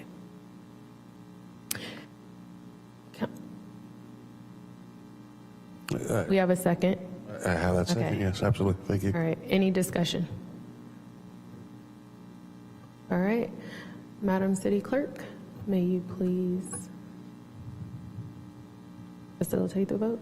Yes, and just to confirm, that was a motion by Councilmember Fleming, a second by Councilmember Alvarez to appoint Stephen Boswell for the SRT-BIA full service hotel operator vacancy. Yes. Thank you. Councilmember Rogers? No. Councilmember Okrepke? Aye. Councilmember McDonald? Aye. Councilmember Fleming? Yes. Councilmember Alvarez? All right. Vice Mayor Stapp is absent. Mayor Rogers? No. Let the record show this passes with 4 affirmative votes, with Mayor Rogers and Councilmember Chris Rogers voting no. All right, thank you. Moving on to item 13, approval of the minutes. We have one set of minutes for dated August 20th, 2024. Council, are there any correction? Yeah, you want to go? All right, we're going to go back. Clarification, we voted on one. I believe we haven't voted on the second position. We voted on the second position because we only had one. We can do them separate. That's what I believe we will. Okay. So would you like to make a motion? Well, now I just wanted to open up for conversation, because my question is, if we don't vote for anybody, what would be the process moving forward, and how long could it remain open for? If there's any timeline which we had to fill that position for. We'll still have 3 vacancies because this was only one person applying for 3 vacancies. So we would still have 3 vacancies. Very well, that answers my question. Would you like to make a motion? No.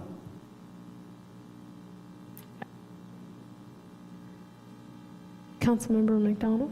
Thank you, Mayor Rogers. I'd like to make a motion to appoint John Gordon to the Board of Building Regulation and Appeals, and I'd like to speak to my motion if I may. Second. Thank you. This gentleman that applied, while he had an unforeseen circumstance that he couldn't come to this meeting, has decades of construction business, and he's a general contractor. He worked for Cotting Construction and is retired, and is willing to do a position that we have 3 vacancies for right now. So I'd like to move this forward so we don't have a delay and we can work on getting the other 2 vacancies filled. Is there any additional discussion? Councilmember Okrepke? Yeah, I'll just point out that one of the things on his resume is RMO of Cotting Construction. For those that don't know what an RMO is, it's the responsible member of the organization, which means they have to have the experience to carry the Contractor State License Board license. It is very difficult to qualify for, especially when you're somebody that is dealing with somebody the size of Cotting Construction. It is, in my opinion, a very impressive thing to have. Is there any additional discussion? All right, we have a motion made by Councilmember McDonald and a second by Councilmember Okrepke. Madam City Clerk, may you please call the vote? Thank you. Councilmember Chris Rogers? Aye. Councilmember Okrepke? Aye. Councilmember McDonald? Aye. Councilmember Fleming? Aye. Councilmember Alvarez? Aye. Vice Mayor Stapp is absent. Mayor Rogers? Aye. Let the record show this passes with 6 affirmative votes. All right, thank you very much. We will now continue to item 13, approval of the minutes. We have one set of minutes dated August 20th, 2024. Council, are there any corrections to the minutes? Councilmember McDonald? No corrections to the minutes. I just want on the record that I abstain.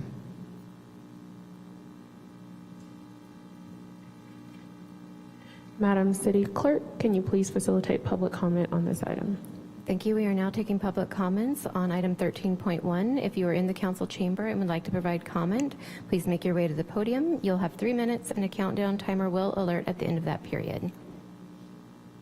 Mayor, I'm seeing no one approach the podium for public comment. Thank you very much. We will adopt the minutes as presented with one abstention from Councilmember McDonald. Moving on to our consent items. Madam City Clerk, may you please read the consent items?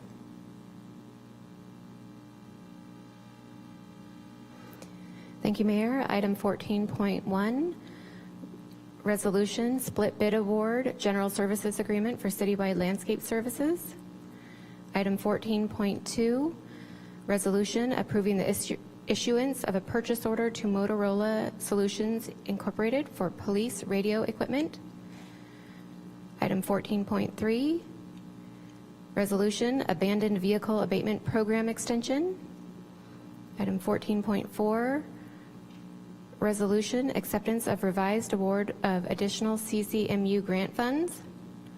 Item 14.5, resolution, acceptance and appropriation of grant funds from the Byrne Discretionary Grants Program. Item 14.6, resolution, second amendment to the professional service agreement number F002053 with Mark A. Clementi, PhD.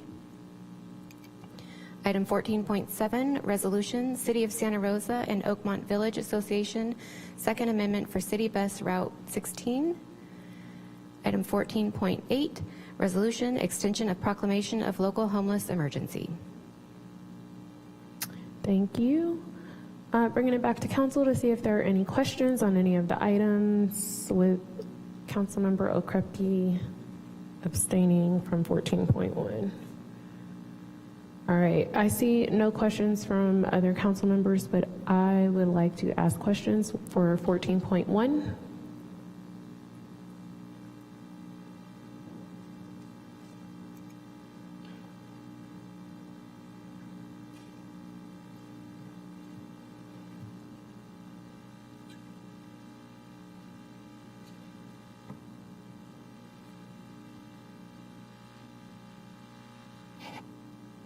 Good evening, Mayor Rogers, Vice Mayor's not, and council members. Jen Santos, Deputy Director for Parks, happy to help answer some questions. Thank you. So I have a multiple questions, so I'll just ask them all and see if we can get an answer. The first is, the city has made great strides in maintaining the medians that we have throughout the city. So while reviewing the bids that were brought before us, I do not see any roadside landscaping. I want to know, one, did I miss it? Because sometimes there's some late nights. And if not, how will the city maintain the 400 plus roadside sites, I believe, which is what the number that was given to us at a previous presentation. How will we maintain those? Are you coming back to council in the future to add these items or this portion? Because I would hate for the medians and the roadsides to have weeds that are as tall as me, which is what we had a little more than a year ago. So those are my questions. I appreciate the questions, and yes, we do plan to come back with a more comprehensive plan of what the progress. Sorry. Yeah. Director Santos, can we ask you to pause for one moment, and we will hand it over to Councilmember McDonald. Thank you, Mayor. I'm going to need to recuse myself on item 14.1 due to a personal relationship.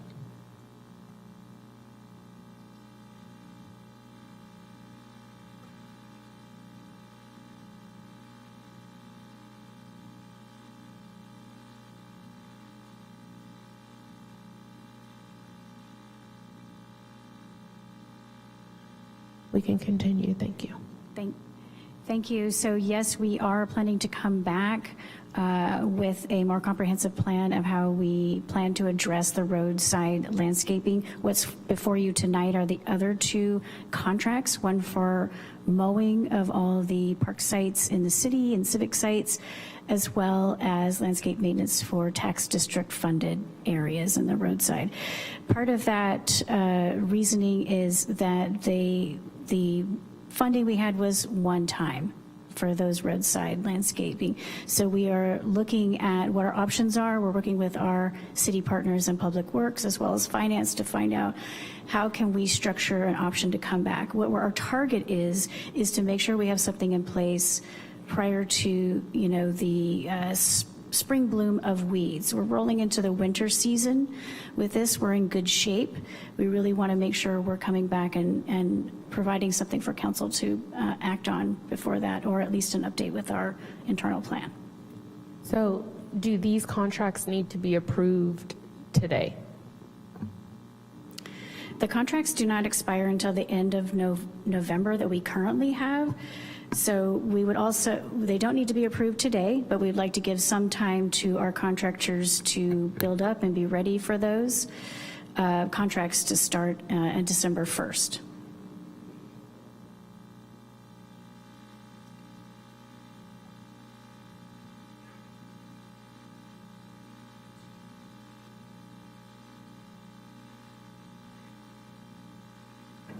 I think, though, to add on to that, sorry, Alan Alton, Chief Financial Officer, the best bet right now would be to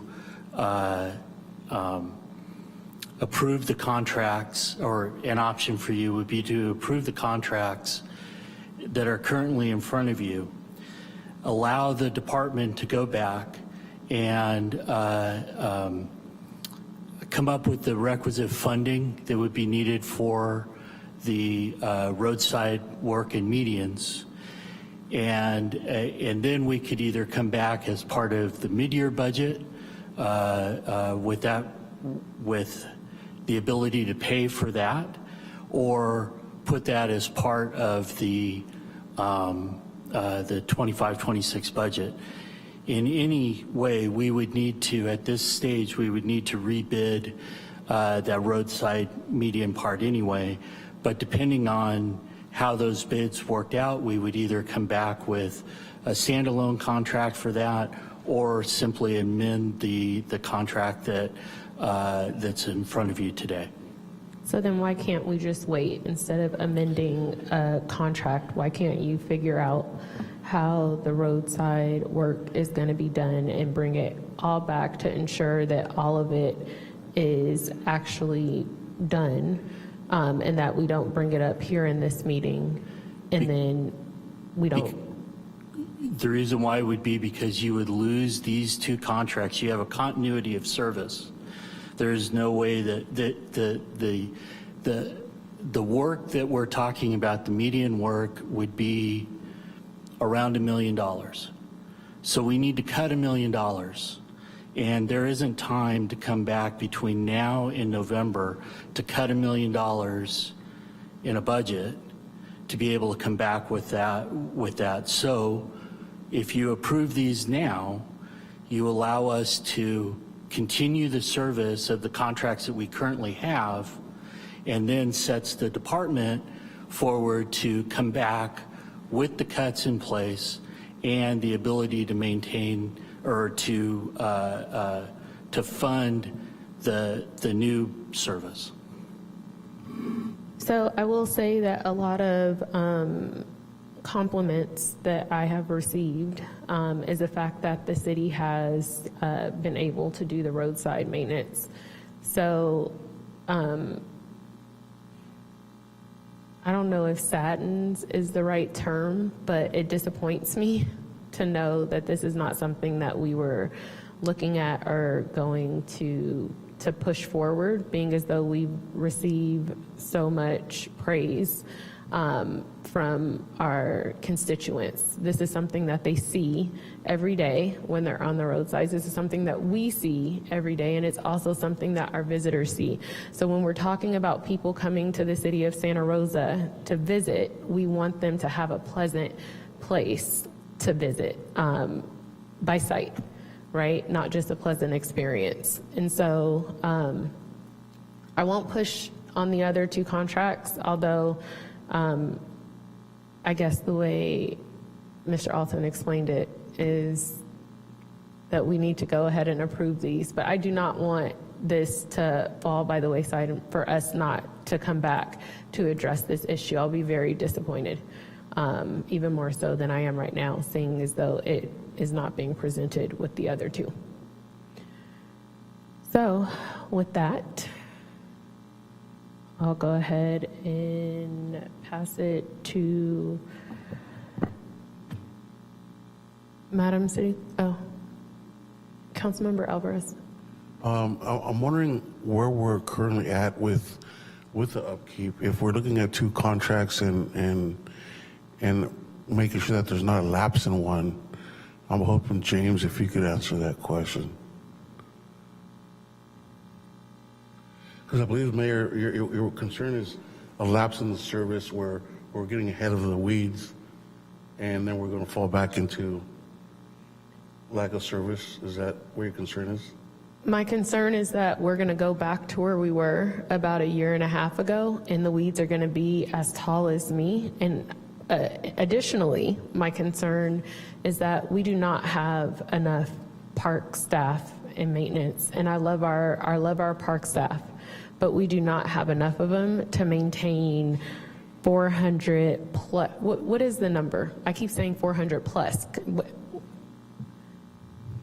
I think you're relatively accurate. Do you have an exact number, James? And James, along with my question, where are we now and where do we foresee ourselves being if there were to be a lapse of service or if we don't follow up with the contract at this time?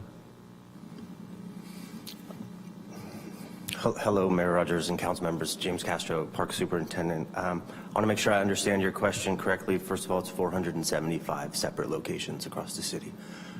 You're asking where we are now and where we will be? Correct. In regards to the maintenance of our roadside medians,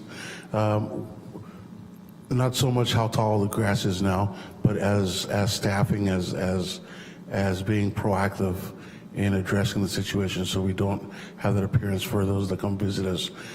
Where are we now in regard to staffing and the system that we developed through the city of Santa Rosa to make sure that we don't fall back into a year and a half prior?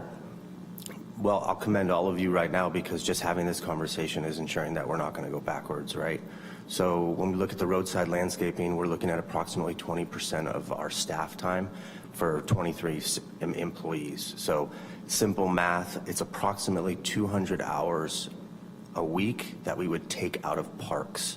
And that would primarily be reflected on our aesthetic weeds and the amount of service that our sports fields and restrooms get, which we have made significant strides to improve over the last year.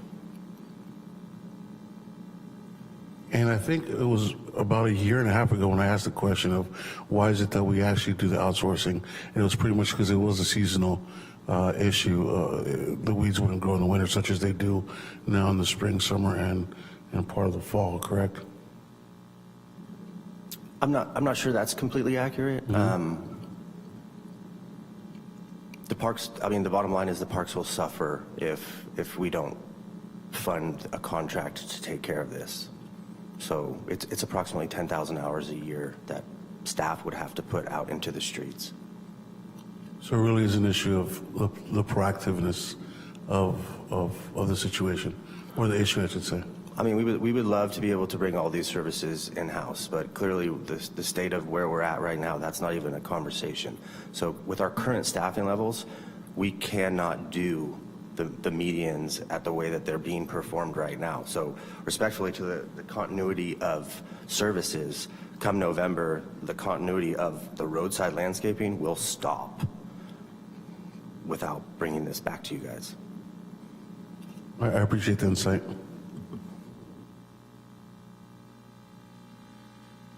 What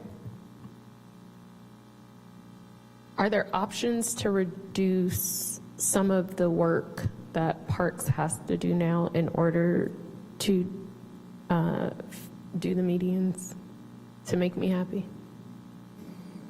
It's always an option to pull park maintenance staff out of parks, but with 23 staff and 1,100 acres to maintain, we're already at 1/3 of the national average of acres per employee. So the answer is yes, whatever council desires. But over the last couple of years, council's desire has been to clean up the city, and I think we've all done a great job of that. I would concur. I think you've done a great job of that. Thank you. Deputy Santos, did you have? I just wanted to add, we are looking at ways, like James said, we are working with our partners in Public Works, similar to what we did before we had the one-time funds in the roadway, to try to find those creative ways to make sure that the roadside areas are safe and well-maintained, and that we do as best job as we can, given the resources, to maintain continuity. Again, with our Public Works team, we do already a lot of teamwork out there. You might see us working together a lot in the roadside, and so we plan to do a little bit more of that as well. And look what our options are for funding sources to try to bring that back before you. Thank you. So because both Councilmember McDonald and Councilmember Okrepke they can't vote on this item, can I go ahead and pull this item?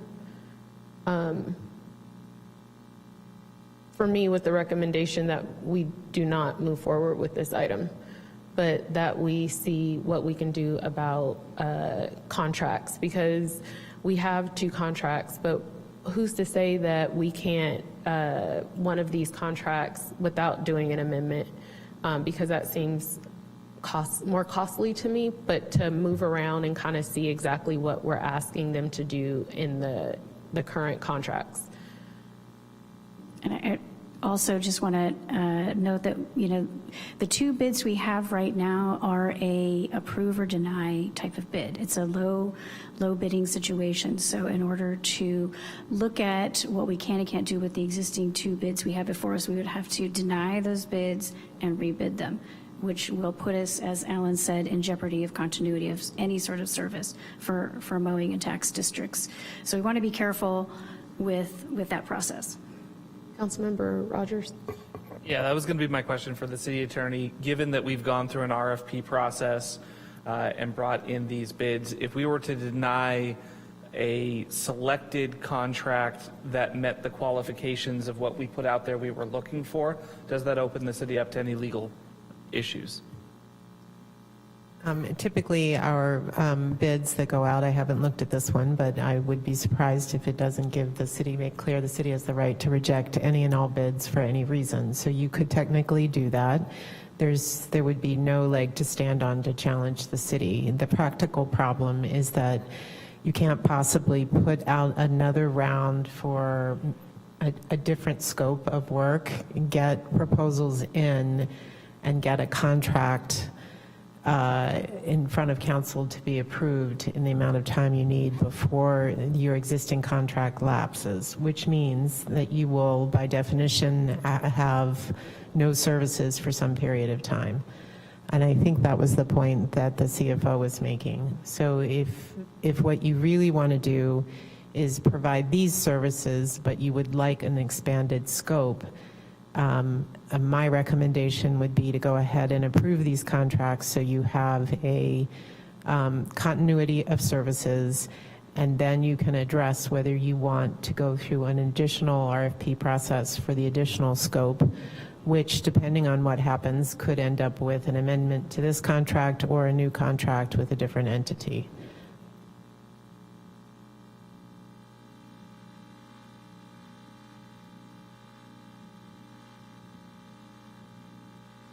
So I still want to pull the item.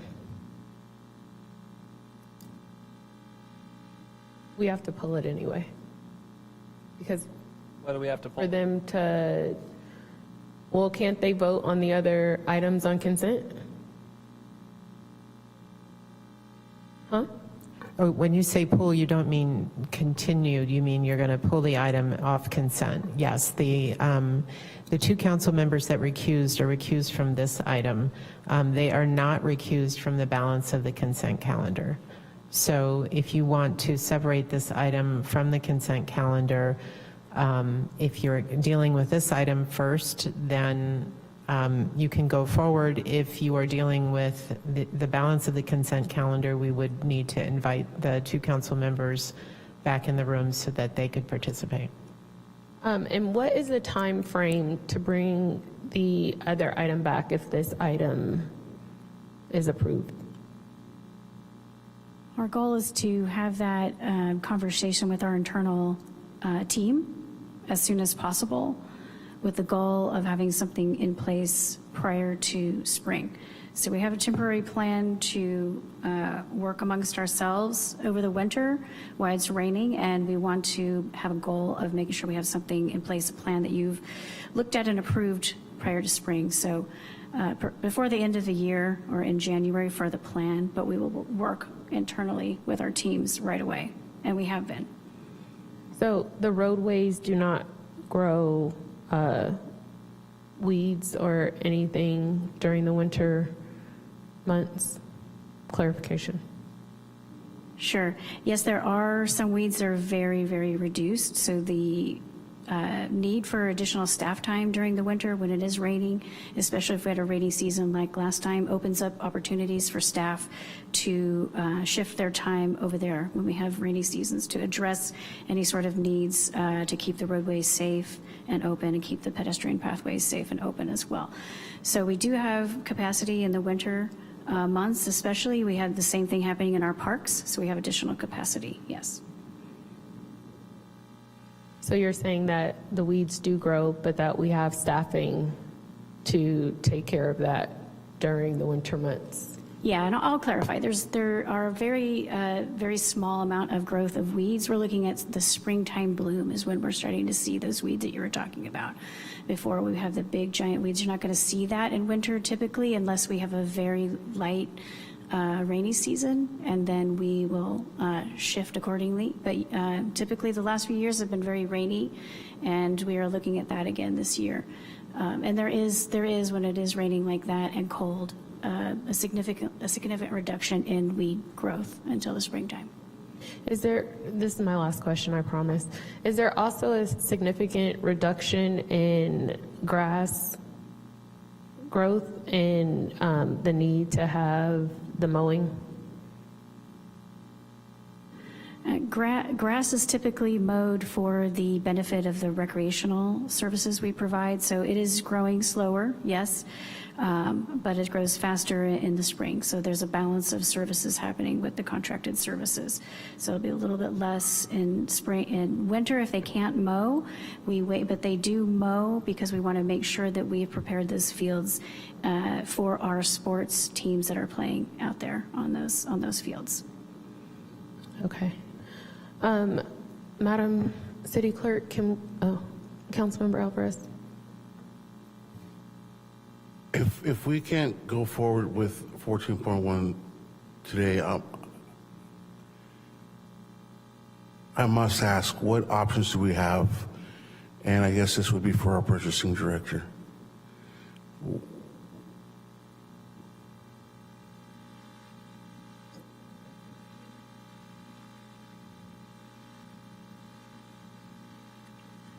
now specifically, I mean, if the purpose of us is not going back to a year and a half ago, if the weeds grow, we must cut them, right? And I'm wondering what's plan B? So let me take a stab at this, and then Jennifer Miles, who's our acting purchasing agent, can step in. Again, you have a mow and blow service that's going to stop in November because the contract expires in November. You have a way of paying for that now. You also have a way of paying for the tax districts. So you can maintain that by taking the action that's in front of you tonight. There's probably a reasonable scope of service, and there may need to be some work on that for the median work. You could direct the department to go back and create the scope of service for the median work and find the way to pay for it. And then we can go out and bid for it and come back probably in the early or late winter, that time frame. So before the spring bloom that we're talking about, with either a standalone contract for the median services or an amendment to this contract that you have in front of you now. So if you're asking where I see the path going, that's it. You keep your main service going. You find a way to pay for the enhanced service, which we all agree that we need, but we have to find a way to pay for it. This provides the time to get the scope for that buttoned up, the funding for it buttoned up, and then go out to bid, and then you're back before you need to really get going on it in the spring.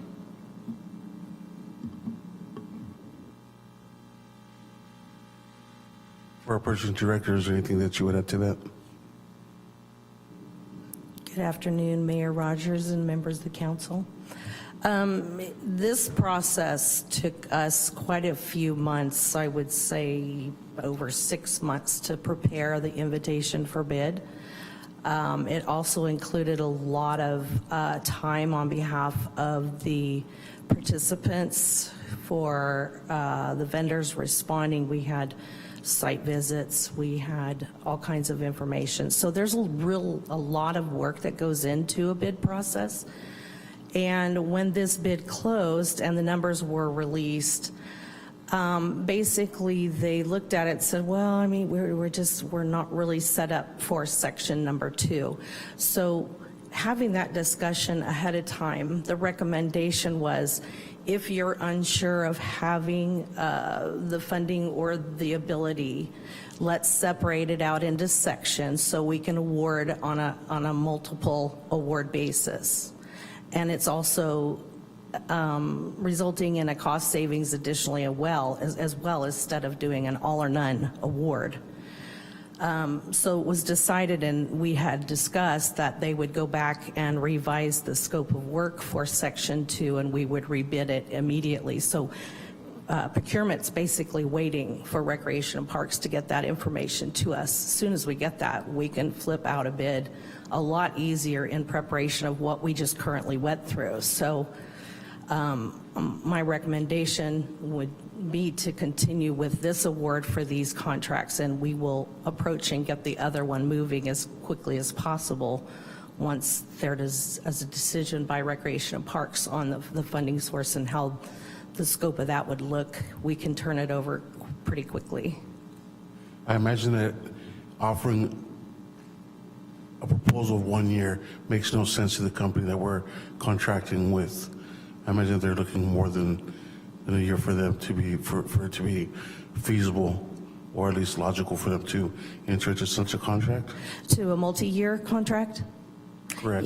Yes. A lot of times it's more advantageous for the vendor to have a longer term agreement, which could result in a better cost associated for the agreement, because it's a guarantee for them, because they have to set up and prepare and get staffed up and everything. So it's an investment for them as well. So the longer the contract, which we're kind of looking at now, the better of a situation it is for both the city, not only in better costs, but a longer term agreement for the vendor.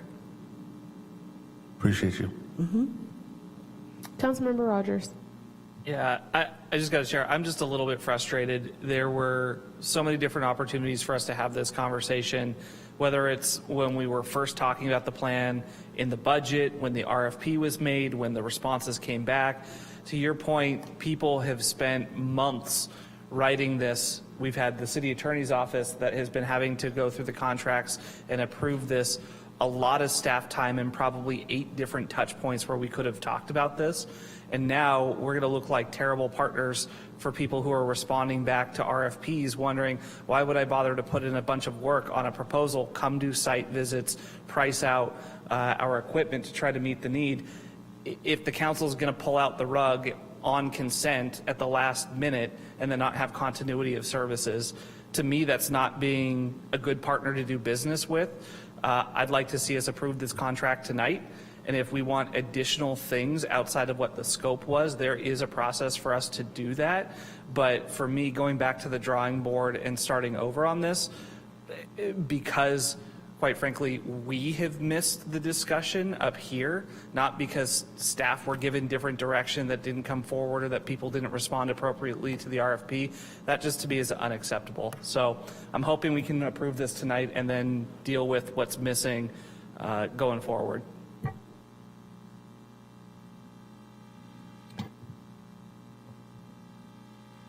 All right, so we're gonna pull this item, and Madam City Clerk, may you please conduct public comment on item 14.1. Thank you, Mayor. We are now taking public comment on consent item 14.1 only. If you are in the council chamber and would like to provide comment but have not provided a speaker card on 14.1, please make your way to the podium. You'll have 3 minutes and a countdown timer will alert at the end of that period.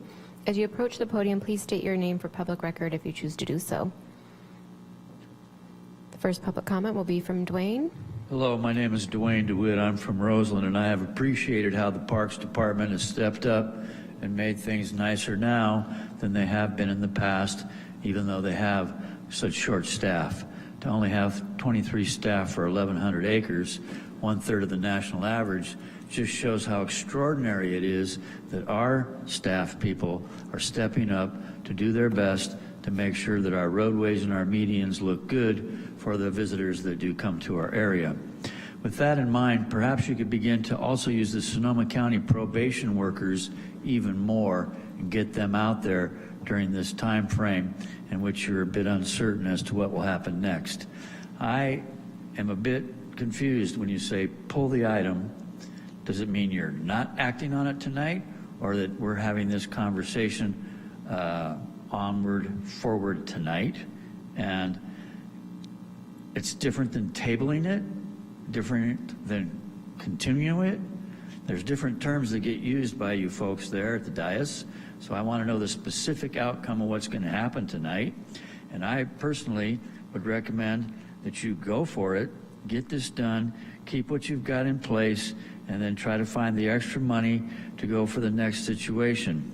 The dilemma that you face all the time is you might not get the same bids next time. The folks that might come back might say, we want more. So you've got it here in place now in front of you for what you want. So take it or leave it. If you leave it, we may end up with a worse situation, not just in weeds, not just in bad appearances for partners or whatever, but just might have to pay more cash down the road. And that's not where you want to be. You want to pay for what you've already negotiated for, get it as best you can, and then we'll be out there volunteering as usual to do what we do to try to help in our areas, and you get that for free from us.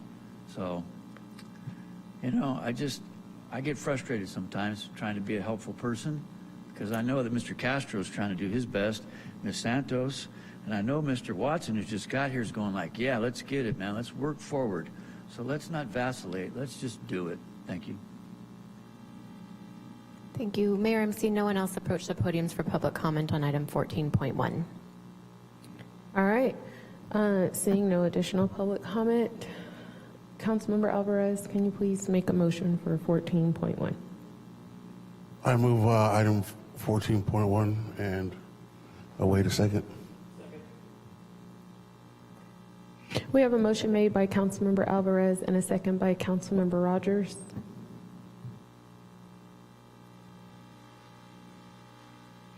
Madam City Clerk, may you please call the vote? Thank you, Mayor. Councilmember Rogers? Aye. Councilmember Okrepke has abstained, or pardon me, recused. Councilmember McDonald also recused. Councilmember Fleming? Yes. Councilmember Alvarez? Aye. Vice Mayor Stapp is absent. Mayor Rogers?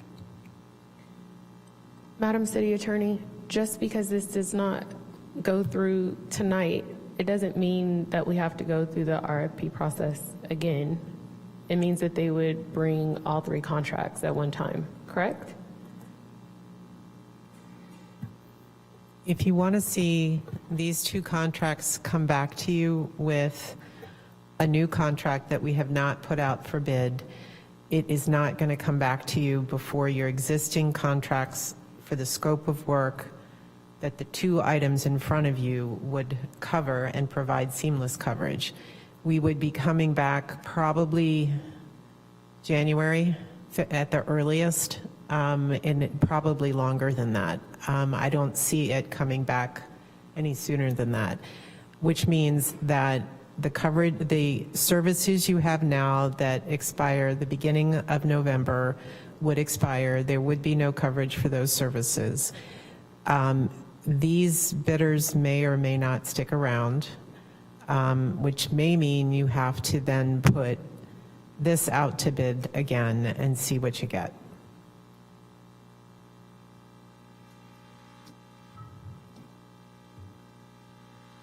I don't feel like staff had the intention of even going back with the contract for the medians.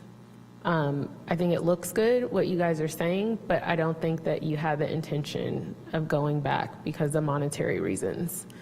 And it wasn't even going to be brought to council had I not brought it up.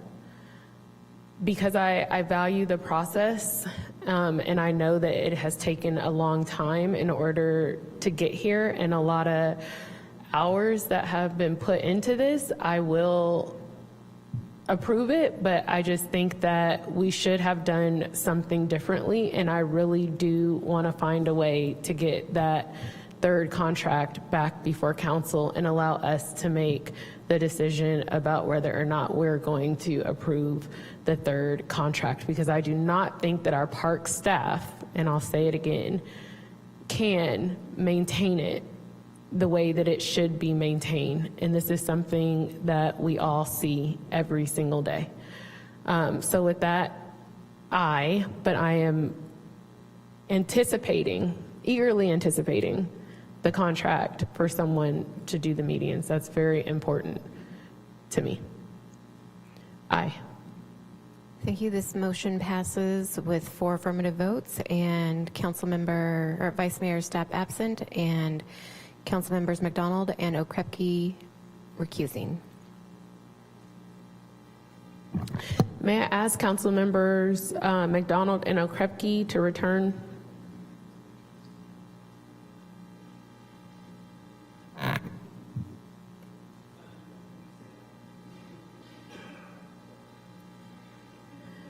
All right, and with that, is there any discussion 14.2 to 14.8 from council? Seeing none, Madam City Clerk, may you please facilitate public comment on those items? Thank you, Mayor. We are now taking public comment on item 14.8 through 14.2 through 14.8 on the consent calendar.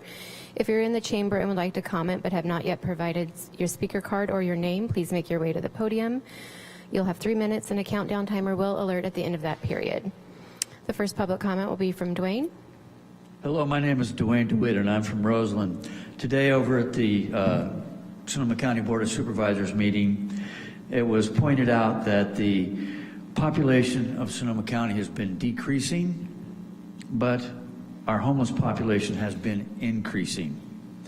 And 14.8, you're extending that homeless emergency. The number of homeless veterans has also increased.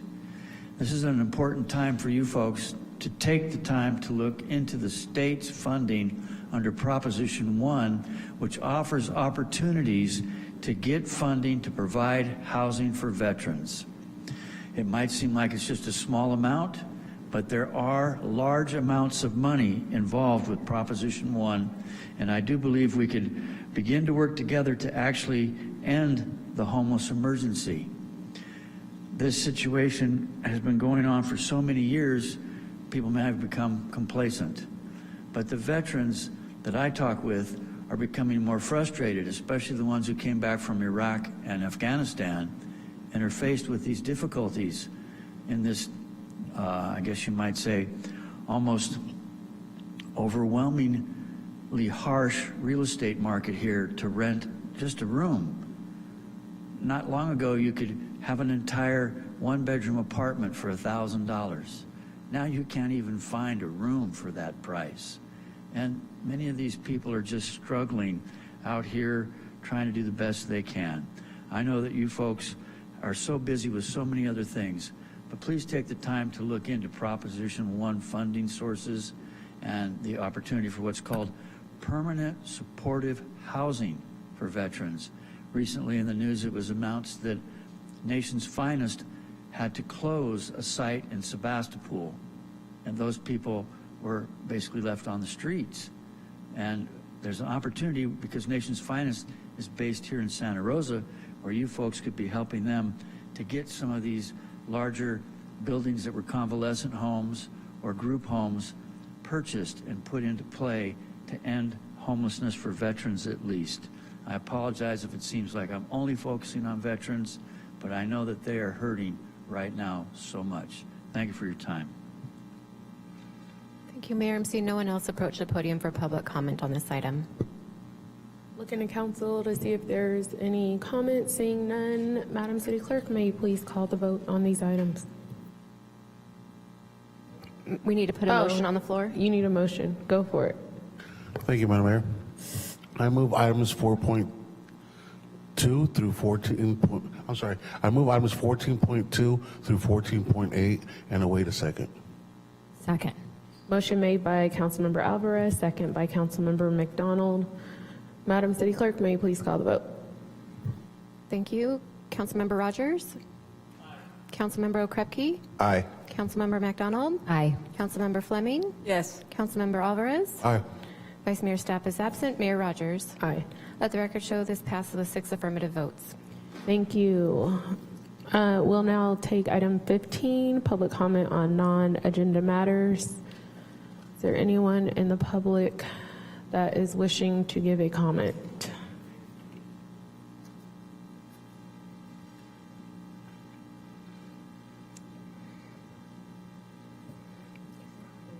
Speaker, go ahead. Please identify yourself for public record if you choose to do so. I don't know if you can even see me. I'm Abigail Zoger. I'm an instructor at Santa Rosa Junior College, and I'm here to invite you to participate in a nationwide event called A Week Without Driving. It's the first week in October. It started as a disability rights movement and is now grown. It is done by 41 states and 142 agencies across those states. And every single member of the city councils here in Sonoma County have been invited to do so. The Santa Rosa Transportation Department is participating this year, and SRJC's student government is also going to be participating. And the goal of this is to get you, our elected leaders, to go a week without driving, so that you can see what it's like for around a third of American population, adult population, who can't drive for one reason or another. And if we're all really lucky, we'll all get old enough that we can't drive ourselves. So it might seem impossible. And just the fact that it seems impossible to you is a super important point to make, because many people can't afford a car, they physically can't drive a car, they're too old to drive a car, they're too young to drive a car, and they have important business to do here in Santa Rosa and Sonoma County. So the first choice is go a week without driving. The second choice is to try to go a week without driving, and every day that you can't, to think about what are the changes that you could make as our leaders to make that better for people who have no other choices. So thank you very much. I look forward to seeing you on the bus run by our fabulous Santa Rosa City bus people. Thank you. Next speaker, please go ahead, Dwayne. Yes, I'd like to use the overhead. I'm hoping this is going to work. Coming up. Thank you. Oh, it's too bright a light, maybe. Hello, my name is Dwayne DeWitt. I'm from Roseland. What I wanted to show you is that tomorrow, which is September 11th, the 23rd anniversary of one of the biggest tragedies in America, it's now known as Patriots Day. And at 9:30 in the morning at the address of 1150 Santa Rosa Avenue, where the Willie Bird's restaurant was, there's going to be an event held by Disabled American Veterans Post 48, starting at 9:30 with music and speakers. And we just want everyone to have a chance to come out there and talk with younger veterans about what they've been through, especially what's called post 9/11 veterans, those who volunteered to go and fought in what many feel is a very difficult environment of the Middle East. There's never a winner in war, actually. So I do hope some of you can make it there. It's from 9:30 to 11 at that address. Now I'm going to show you something from a few years ago, actually. This is from 7 years ago. One of the volunteers working on the Roseland Veterans Trail effort along Roseland Creek is a Pomo Indian, and he'd been volunteering to help because we originally started our effort 30 years ago with Pomo Indians helping us to try to save that acreage along Roseland Creek, the last natural areas in Roseland. Pomo veterans gave their lives during Vietnam. One of the things that's happened since this has all been going on is more Pomo elders have passed away. He originally turned in his first statement to Parks and Rec Department people in 2015 and said, let us work with you. He came back and gave it again in 2017, and no one's reached out to him again. And it's really saddening, because we know that we could do a Pomo Park like Miwok Park down in Novato. If you haven't seen it, you should go. It's a lovely spot, and it really shows how we could work to save our heritage for the people who were here first before the American settlers, the Europeans, came in the 1850s. With that in mind, you know that I'm very appreciative of the fact that you have all volunteered your time to give, to try to be helping our community be a better place. And it's always a good thing to see that we've appreciated our staff at the city tonight, and that you've said to them that they do good work, especially in the Parks Department, which is so underfunded. So we'll try to be helpful to them in the future. One last thing. It was only when I saw the city manager on the overhead that I saw her glasses matched her jacket. Way cool, miss. Thank you. Mayor, I see no one else approaching the podiums for public comment. And with that, we'll adjourn the meeting. Thank you.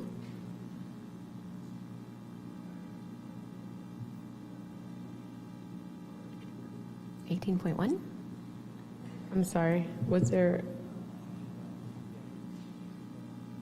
written communications? Oh, written communications. May we have public comment on that item? Thank you. If you'd like to provide public comment on item 18.1, written communications, please make your way to the podium.